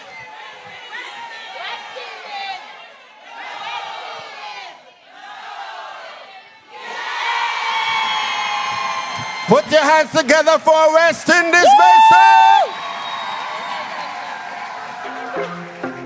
So we have a basket fair, you know. We have a basket fair. We're going to invite the executive director. No, she not sing it yet. She have to get her basket first. Because we have to get her one chair. She had tremble bad. At the video light. Can we turn down the light, little? At the video light.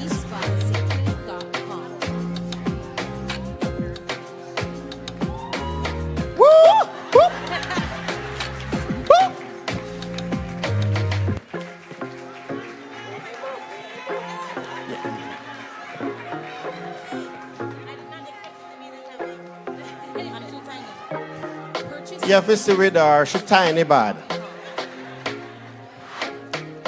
All right, they want you to sing it again, and then, you know, everybody will know what it sounds like when we really get it mixed and mastered. I say the mix man in the middle, he's going to help with you right there. Miss D, look, right there. Wave your hand, sir.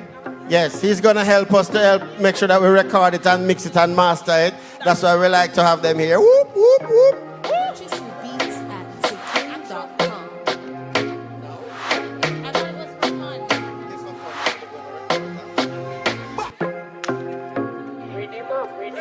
Okay. Transforming education through resilient educators. We're transforming education through resilient educators. Yeah. We're transforming education through resilient educators. Big up the ECC for make me come PDI 23. This nice lady talk about teaching strategy from Irie room straight back to stream. What me say? Big up the ECC for make me come PDI 23. This nice lady talk about teach strategy from stream room straight back Irie. Yo, we're transforming education through resilient educators. What? We're transforming education. Yeah. Come on, put your hands together. Hey, creativity turn up in the ECC. Come on, let's make some noise. And so, of course, our executive director will be making a presentation to each of our contestants, each of our entrants, and also even to our Bratas. Our Brata set. That's right. I want to know which school that parent they come from. If she got PT and get trouble, me not have to ask. Where's the principal? I want to speak to the principal. And so Miss D, you're going to have to go down and make a presentation to that. She's going to come to you. She's going to come to you. Oh, she's this one. No. I mean, I will run this competition, and you and that parent will try to run my show. So Brata named Brata. And brother get them gift for brother. They don't win anything other than appreciation for brother. They can't get grade 1 because they never finish the exam in time. Thank you so much. One more.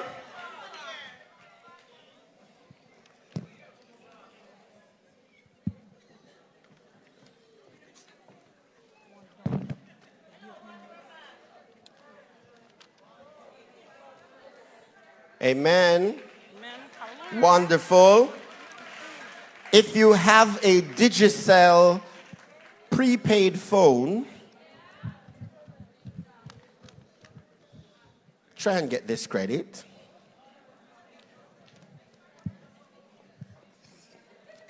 Watch Angus. Angus, put on your phone.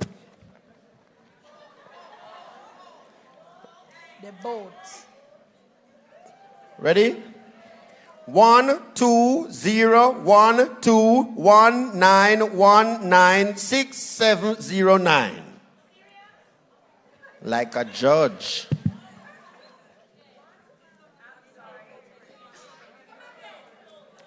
No, because you're not getting no means that somebody not get it. Somebody want it? If you get a wave. Over there, is that Care Bear again? Come on, somebody say yeah, yeah. Yeah, yeah. And you cut about say it again. Say it again because you miss it. All right, we feel generous. Stacey, you do this one. They say me read it too fast. Yeah, sure. Stacey, don't put out your phone, you know. Star 121 no, we not tell star. you which one. We not tell you. Go on. Ready? Ready? Try and see if you win. 6965080323640. What? Yes! Somebody say PDI.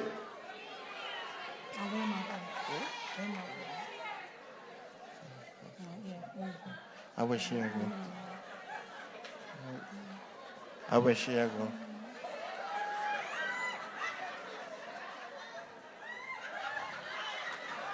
So we credit then.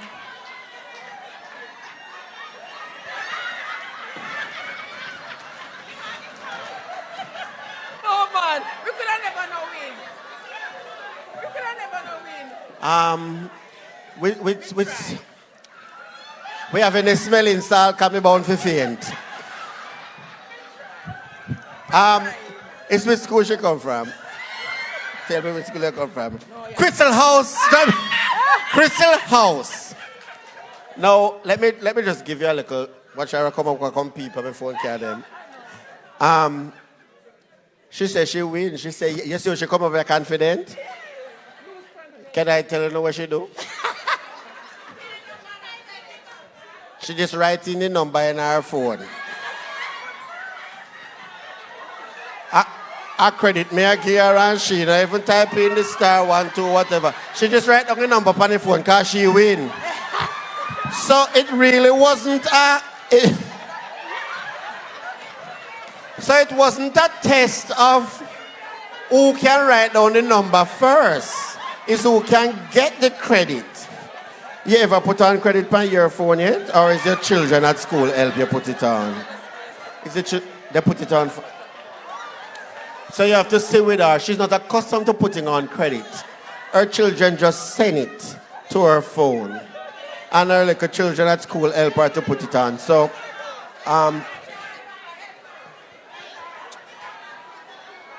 so I'm happy you learned how to put on credit today. So, tomorrow, ask your children to make you put it on yourself. Because learning is about self. That's right.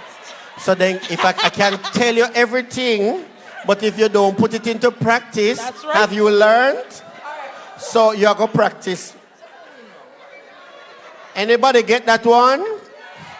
You get it? Upper Care Bear again? No, she can't put on no more credit on her phone for the rest of the day. Somebody have to take away her phone. She can't do no more. Right, Sister Jamison? She can't get no more. No, man, she fast on her finger. The people from Crystal. Crystal House, we have to help her through. We have to lead her. Help her. Don't leave her behind. Don't leave her behind. Don't leave her behind. No child left behind. Every child must learn. Every child can learn. If I put on phone credit. Here one of the one where you have in your back, man. All right. The person I need. You were here on the first day, which is the day when the opening ceremony was. 3 of you make your way here immediately. A question. I'm going to ask you, I'm just saying it.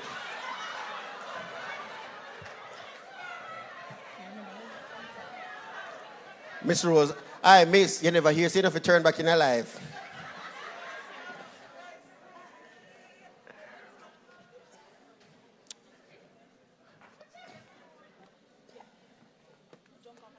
All right, so just stand up there closest to. So without push me down, the first one of you who can tell me the name of our keynote speaker on day 1. Come and touch me. Not you. Nobody way down there can come and look on the paper. Don't say the answer if you know. Yeah, if you can't touch me, miss, you can't touch me yet. Miss, you can go back in the line, please. You can touch me if you have the answer, but you have to touch me first. Something like Miss Paso or something like that? No. She come from Upper Woodford? The next person can come touch me. No, wait, she getting her chance, and then there's another aspect to it. Quickly, no help no one another. Miss Rose, no help her. Miss, you have an answer? Come on. Come. You reach up here already. You come and give me the answer.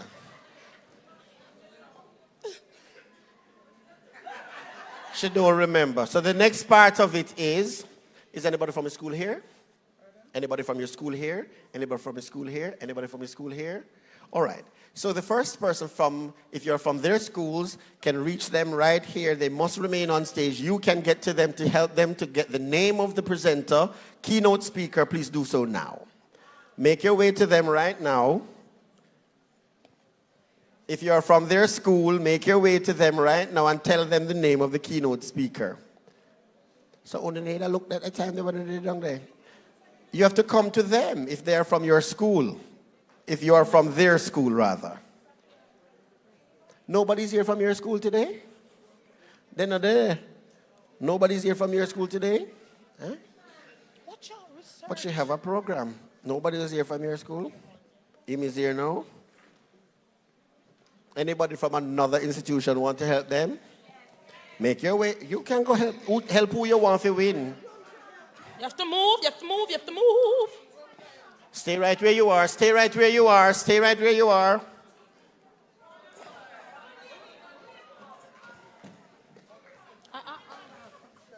Akar, Mr. Akar? No. Ella Humphrey. See? Ella Humphrey.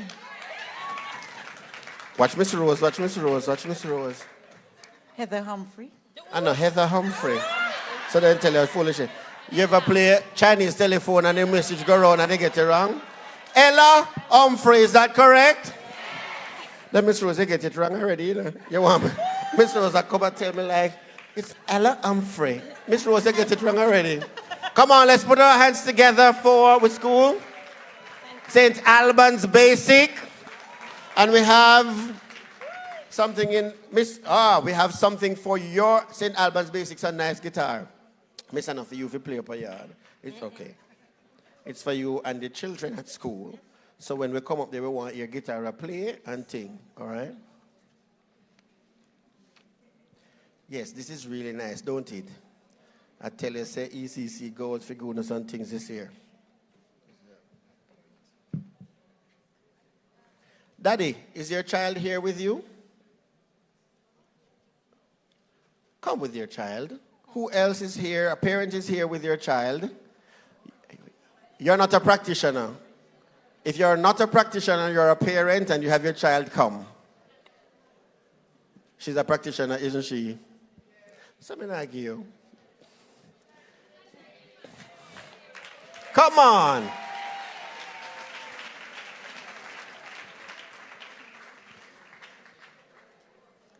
This is what we need to see.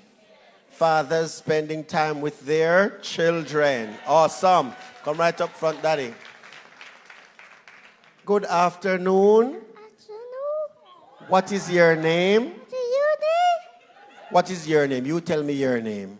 Your name. I want your name. You tell me. Your name. Unless it's a share joker for me. Tell me your name.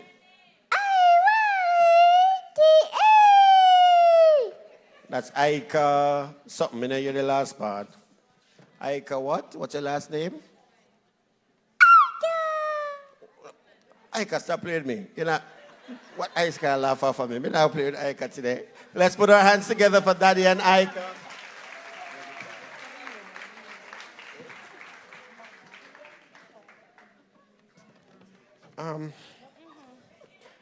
Yes, ma'am. How are you? Not too bad. Your child is here? Yes. But you come without the child. See the child right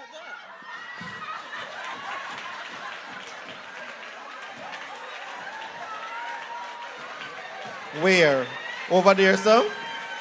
Where is the child? Where?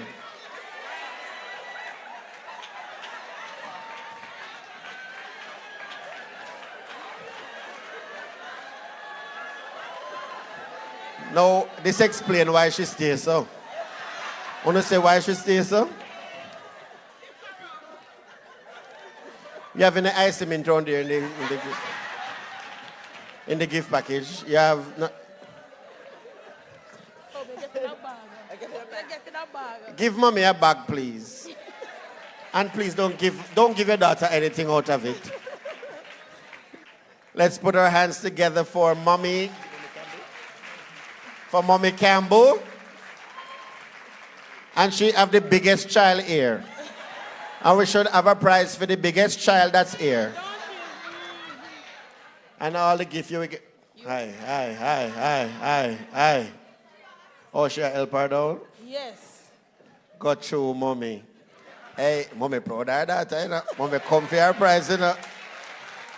You must feel good, because, hey, if Mommy never come up, she wouldn't proud of you, you know.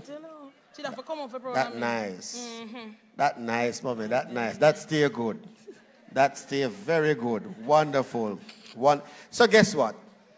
We have some tokens left, but the ECC team, bags and stuff, they are just going to randomly come around. So if you have been behaving yourself, they have been at the sessions, they have been watching, they've been seeing you. So as we're going to play the rhythm a little softer, the team are going to walk, not Miss D, the other team members, they're going to I would like tokens to give to this gentleman practitioner and that gentleman practitioner. We're celebrating those two gentlemen who are here. This is another practitioner. Where are our male practitioners? We have any up the top there? Them a practitioner, make sure to tell me the truth in Jesus' name. All right. So we have 1, 2, 3, 4, 5. Mighty God. 6. Only 6. Is that a male and What's right happening here? to your hand? No, she have Tizik in it. That's it. Nothing more. Tizik. Just Tizik. So I'm going to ask you to just make your way up to those 6 gentlemen, and we're going to just show them our appreciation. We appreciate you for being in this sector. We need more of you. But while it is we're waiting on the others, we encourage you to keep doing your best in showing our children, our boys, how to become good and great men. And guess what? We have some, while the team is going around and giving the tokens to the gentlemen, they're finding them.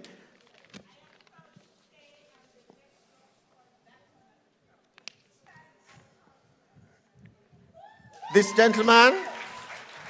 Come on. What the thing where you say it, PDI what? 2023, full of vibes. PDI 2023. Full of vibes. Hey, I pride that name, you know. If you are a teacher and when you look on the TV and you see your students doing awesome things in the world, don't you get excited? And you feel like you want to tell the world, I mean teacher one day, I mean teacher one day. But when they want them misbehave out the street, you know, but I want to put up your hand and say you teach them. So you must be proud. Thank you. Awesome. So we have some presenters who are here from not Jamaica. I think we have some Canadians, St. Vincent and the Grenadines, Belize. Cayman, Brazil. Brazil. The ones who are here still, where are they? Wave your hands. If you're from Canada, join me. If you're from Belize, join me. St. Vincent and the Grenadines. Which one? Brazil.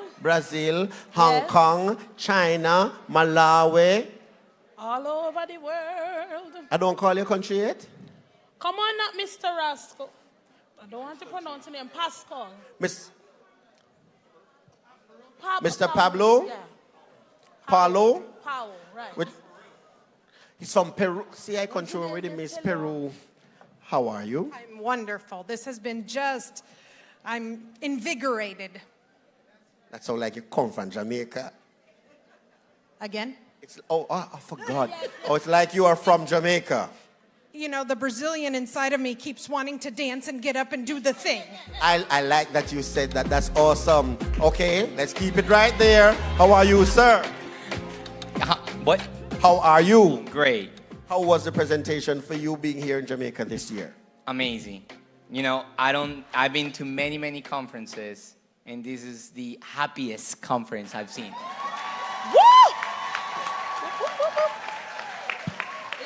So we invite you to come back to every conference. So every conference that you're planning, just either invite us to you or you come and join us here. We'll do it for you. Your people will leave just as happy or even happier. But guess what? I'm happy that you both love to dance. And Jamaicans know how to dance. So we now have to see if they can do a thing. Can we get the rhythm, please? The rhythm that... So one of you here, one of you here. So let's see what you learn. See there? Oh, Lord. Hey, up here, ready? Ready? So let's see what you can do, right? Okay. What's that one called? What's that one called? It's called the chicken. Oh, that one is called a chicken. Okay.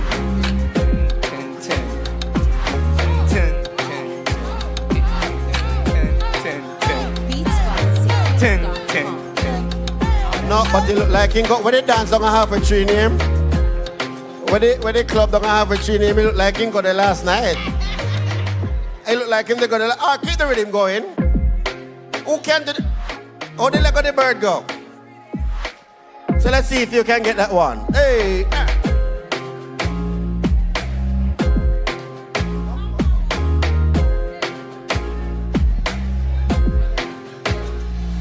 Hey, let go the bird. Let go the bird. Let go the bird. Let go the bird. Let go the bird. Which other one we can give them? Can I assume that when I look out, you guys are laughing with us, right? Not at us. Okay. We don't do that at ECC. We laugh with you and we have fun. Which other one? Which other one? Which other one? Dirt.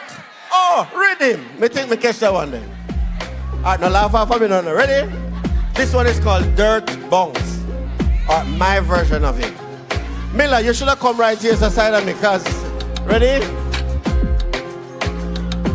Wrong? Oh, it go. Me wrong?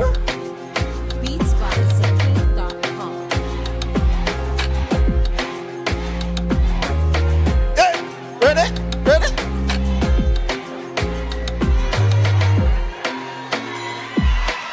Come on, come on, come on, come on. Them body. Them body. Them one more. Give them one more. Now we have to give them something hard. Oh, stir fry go again. What that name? Which one is stir fry? Oh, yes, rhythm. Yes, this one is called the stir fry. Stir fry.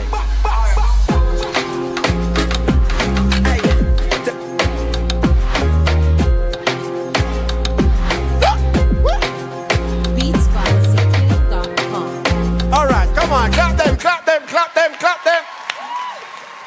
They can join the Digras des Landes Dance Company.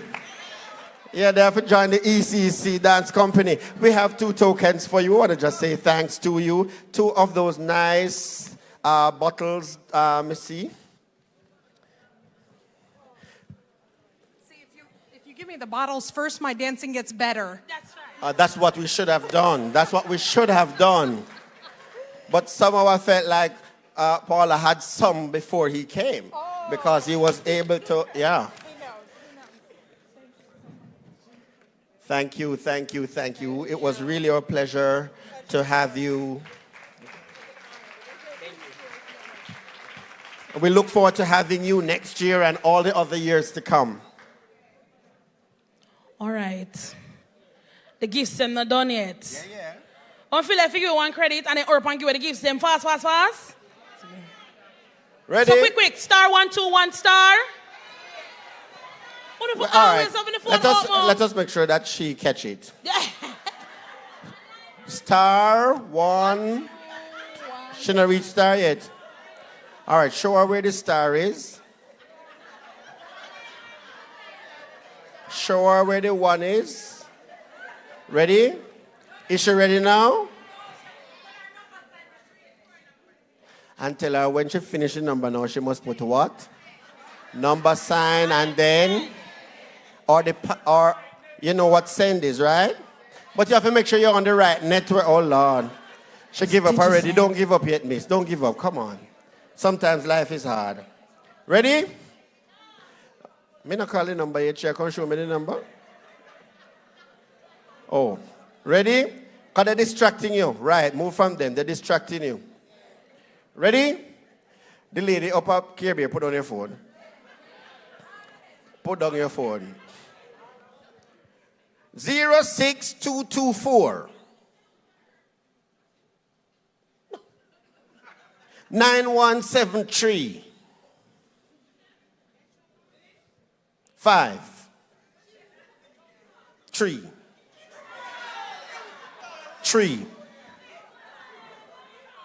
1.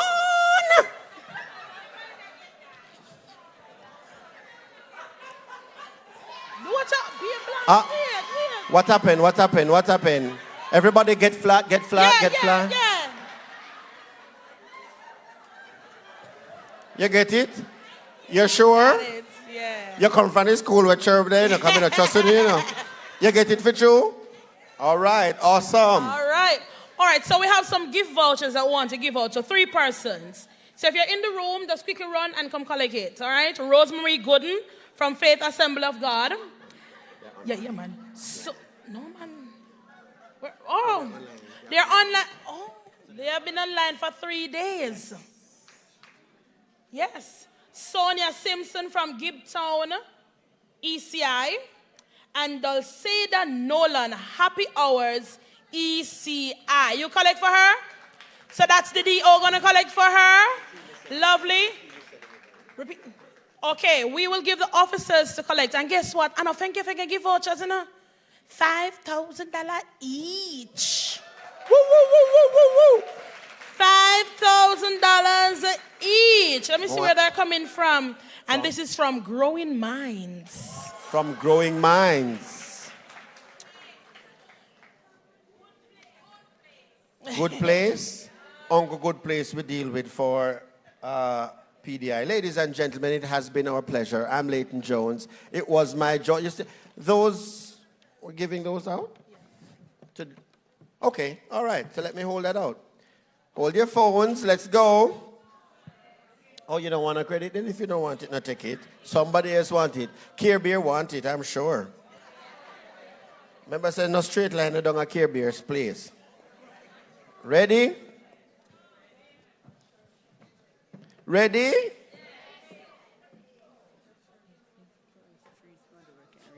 May I pray for you, may I pray for your strength in Jesus' name.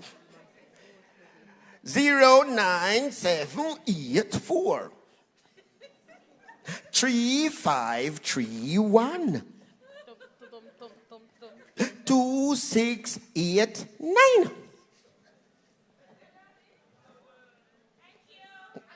Watch it again. You see the lady, no, you're a good early childhood teacher. You know how to follow through with the rhythm. Wonderful. Which part you come from? Aye, Little Einstein Learning Center. She had the big Einstein. Wonderful, wonderful.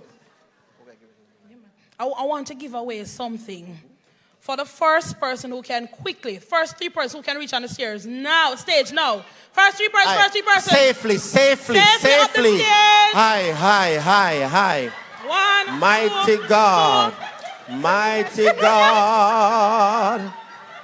Hey. Tivoli Incursion. You ever watch them show there yet? Them gunman show? And see when they jump on you and they roll. No, me frightened a while ago, I think I one gun she have. For a moment there, I think she have a gun. Miss, for all of that, no man, you have to get something. Miss, not even one pencil we don't have. No, she have to get something if I even one buckle of water for that they jump a while ago, miss. Miss, I can't give her this. Oh, you're giving her that? Come here, miss. But miss, you can do it again, make we see.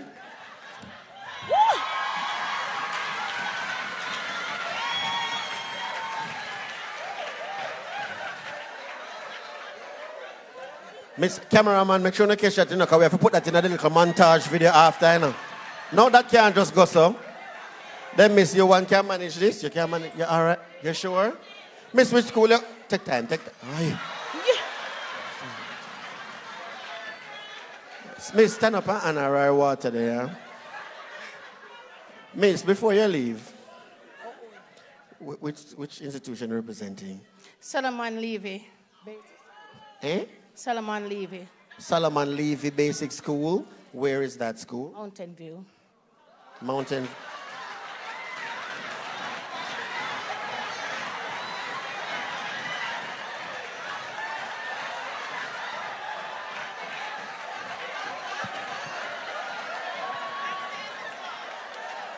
Do you know where Mountain View is? Or Miss T will tell, or as a matter of fact, I'm going to allow her to tell you. And she'll explain why it is that I had no reaction a while ago, why their reaction is the way they are reacting. All right, thank you. So, I don't want you to go back down the way this song. You take time and go. Thank you.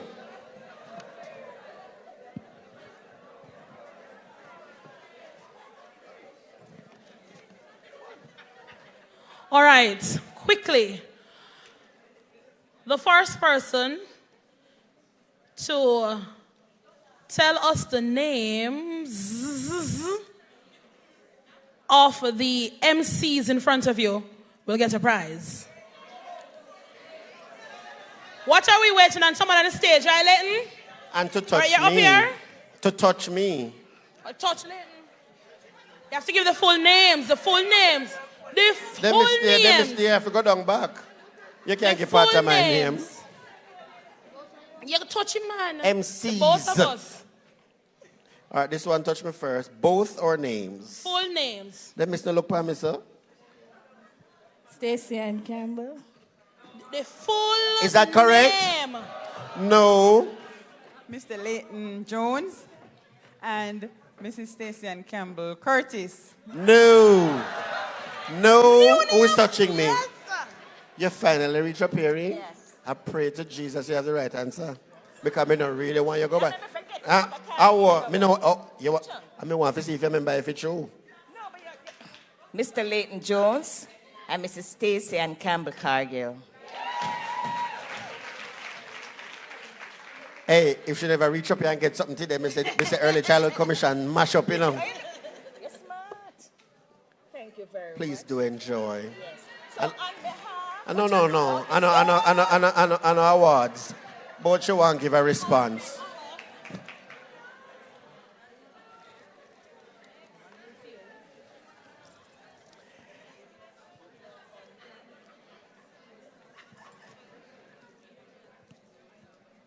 If you are able, if you know about the ECC, the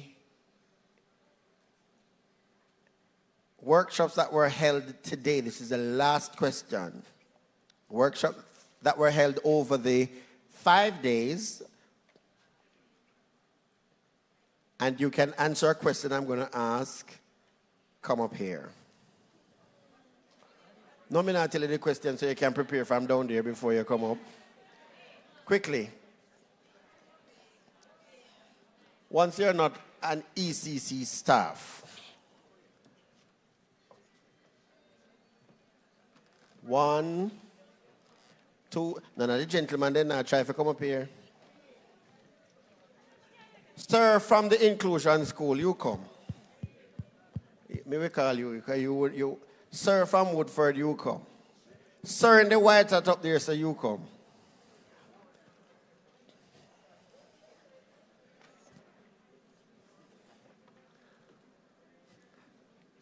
When you go to examiner to carry no paper with you, the examiner will give you the papers that you will use. Careful, sir. Come over. What do you mean she can't go home tonight? What happened? There's rain falling up there? Okay, good. You come over here. So you were first, you were second, sir was third, sir was fourth, and sir in the white cap is fifth.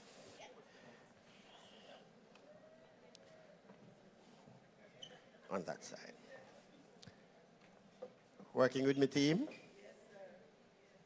No help? No help. No help. So I'm starting here.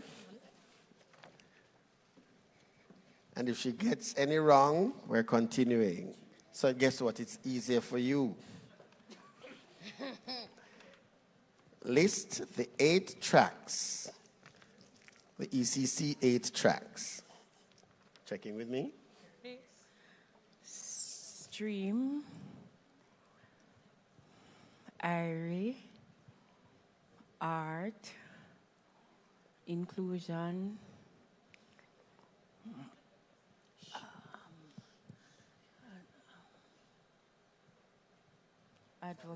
advocacy. What is that one? 1,000 years.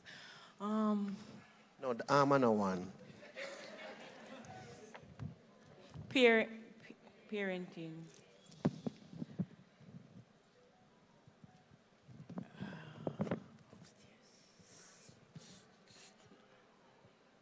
Time.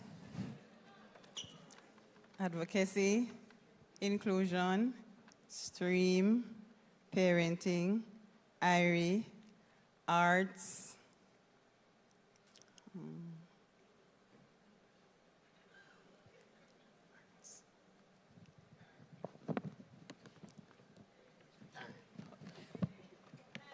All right, let me get the brain together. So we have the parenting track, we have the leadership and advocacy track, we have the stream track, we have the IRE track, we have the art track, the inclusion track.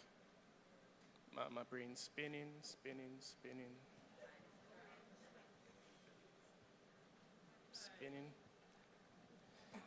Yeah, I'm done.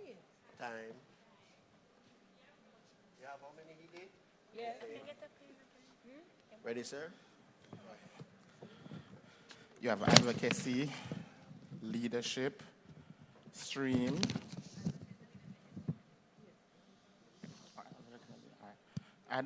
IRE. Are you starting over? Go ahead.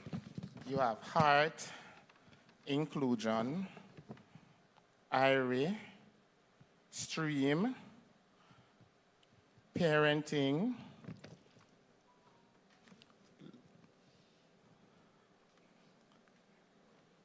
early,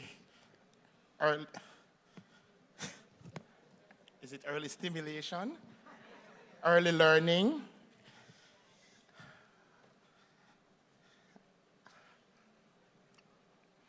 Did I say parenting already?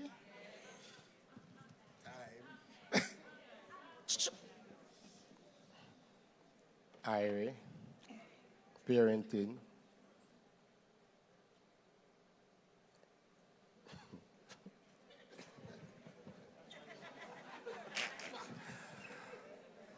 All them fly through. Are we starting over? You ready now? So everybody feel. Let's go. But how many did she get? 6. How many did she get? 6. How many did he get? 6. How much him get? Him get 7? A 6. So a tie for 6. And him freak out. So we're ready? Go. Parenting, art, stream, IRE, advocacy, early years, something about early years. Chairman, something about chairman. What is the next one?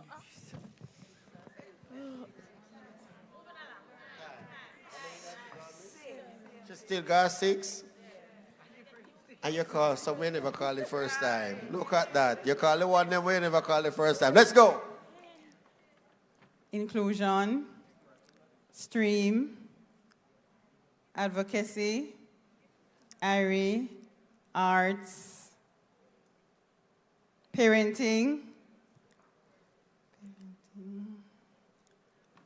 leadership, or the chairman, right?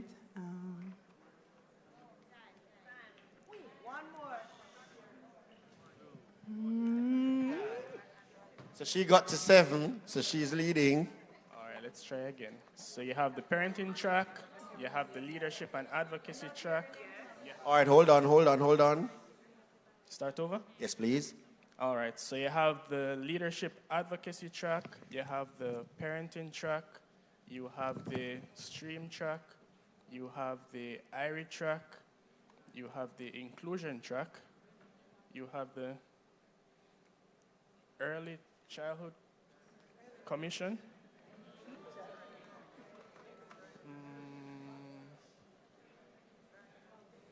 Yeah, I'm drawing a blank there. Last one. Hey, take time. Leadership and advocacy, inclusion, IRE, stream, parenting,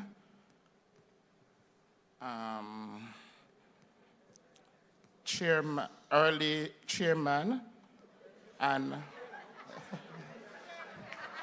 early stimulation. Is it early stimulation? No.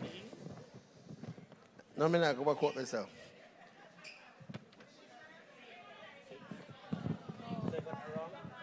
Okay. So she has the most. She has 7. Do you remember which one she was missing? Which one was missing? She was missing early learning and care. Everybody missed early learning and care. He was trying to remember, you say early chairman. So then that's the new one, the early chairman, and next year we'll have the late chairman. All right. Thank you so much. Thank you, team. Miss D, could you just come and make this presentation to her? And Miss Miller, please make sure that none of my people leave empty-handed. Just go that way. Miss Miller will smile your way. So just go. She got 7 of the 8. She got 7 of the 8. Yes, it's her. She got 7 of the 8. She got 6. She got to 6. She got 7 of... I'm going with the teams. No, the first round they all had 6. 4 of them had 6. No, 6. 6. 6 man. 6 man.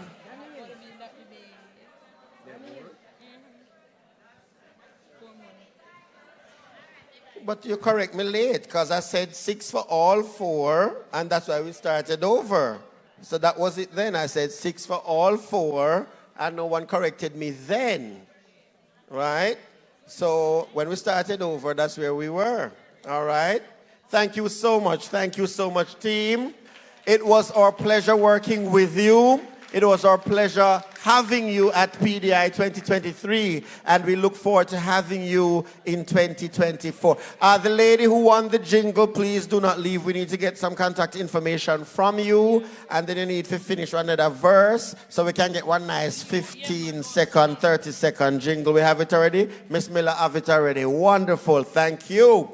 If you're leaving and you'd like just a little top up on your phone, I can help you through as you go. All right? I can only call what I have.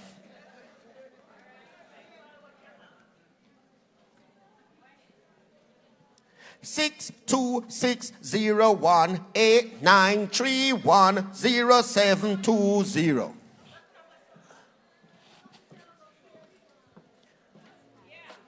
Who said yeah? Got it. And you have to say it with the right attitude to like she go bad me up, say finally, like me did a black car all of the other time then. Eh? And I have one more. Ready? Ready? Ready? Ready? Ready? Ready? Ready? Ready? No ECC person. Miss Jemison, put down your phone. Don't put out any credit on it. Okay. Ready? The lady from Upper Caribbean, put on your phone. I catch you. 289 20 58 67 4331.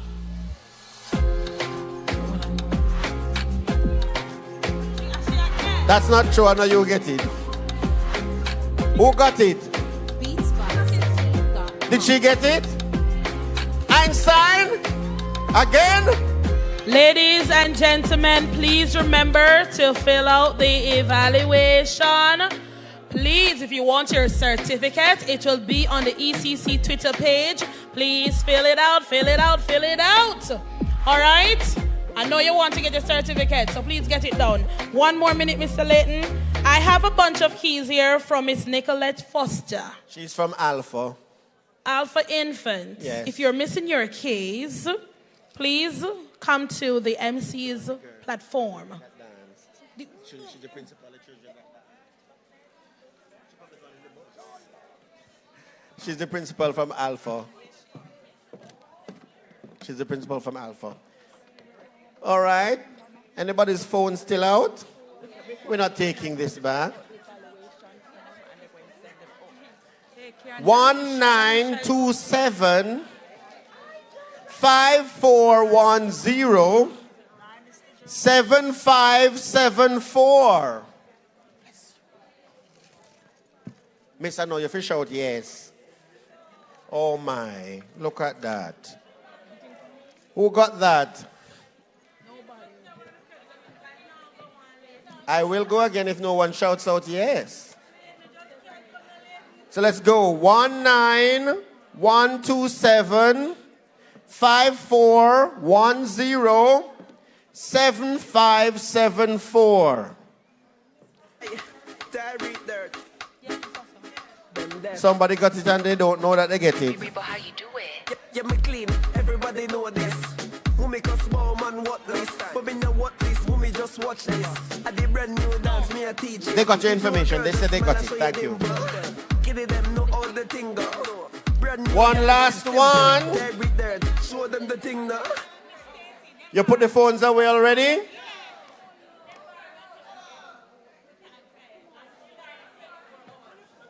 What's that? Are we ready?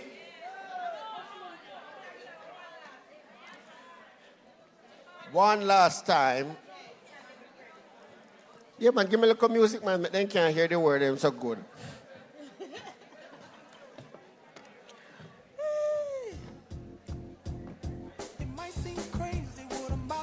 Five, 0, 9, 3, 9. 5, 4, 6, 9. 1, 6, 8, 9. Miss, if you're not jumping, Miss, try jump. All if you not get it, jump. Yeah, what? She Miss Einstein. again, Miss, again. try jump. All if you not get it, jump and go on home. Oh my, look at that. About 4 credits Thank you now. so much. Safe journey home, everybody. All the best.